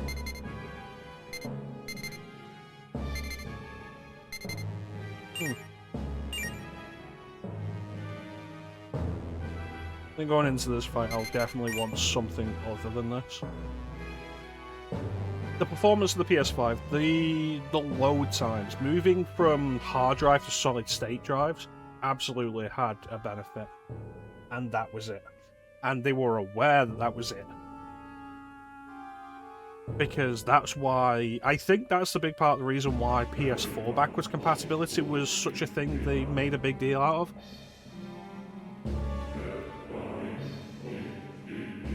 Because I remember if it was even properly announced that there was leaks being said about, like, oh, but they were testing Spider-Man on PS5, and the difference in load time for fast travel was like 15-20 seconds.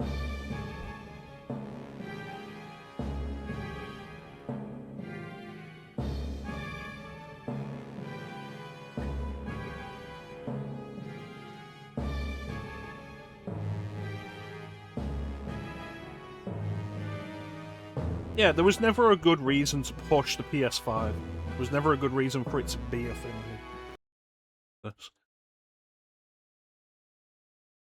Like there was never a great reason to push the PS5. It was definitely sooner than it needed to be. Like between each generation is getting smaller. The fact that so much now needs essentially bullshit trickery to present itself as next generation. Like FSR, frame generation, resolution, scaling, and such. Stuff like games can't do what they should be able to do because they're pushing so fucking far beyond what the hardware is actually doing. And they're also poorly optimized.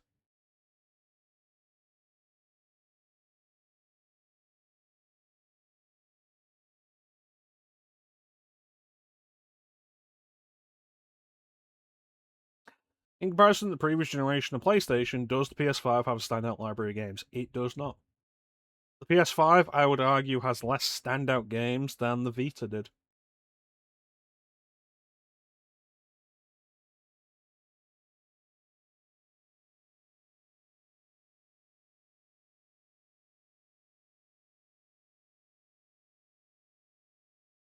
I think the fact that the Switch 2 is struggling that is very telling. Yeah, games are still getting bigger and bigger. I heard a thing that there's currently a Call of Duty game out on PC at the minute that is over 600 gig. Which is absolutely fucking insane. Yeah, file games are getting bigger and bigger. File sizes are ridiculous. And getting rid of physical media in the middle of a storage crisis is insane. Storage itself is more expensive than it has been in a long time.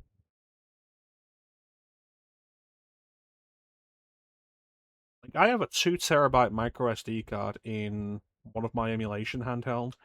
Because I was like, I'll buy it. I'll buy it. It's a reasonable enough price. I'll fork out a little bit extra for it. And then I don't have to worry about the space at all, ever. And I don't. And now, I think a 512 gigabyte memory card is more expensive than what I paid for it. For the 2 terabyte. It's great. I have so many games just on there. I've spoken about the idea like many times over the years. I want just like a one and done thing. I don't want to fuck around after I've set everything up. I want to just be like, we're in, go. And like a big part of that for me ties back to years ago, back when I had a really shit internet connection. Like I went into the PS4 generation with a not great internet connection. And I remember buying Doom 2016 physically. And I got home, I was really happy with it. I was in Asda and I picked it up £10. Cool, I'll buy this. And I took it home, I put it in, and it was like, okay, cool, 30 GB download. Well, I guess I'm not playing this for the week over the weekend, am I?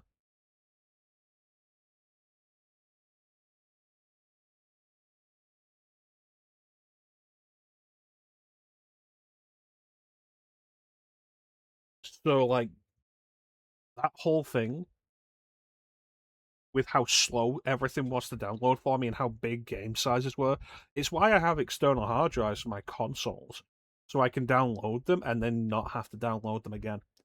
And so apply that to a handheld that I want to be taking all over. I don't want to be fucking around putting games on and taking them off. I did that with the Vita, and it was always shit.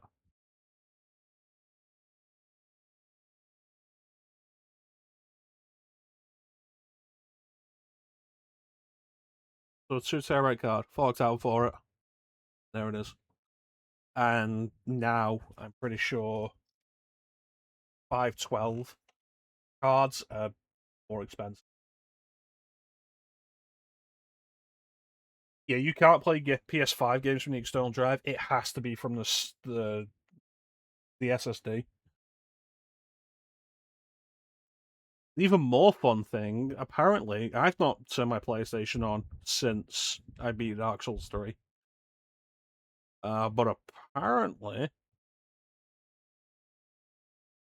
PlayStation Network went down and you can't play your digital game. And it's like, that's not a good sell.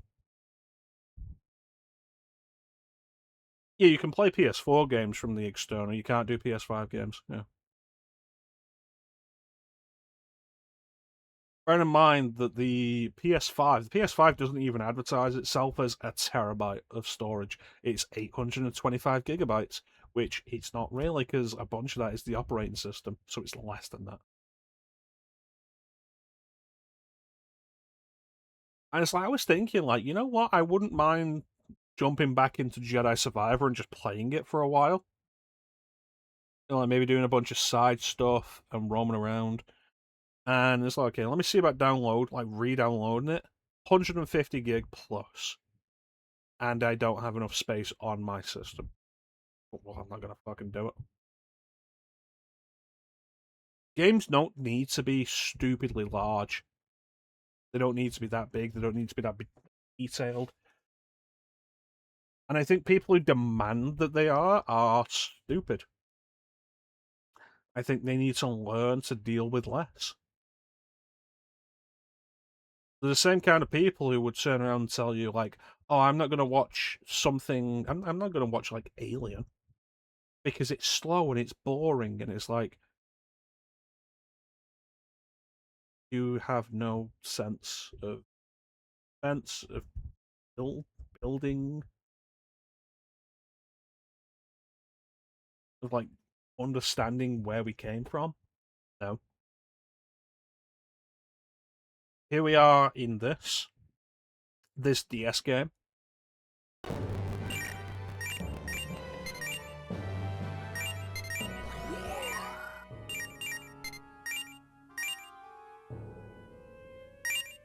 Which, even at the time it came out, its graphics would not have astounded anybody. Still, greatly fucking enjoying this.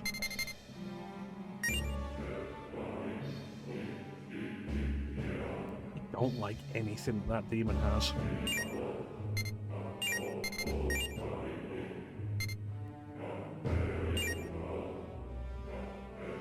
More than anything, like now, I feel like I've been saying this for so fucking long, like, and it feels like it gets truer and truer with each passing day.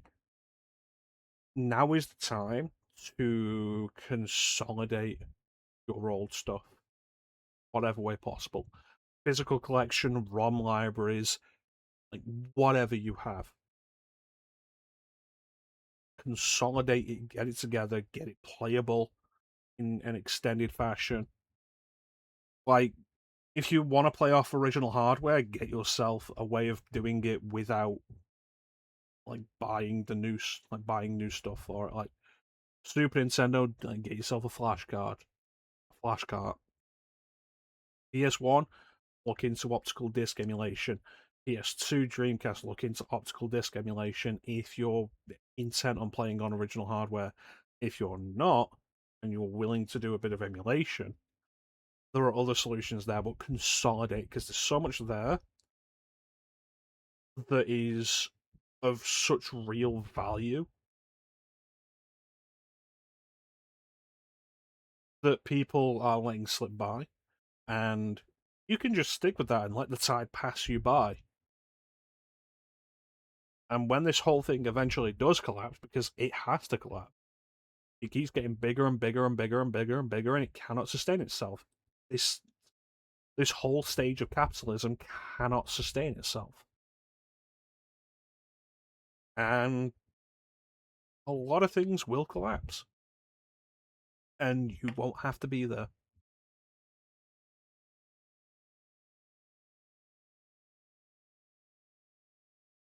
I think the only things that you really have to play on original hardware to get like the most enjoyment out of it is DS, 3DS, and Vita. Because those handhelds have specific gimmicks to them that make playing them on anything that isn't that hardware difficult in some respects. A game like this, not a problem, can be dealt with. Think back to when we did Spider-Man Shattered Dimensions. There's a lot of great stuff on these systems. They're also, fortunately, quite easy to hack or get a flashcard for. Yeah, cycles, boom and bust. This whole idea of like we have to keep getting more and more money. We have to keep setting higher and higher goals. And we've been seeing it for years now, the whole thing of like record profits, mass layoffs. Eventually there will be a point where it will not work anymore.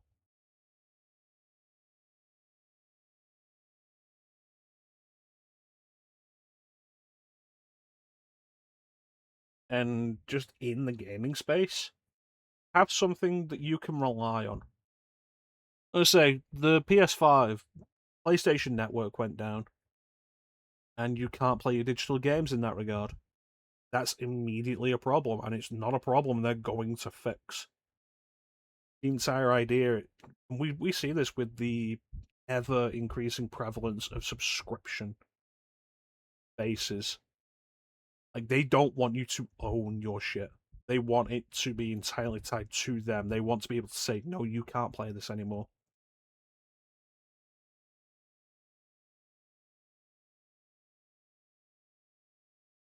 So step outside that.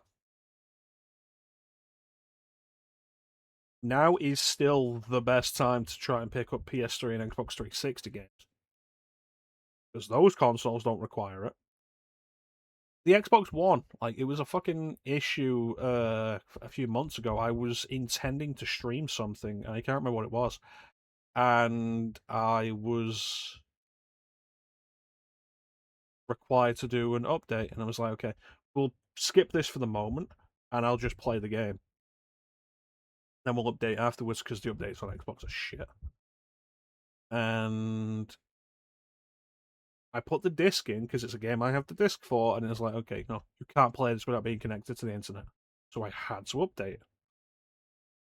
It might have been Bioshock. I think it was before that, though. I don't recall. It was probably Bioshock, because it's a game I have the disc for. I remember specifically putting the disc in. Despite the people who have generational knowledge of the product. Welcome in, Nelson. They do. Like, they have no interest in preserving or maintaining any of this. Like, get your old stuff.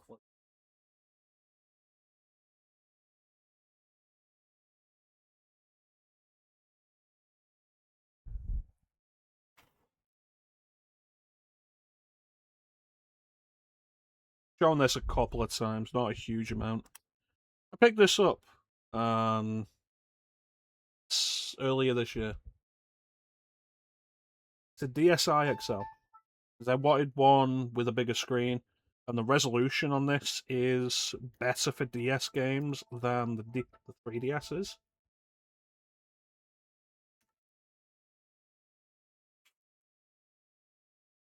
I've got a flash card for it. that works in the DSi.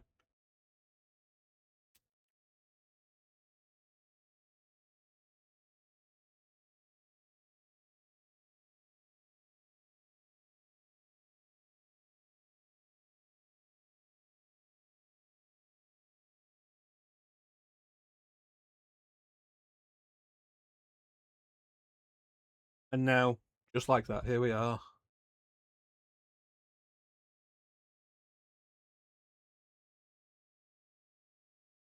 Castlevania Dawn of Sorrow.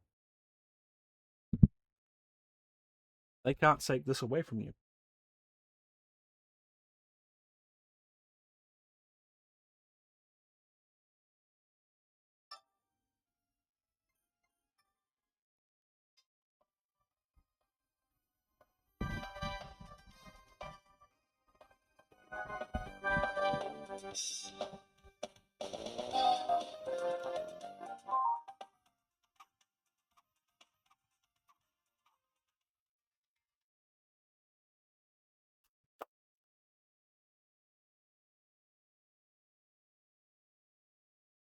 Like, have your stuff. Have your stuff. It's not pristine. I bought it secondhand, and it's got some scratches on it and stuff. But it's mine, and it's completely offline, and it can't be taken away. I'd never owned a DSi before. I'd always kind of like bought them because the DSi line had no GBA backwards compatibility. But I've never really enjoyed playing Game Boy Advance on the DS anyway. And I kind of got sucked into the talk on the DS subreddit, the NDS subreddit that was going around for a while of like how good DSi XLs are for playing DS games. And so I'd looked at picking one up for a while, and I did. I was there in the second-hand shop, and they just had one. It was £90, and I was like, okay, yeah, I've got the money, I'll pick this up. Let me take a look at it. It's like, yeah, it's in nice condition. Bam. It was priced a little lower because the stylus isn't the stylus that comes with it. Because it's the Super Mario 25th Anniversary Edition. And it's nice. It's a little thinner than I would like, but yes, games look amazing on it. Because it's the pair of screens built for them. And Nintendo can't take it away.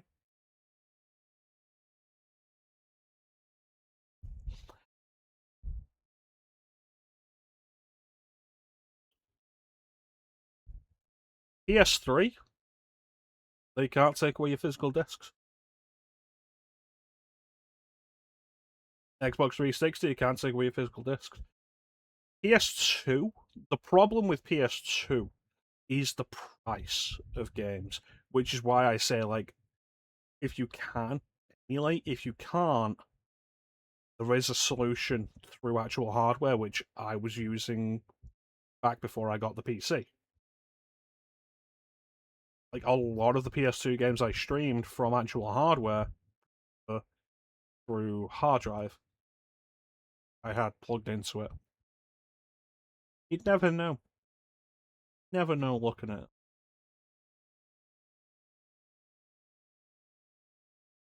Consolidate. Get all your stuff that you want to play and hold on to in a space where they can't take it away.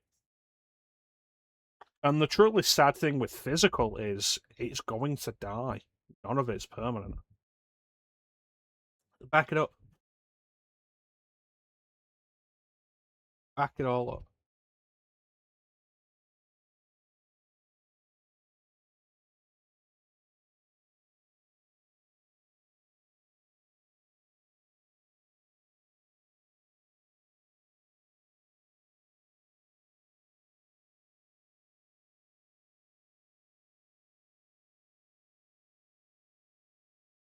The end goal of all of it is to make you only able to access entertainment at their discretion.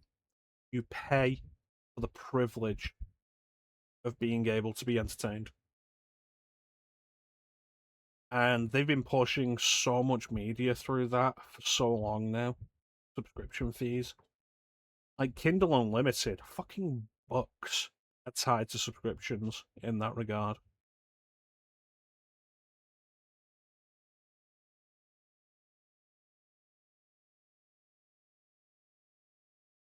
Get what you have. Get what you have and keep it to yourself.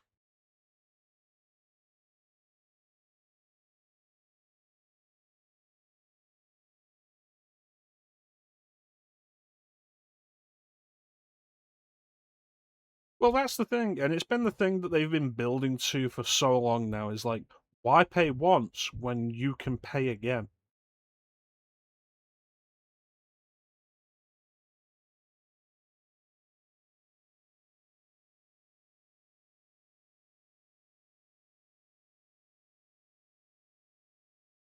And anybody with any real sense of this stuff could see this whole thing coming when companies like Ubisoft were selling you time savers in their Assassin's Creed games.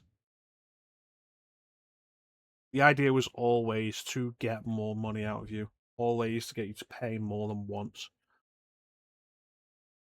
The only reason these companies stopped doing the online passes for games was because they didn't make enough.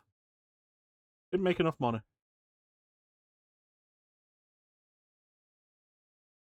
Otherwise, it would keep being a thing.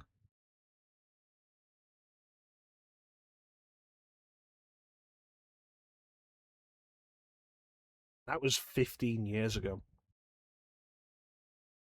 Always been a push to get more money out of you.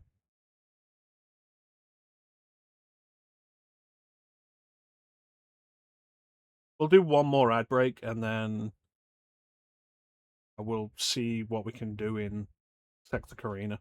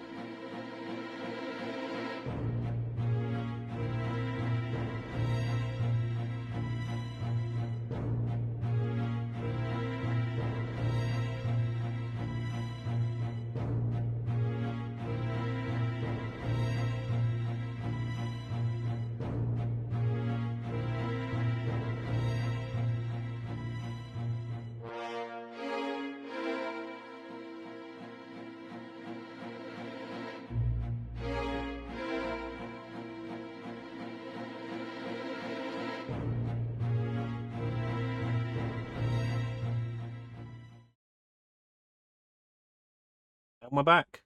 Holy Jesus. What is that? What the fuck is that? Now with 30% more gameplay. I'm gonna walk in here and immediately die, aren't I?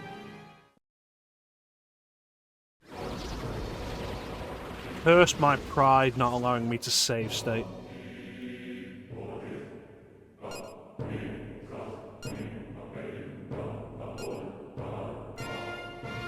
There's no light in.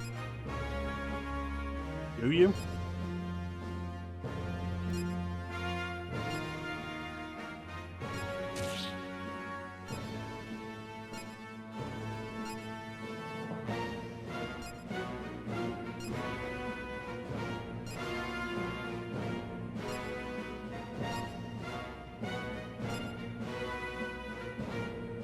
Gonna carve out my own destiny.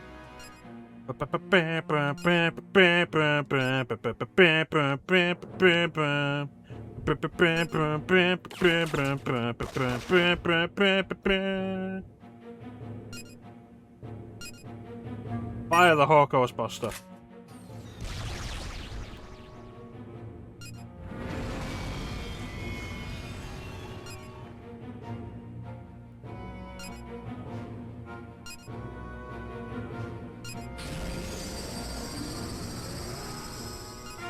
Again, how does that thing run away?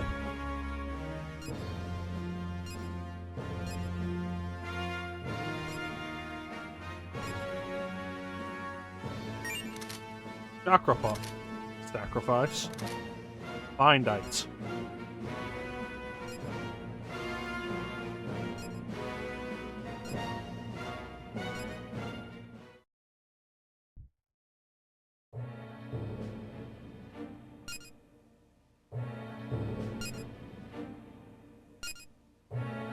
Yep, let's go back.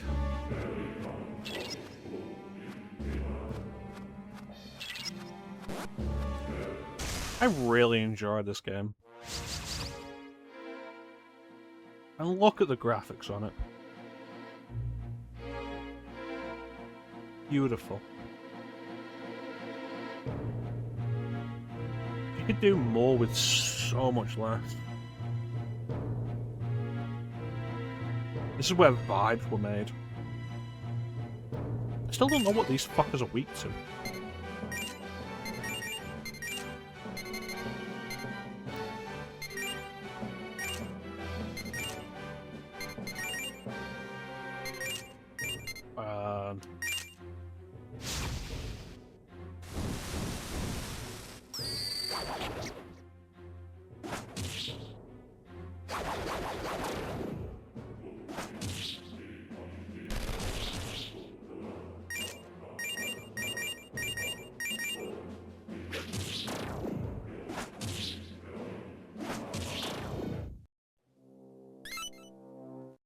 Maybe I should do a segment of just like DS games that I loved growing up.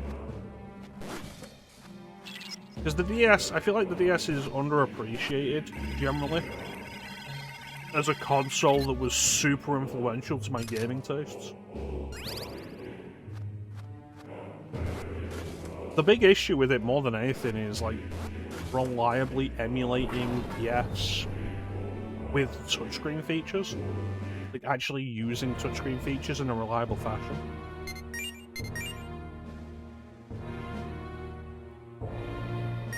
But like, there's a lot of fantastic stuff I really enjoyed on the DS when I was a kid. Like I say, I had a flash card. I got my DS, and then a few months later, my parents got me a flash card because they were everywhere. And all of a sudden, I had my own access to games. I was able to get games I was interested in. Anything that caught my eye, and it led to so much of my gaming development. It's where I first experienced visual novels, a wide variety of puzzle stuff, like I say, dungeon crawlers with this.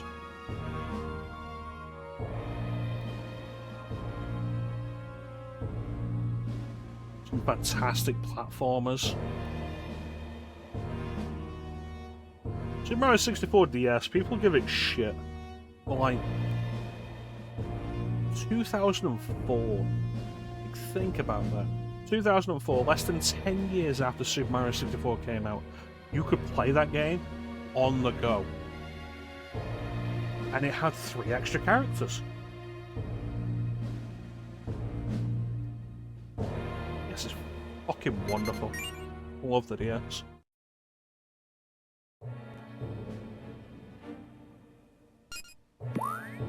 And like, I'm not saying the DS is underappreciated as a console, it's not. It was the best-selling console. I think it did end up outselling the PS2.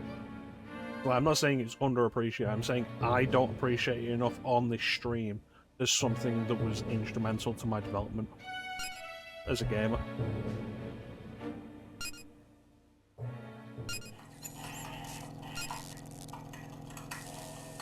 Like, here's one for you. You know what I would love to stream on the DS? Spider-Man 3. That game is controlled almost... All the combat with that game is done on touchscreen. It's really fun.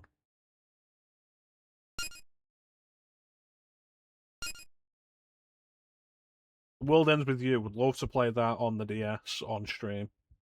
There's the Switch version, but from what Chance has told me, Chance being a big World Ends With You fan, not as good on there.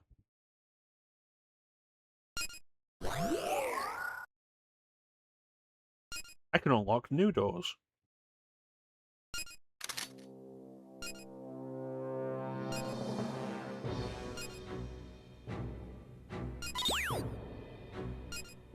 So much great stuff. And it's kind of wild how little on the DS that used the touchscreen felt like a gimmick. Like, there were obvious gimmick uses of the touchscreen, but way less than you would think. A lot of games really incorporated it all very well.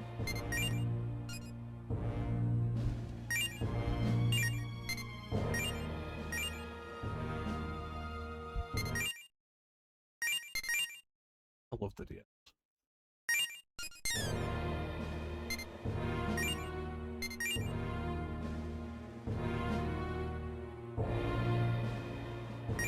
So now that I have a new unlock feature, I wonder if any of these old doors are unlockable with it.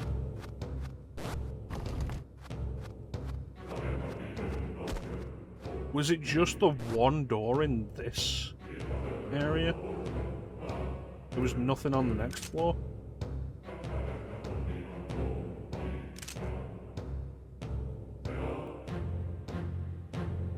No, it's literally just that one door. Heavily associated with brain training. Which was a fun novelty. Like, there were gimmick things. Like, brain training, Nintendogs was a big one. Crazy to think Nintendogs is one of the best-selling games on the system. Think about what it really is. But people loved it. Even now, I'm thinking back on Nintendogs and, like, graphically, Nintendogs was insane.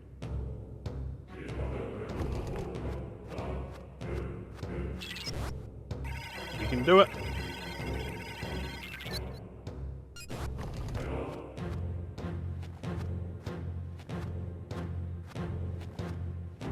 But I think, like, the big thing that really set the DS apart from the Wii is the DS got, like, a lot of support from actual developers that weren't just putting out shovelware.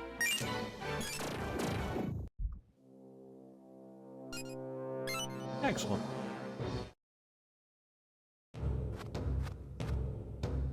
And as a result, like, so little of it feels unnecessarily gimmicky.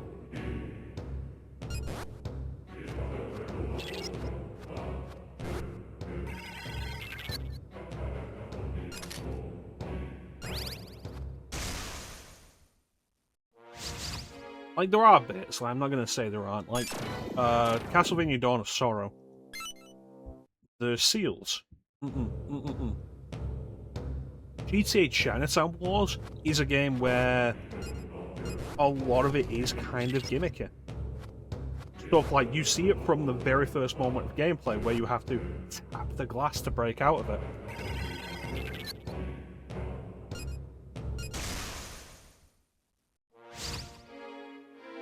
but it all kind of really works. And when they ported that game to the PSP, they kept all of those gimmicks, but they're done with buttons now, and they're way less enjoyable to engage in. Chinatown Wars is a great game. I feel like people forgot about it very quickly. Like, Chinatown Wars came out and it was rated as one of the best games on the DS. I'm suddenly very concerned about this.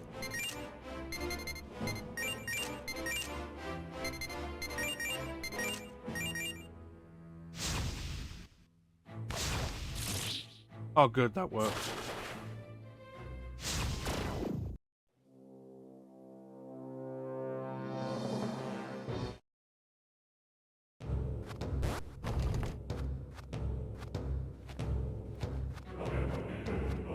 You know what the most common thing I'm doing when I boot my my DS up is?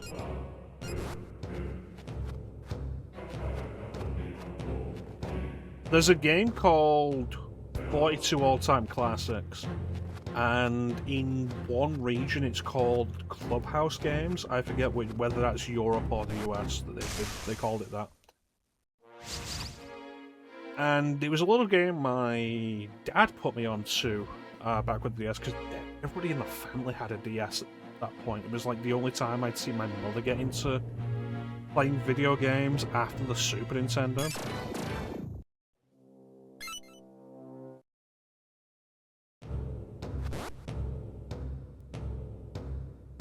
And like, it's just a collection of like standard games, like card games, board games, and I'll regularly boot it up and just play solitaire on it. I like playing solitaire. It's a nice, simple time passer, time killer. And I got it on the PC because like there's always been Microsoft Solitaire, and it's got leveling now and ads built into it and bullshit. I tried getting Solitaire on my phone again, and it's all ads now. And like, oh yeah, let me just turn on my DS and play Solitaire. And I enjoy it. Nice and simple. They brought that back. There's a version of that game for the Switch, which is kind of wild, because it wasn't something I ever thought was particularly big. Because why would it be? But it's the exact same thing. Like, let me...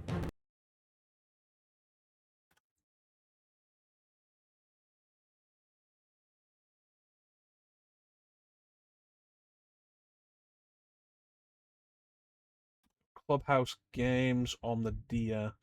Go.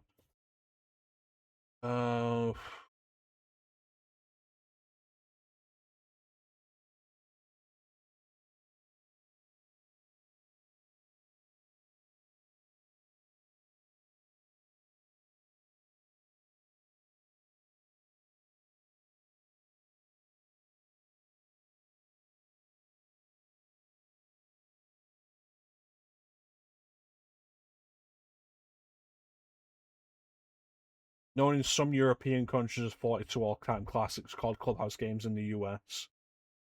It came out in 2005 originally, it came out in 2006, the rest of the world. Developed by Agenda, published by Nintendo. A follow-up for the Switch, Clubhouse Games 51 Worldwide Classics, came out in 2020. And I remember seeing that and thinking like, oh, I remember this. Crazy they brought it back.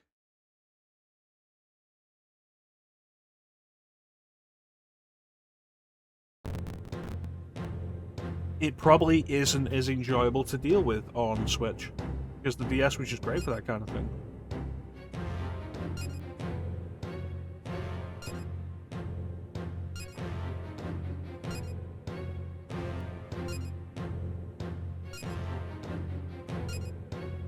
Yeah, I guess so.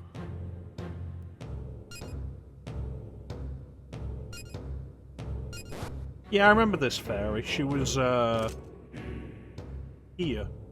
This specific spot. Can you see this on there? There. That spot.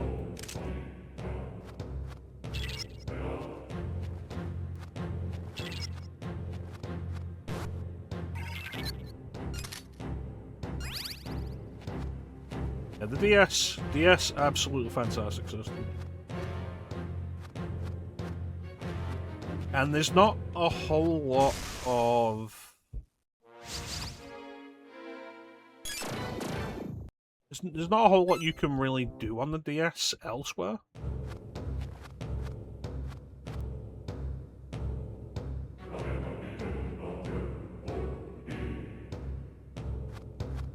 And one thing I really love about the DS, especially in comparison with the 3DS, because like you can play DS games on the 3DS, it's doable, and the flash card I have for it works on the 3DS. You can play DS games on 3DS with that, and it's fine.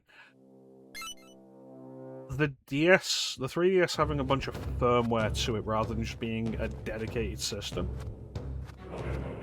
makes it slower to start up. And slower to shut down as well. Not as fond of it. It was, yeah. Nintendo maintaining backwards compatibility was great. The fact that every Nintendo handheld was backwards compatible with their previous handheld was always great.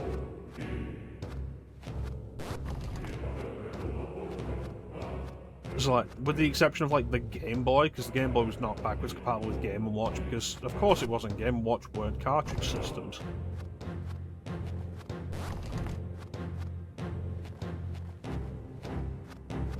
Like the Game Boy Color backwards compatible with the Game Boy Advance backwards compatible with the Game Boy and the Game Boy Color. The DS backwards compatible with Game Boy Advance.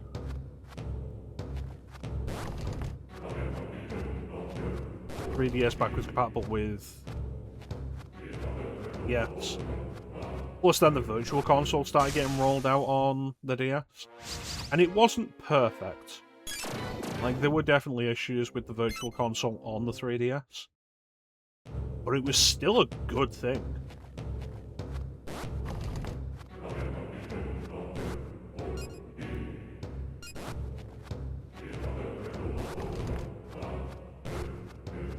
Oh, that's about as much as we can see here.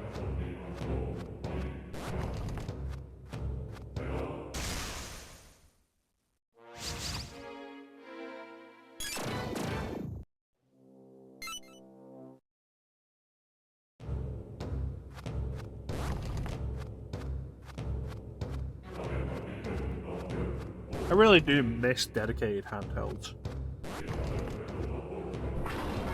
It got so much interesting stuff on it that was different from the console stuff.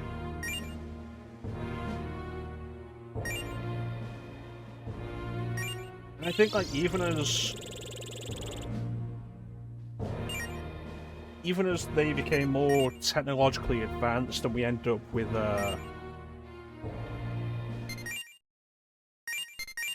like the PSP and the Vita and the 3DS, the handhelds still felt like their own thing, even while they were able to do console-level gaming.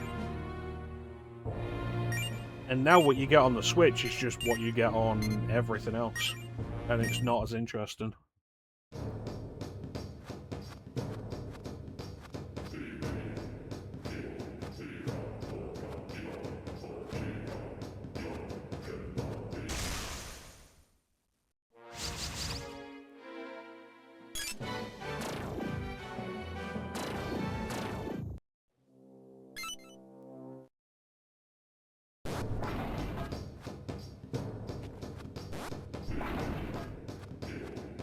If I had the ambition to sit down and do it, and like the focus and motivation, I really would be. I really would think that the idea I had for the handheld heaven or hell concept would be super neat to go through. Like, check out handheld versions of console games. Are they good? Are they worth experiencing? Some of them really were. Like with Shattered Dimensions, still super disappointed that I couldn't do that on stream because of the way touchscreen was required.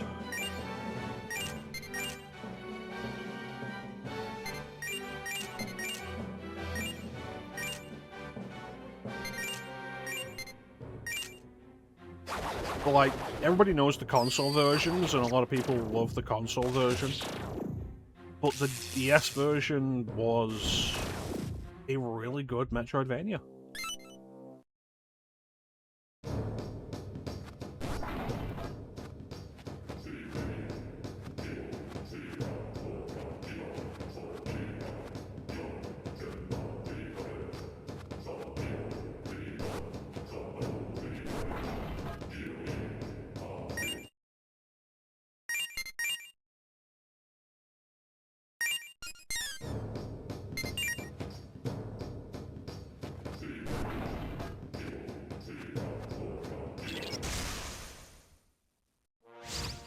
Can I get through this door?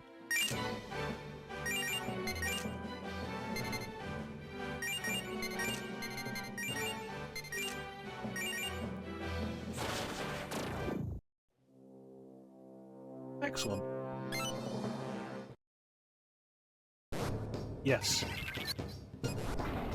Is there anything here?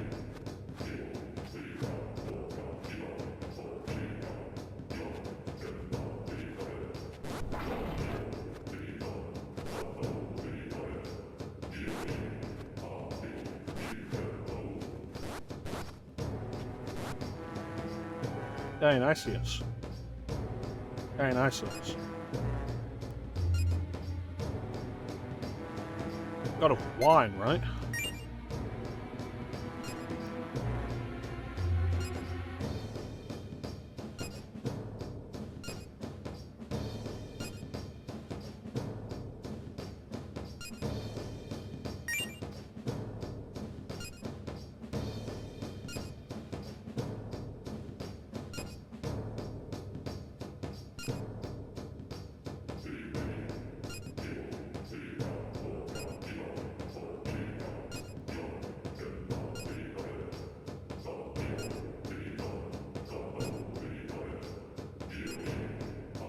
You gonna drink it?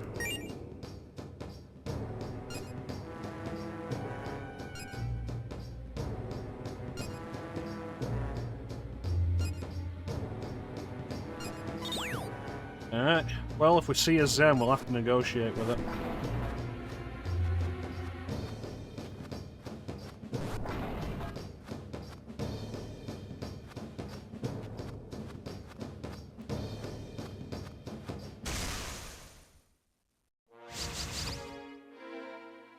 Oh, a non-she.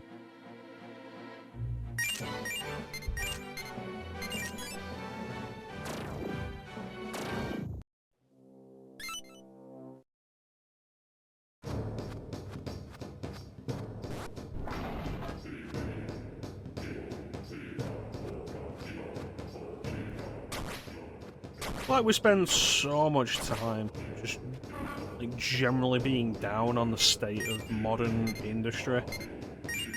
Which is understandable, because it fucking sucks.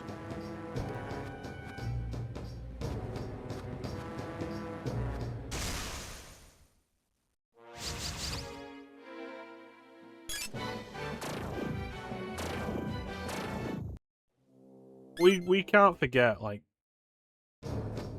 why we even do this in the first place.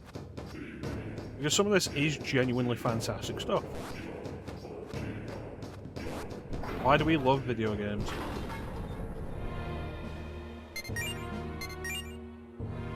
Alright.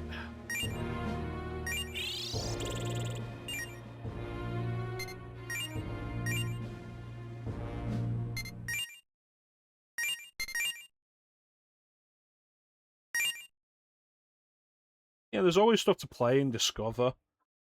It's exactly the reason why I'm always like emulation. Because it's the easiest way for people to get into a position where they can learn and discover this stuff. I think it's always neat as well. Like, I don't think we get a huge amount of chance to do it. Or, like, maybe I don't, because I just know so much. Like, sharing stuff that we may not know. Like, when I said to Clem at one point, like, hey, check out Run Saber. Run Saber's a pretty cool game. I don't think you may have never heard of. And then Clint plays it, like, it was pretty fun. And, like, sharing those things.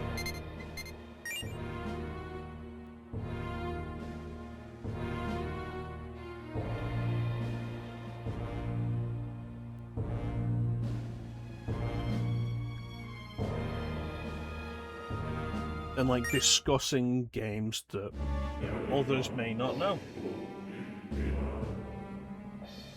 Learning new games. Like I say, it's not something I get to do a huge amount of, because I just know so much of it, unfortunately. There's less discovery for me at this point. Too aware.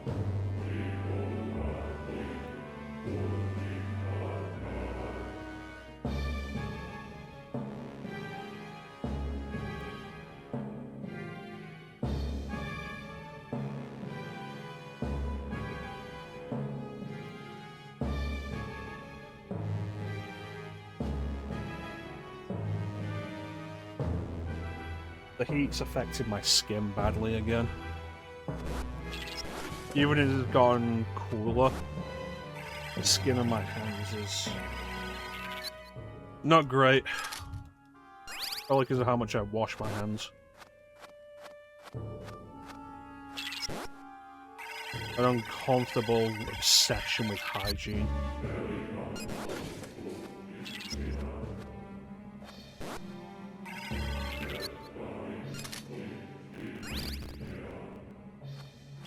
Yeah, it's because of, like, most of it is because of how much I wash my hands.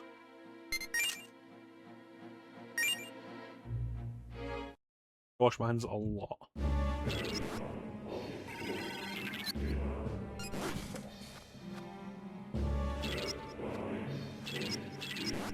Alright, let's go to new areas.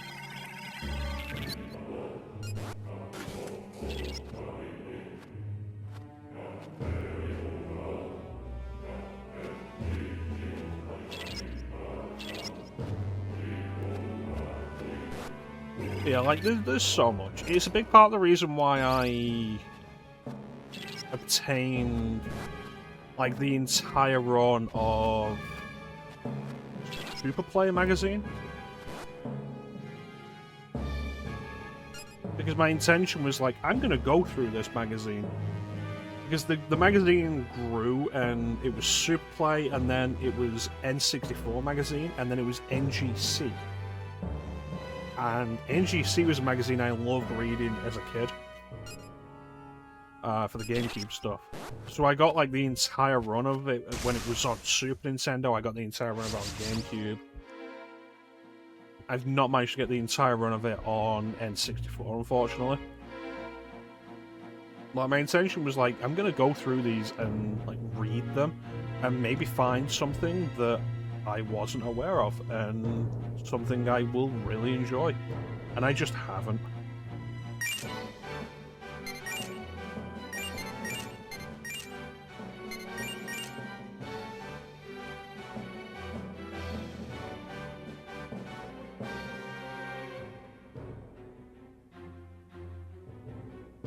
Never got to read many PlayStation magazines. It wasn't until I was a little older, and, like, when we were on the GameCube, that I was able to get magazines. Magazines were pricey for me as a kid.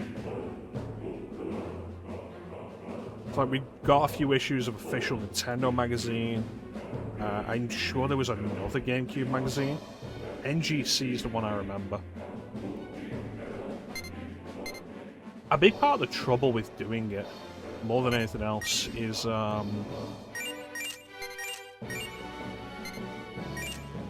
reading a magazine is fine. Reading a PDF of a magazine is not as smooth of an experience.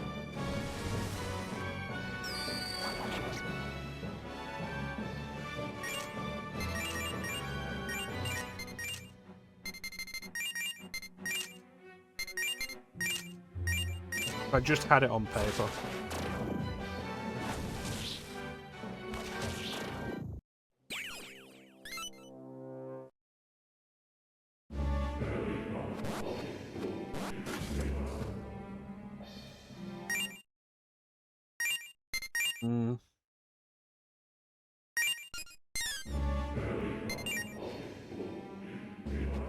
There's so much that has died as we've grown older that, like...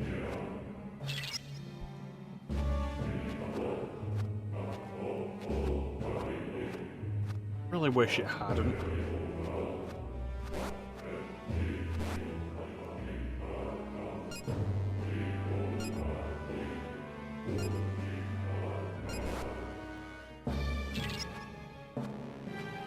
Like, what was the specific thing? Just a term for it, like the thing.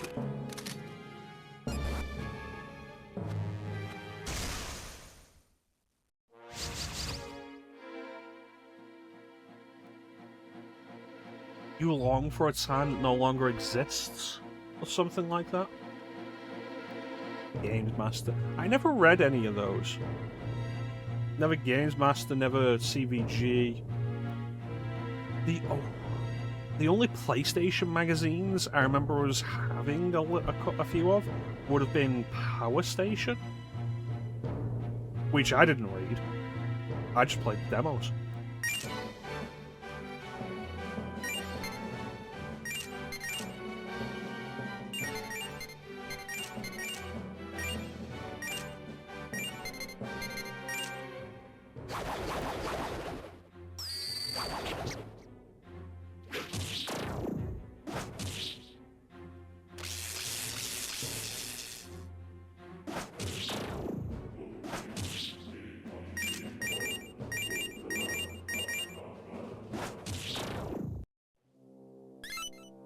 Yeah, so much has been lost. And like, I do wish to go back to the times of those instances.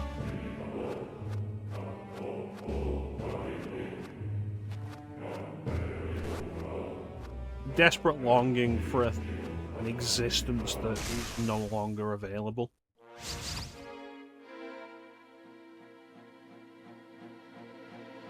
It's wild, because I never saw that.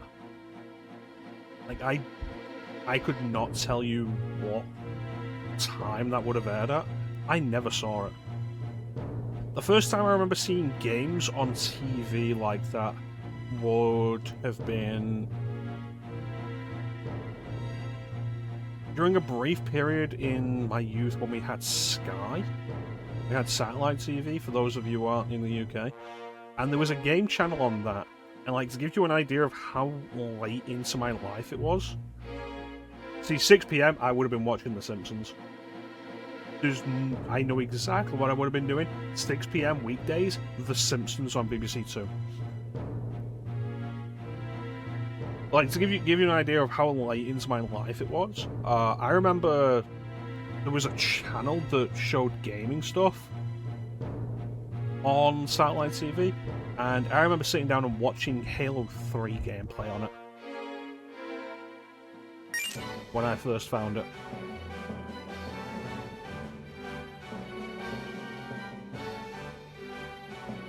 Like Halo 3 multiplayer. I didn't end up watching a huge amount of it because I didn't have Halo 3. Best way to deal with that kind of thing growing up, just don't engage in what you have no access to, because help.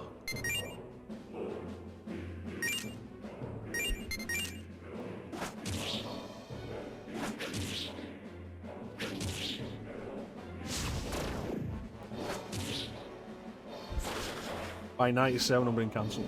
Yeah, so I would have been like 5.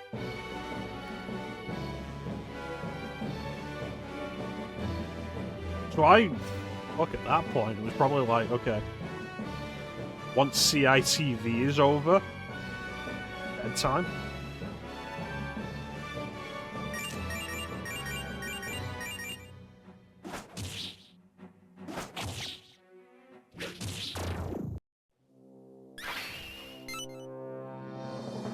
Now, give me that sauce. Excellent.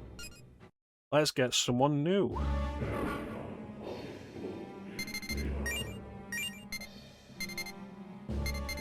I have the sauce for everybody now.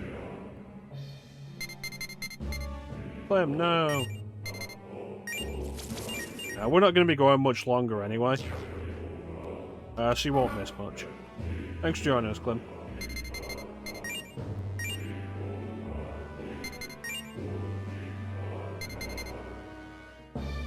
I don't like anything that this demon has. Mana Drain? No. Marin Karin? No. Bobasma? No.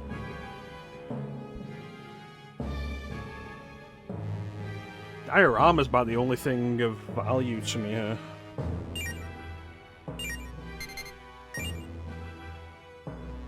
Still nothing on that. What level am I at? 25. If I wait till 27, I can get something out of the Archangel. Using it with Wendigo. This is a step forward.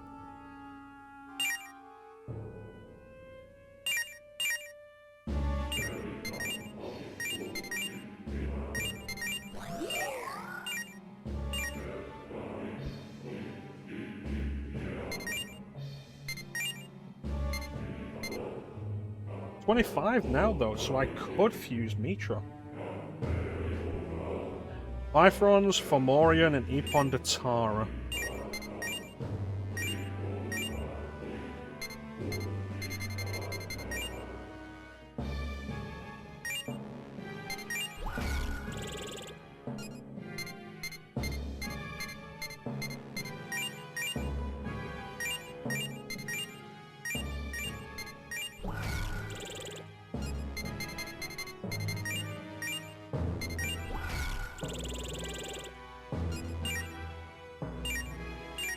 And then use the 3 of them for Mitra.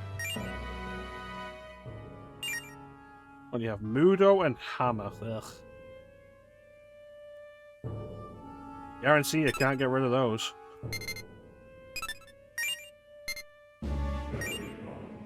Agi died. Oof.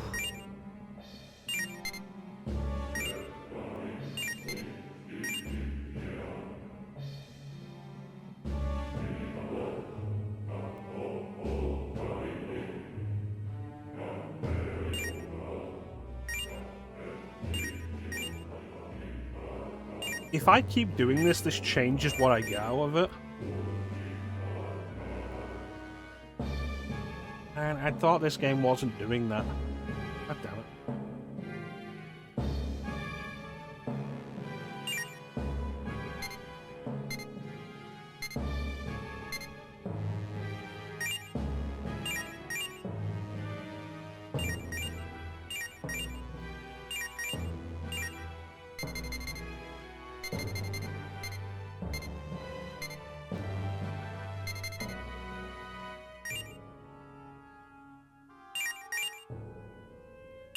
Because if I'm going to get rid of 2 of those skills, I want Mudo and Hammer gone.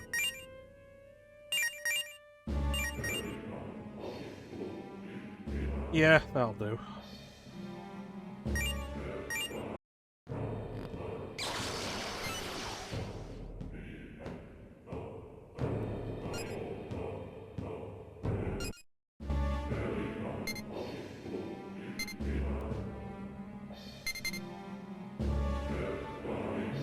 Level 23 Knight.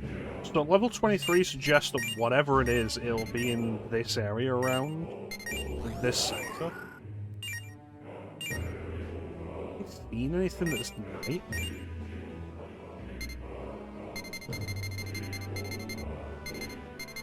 No, absolutely nothing.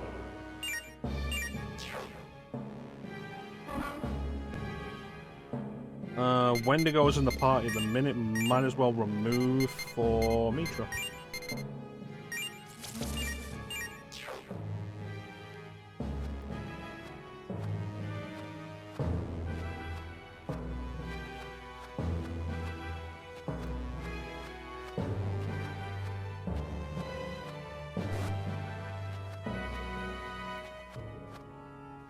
Alright, going up.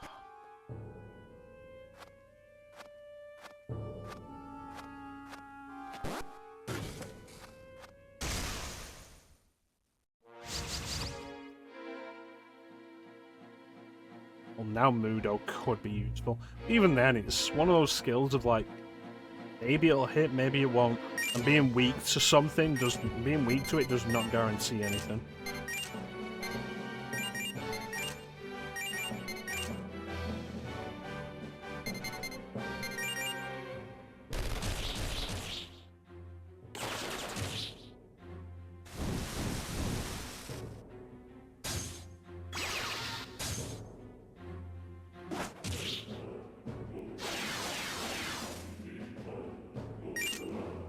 Ow, I'm just annoyed.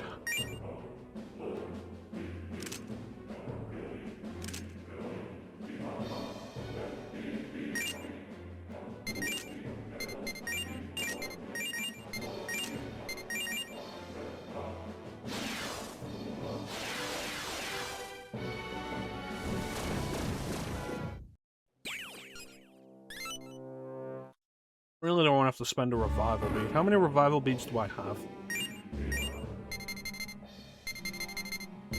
39. I'm gonna burn through these later in the game. I have 92 life stones. Keeps dropping these.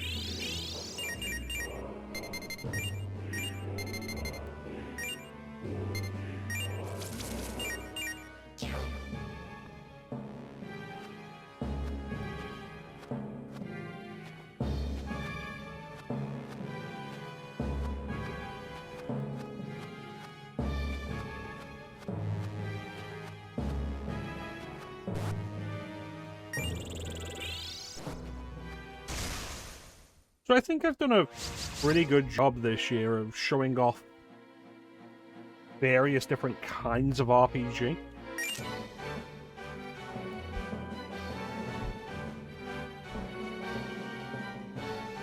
They're weak to light and darkness, I hate. Join my party. Alright, fine. Die.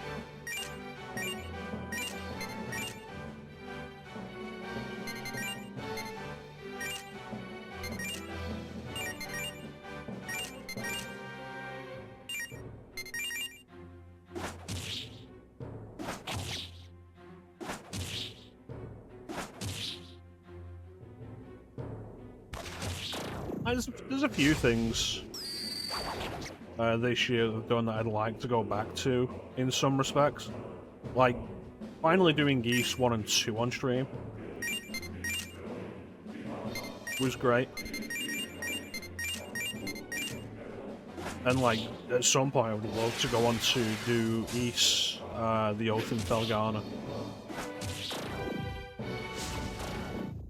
Build up to the modern era of Ys. What else? More Final Fantasy, of course.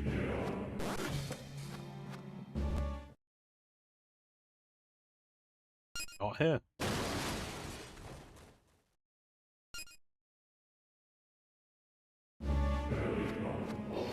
All next to me.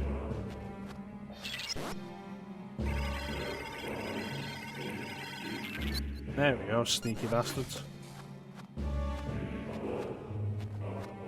Really thinking, like, I thought the next Final Fantasy I do would probably end up being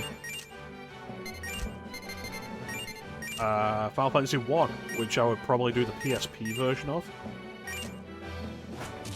I don't know, something in my brain clicked recently and I was like, 13-2.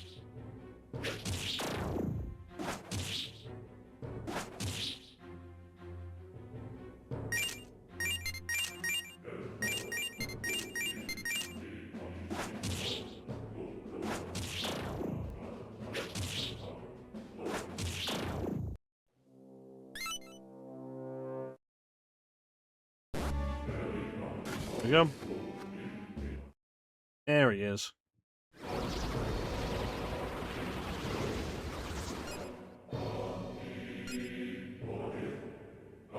I remember when you actually get to fight Hawkos, it is not an easy fight.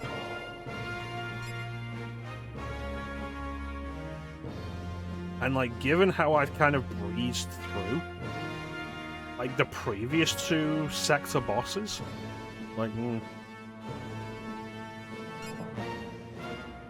what 13 should have been. I'm hopeful for that. Like, I really am. Because, like, going through 13 again for the stream, and, like, knowing exactly what 13 was going through it this time, like, I enjoyed 13 more than I expected the second time.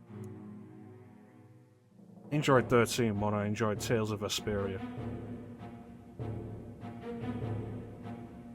But, like, there's definitely a lot of flaws to it. And 13.2, if 13.2 refines a lot of that, like, I could see myself really enjoying 13.2.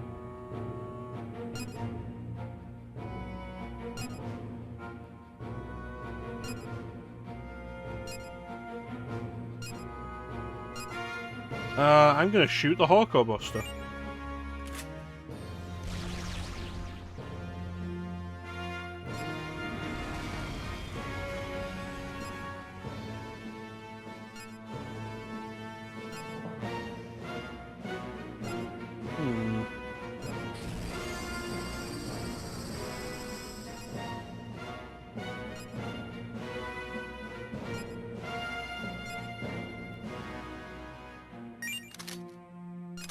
Keychain, Vitality Incense, Real Despise, and... Well... I feel like that's a very common case with RPGs like this. The final dungeon's either one of the best experiences of the game, or it's the worst. And, like...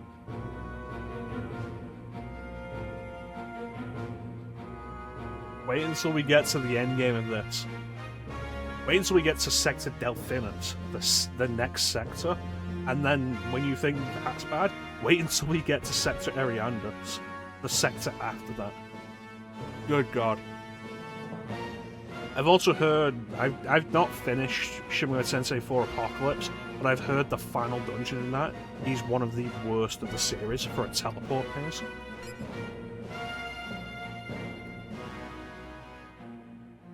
It does make me curious, though, like, how bad is the dungeon for you to say that I'm going to despise it?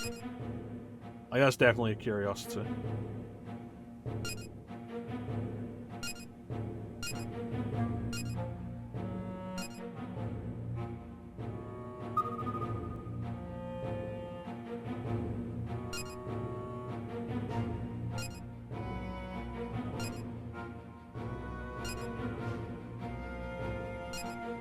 Yeah, I look forward to streaming it. Maybe it'll be a next year thing. Because, like, just because, like, oh, the year of RPGs, it'll frustrate me. Just because the year of RPGs ends doesn't mean we won't do any RPGs next year.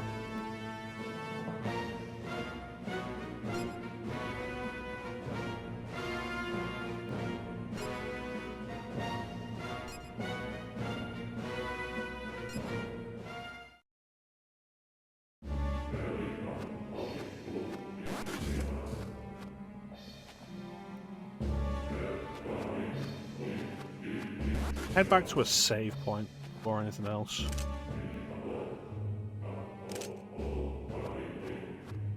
I need to do 12 properly. Really do. With 13.2, I'm not sure what version of it I'm going to do. I have it on PC, and it's stayed installed on my PC.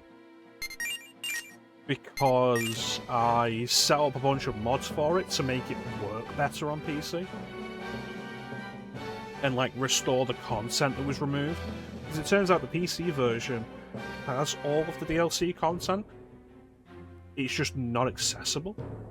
So, like, restore all of that. I have all the DLC on Xbox.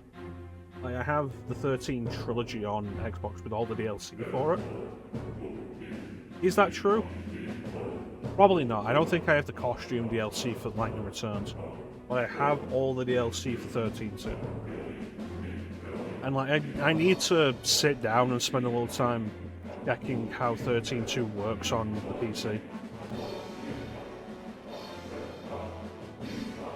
Because if there's any issues, I can just play it on Xbox.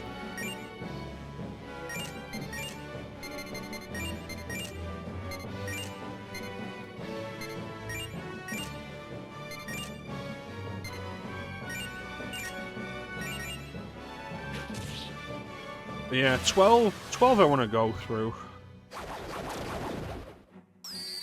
Especially with the rebalancing that was done with the International Zodiac job system version, and the additional rebalancing that was done with the Zodiac Age. And then on top of that, Final Fantasy XII being, I think, like the only game that Sumi Matsuno has directed in any fashion that isn't a tactical RPG interests me. I've said before, like, a lot of his stories sound super interesting, and I'd really love to get into them. But I struggle with tactical RPGs.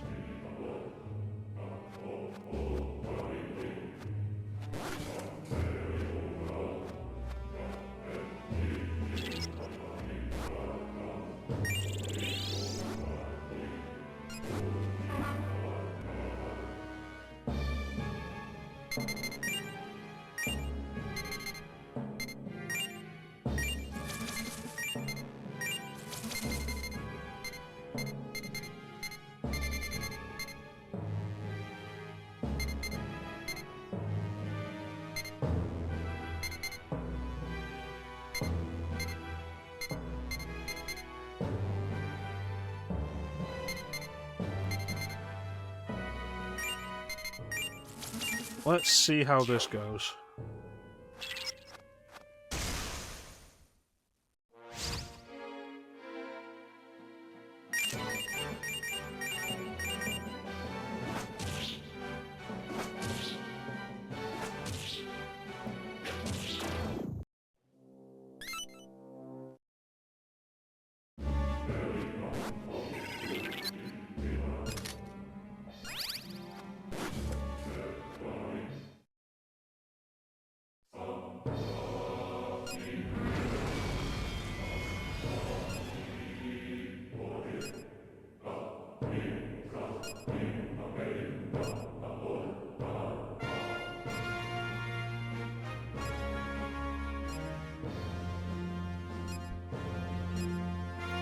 I guess.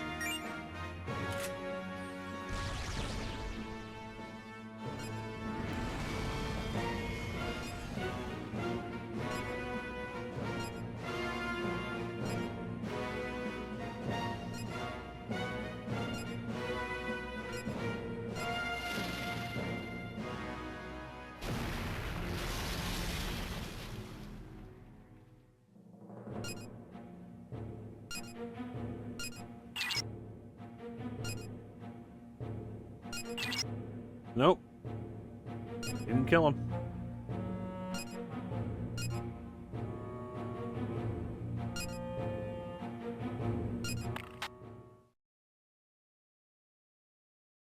Remember the fight with Holocaust being a problem?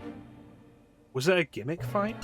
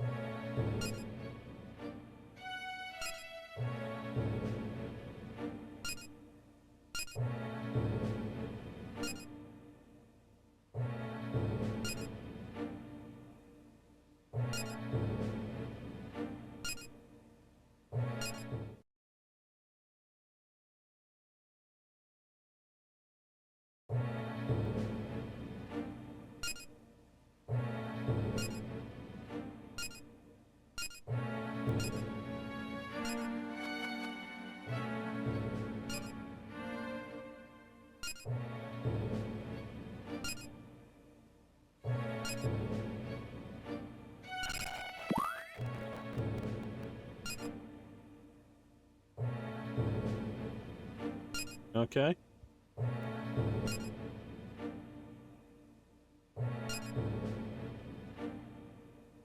Very attached to the demon.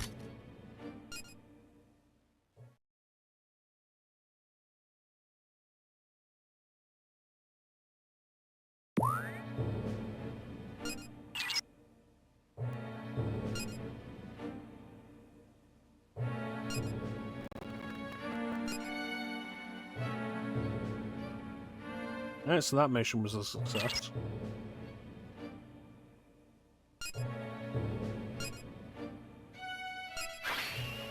Yay.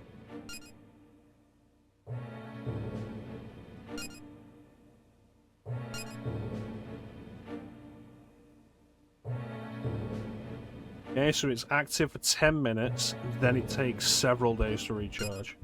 Okay.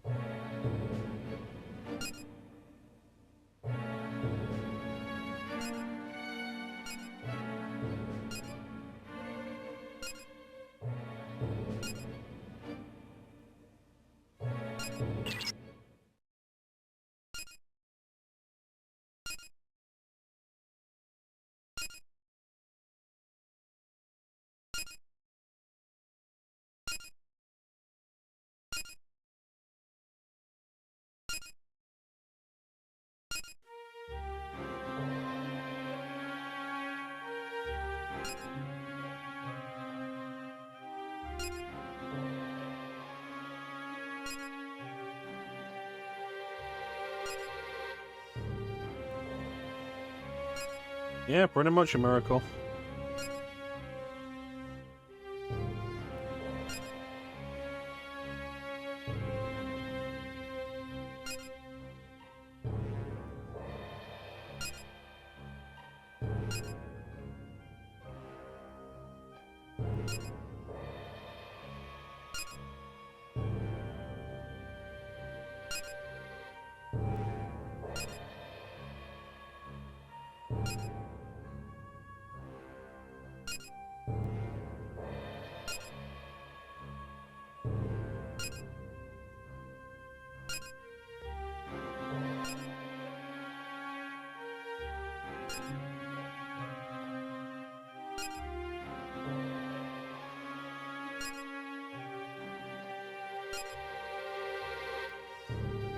Oh.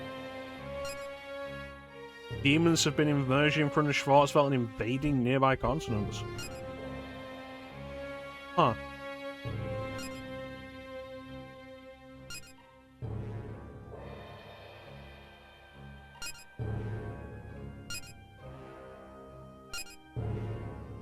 How far out has he expanded now?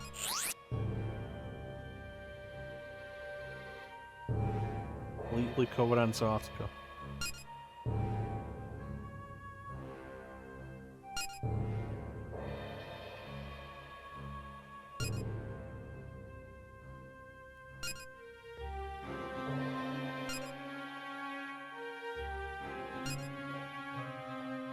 Well, how long have we actually been in here?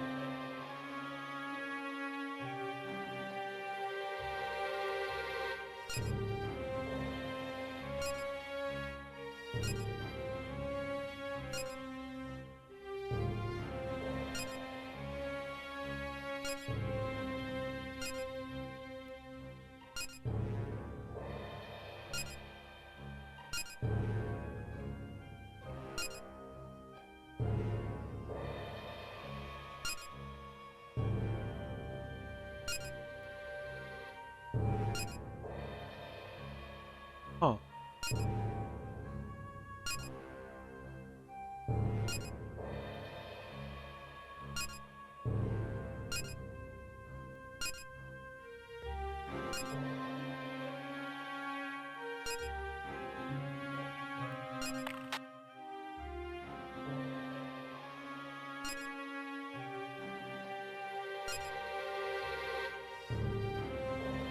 Yeah, but it's not like it was all going to be a miracle to get us out.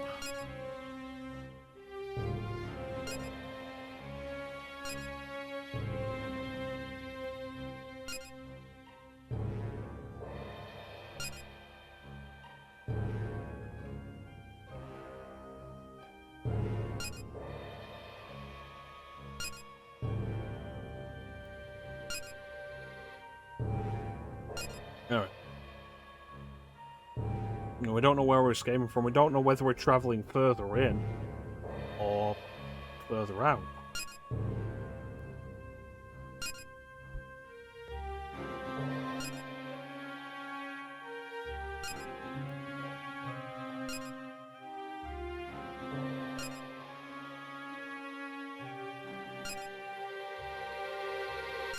Yes, I do.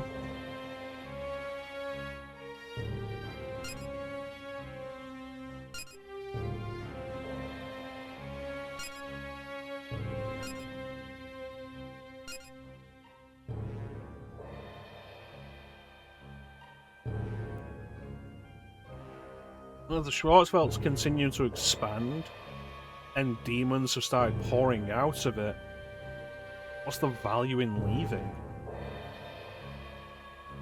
That said, we have no idea if we're even accomplishing anything here.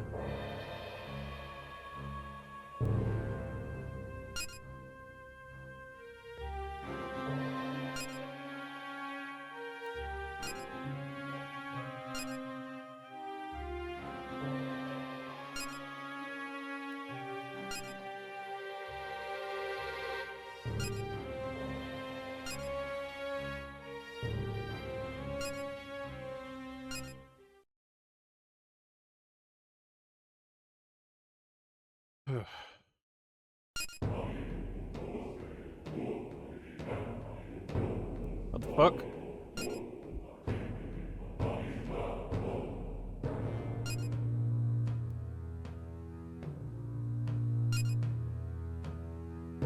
Louisa Fair?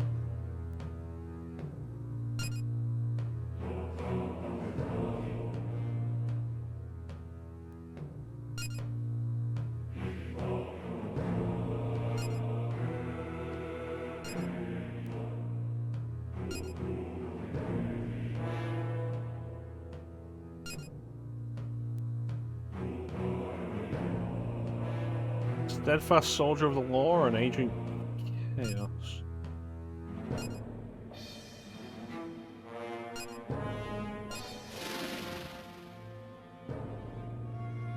And she's gone.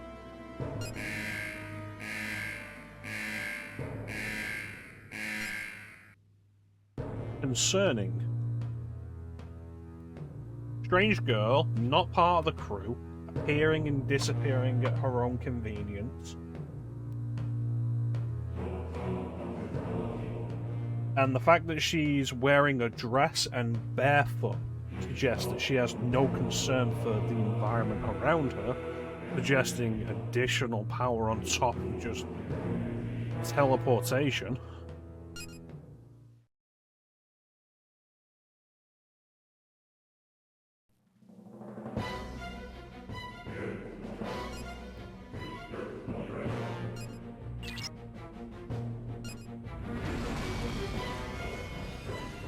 Oh, it's Hawkos.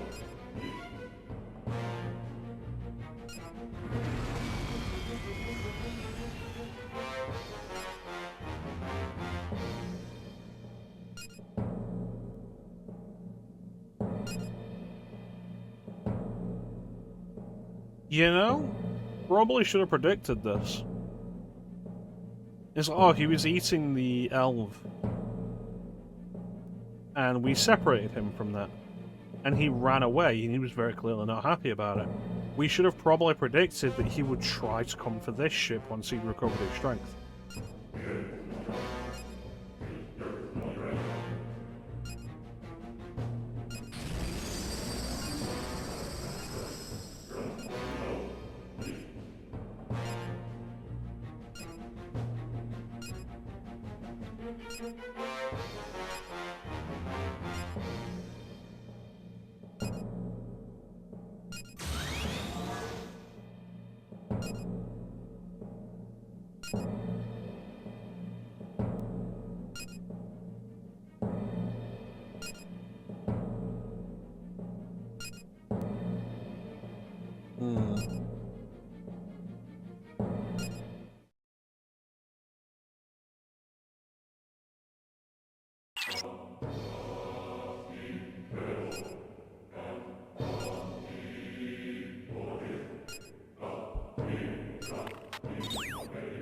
Yeah, so like I said, I remember Hawkos being an absolute pain to deal with.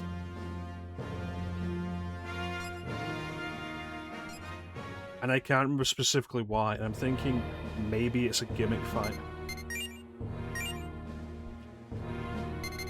But whatever it is going to have to wait till next time.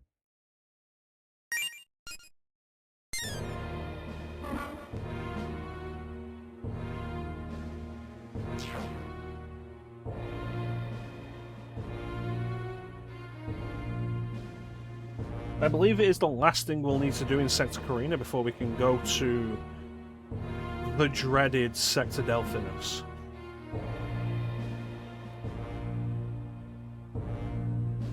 And like, Flame and I have talked that up quite a bit. Especially if you pay attention on the Discord. Every now and then we'll mention it and like,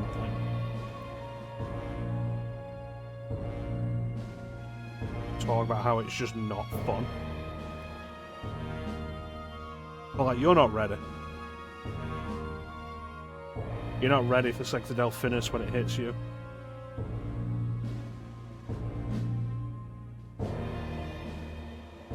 I look forward to that next time. I want to thank everyone for joining the stream. I always really appreciate the support. Big special thank you to everyone in chat. Chat is always the best part of the stream. Clem, Nelson, Flame, Bane. Thank you so much for joining me and keeping company. Chat is always the best part of the stream. Strange Journey will continue for the year of RPGs. I would ideally like to have this done before the end of August. Cannot guarantee it. This is not a short game. And so far we've been sailing through this fairly smoothly. That will stop at some point. This game... We've not beaten Persona 3 on stream because I'm waiting for Chance to be available for it. So, the SMT games that I've beaten on stream, Nocturne, Digital Devil Saga, Digital Devil Saga 2. Fairly tricky in their endgames. Strange Journey is considered to have one of the hardest endgames of the series. So while I would like to have this done by the end of August, it's going to get rough. So, look forward to that.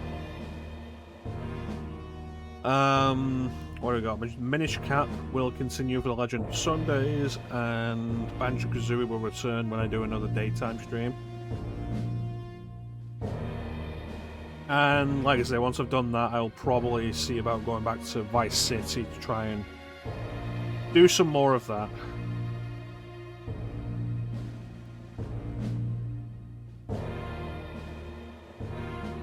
Coming up after this, I don't know what I'm intending to do after Strange Journey. I will probably go back to the list, like having done Dark Souls 3 and then this, I will probably go back to the list.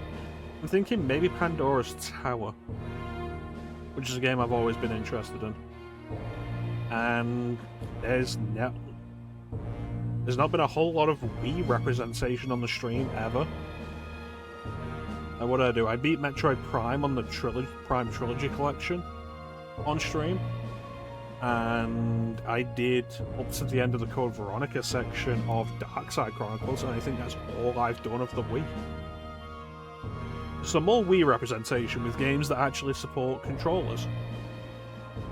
We'll see. Maybe Pandora's Tower. Maybe I'll do Dragon Age Origins. We'll see. We'll see how I feel when we get to the end of this. Hopefully before the end of August. But yeah, that is pretty much it. So, there's not really anything else to say except...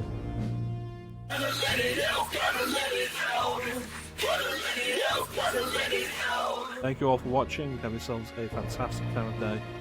And take care. We'll catch you next time, guys. Bye.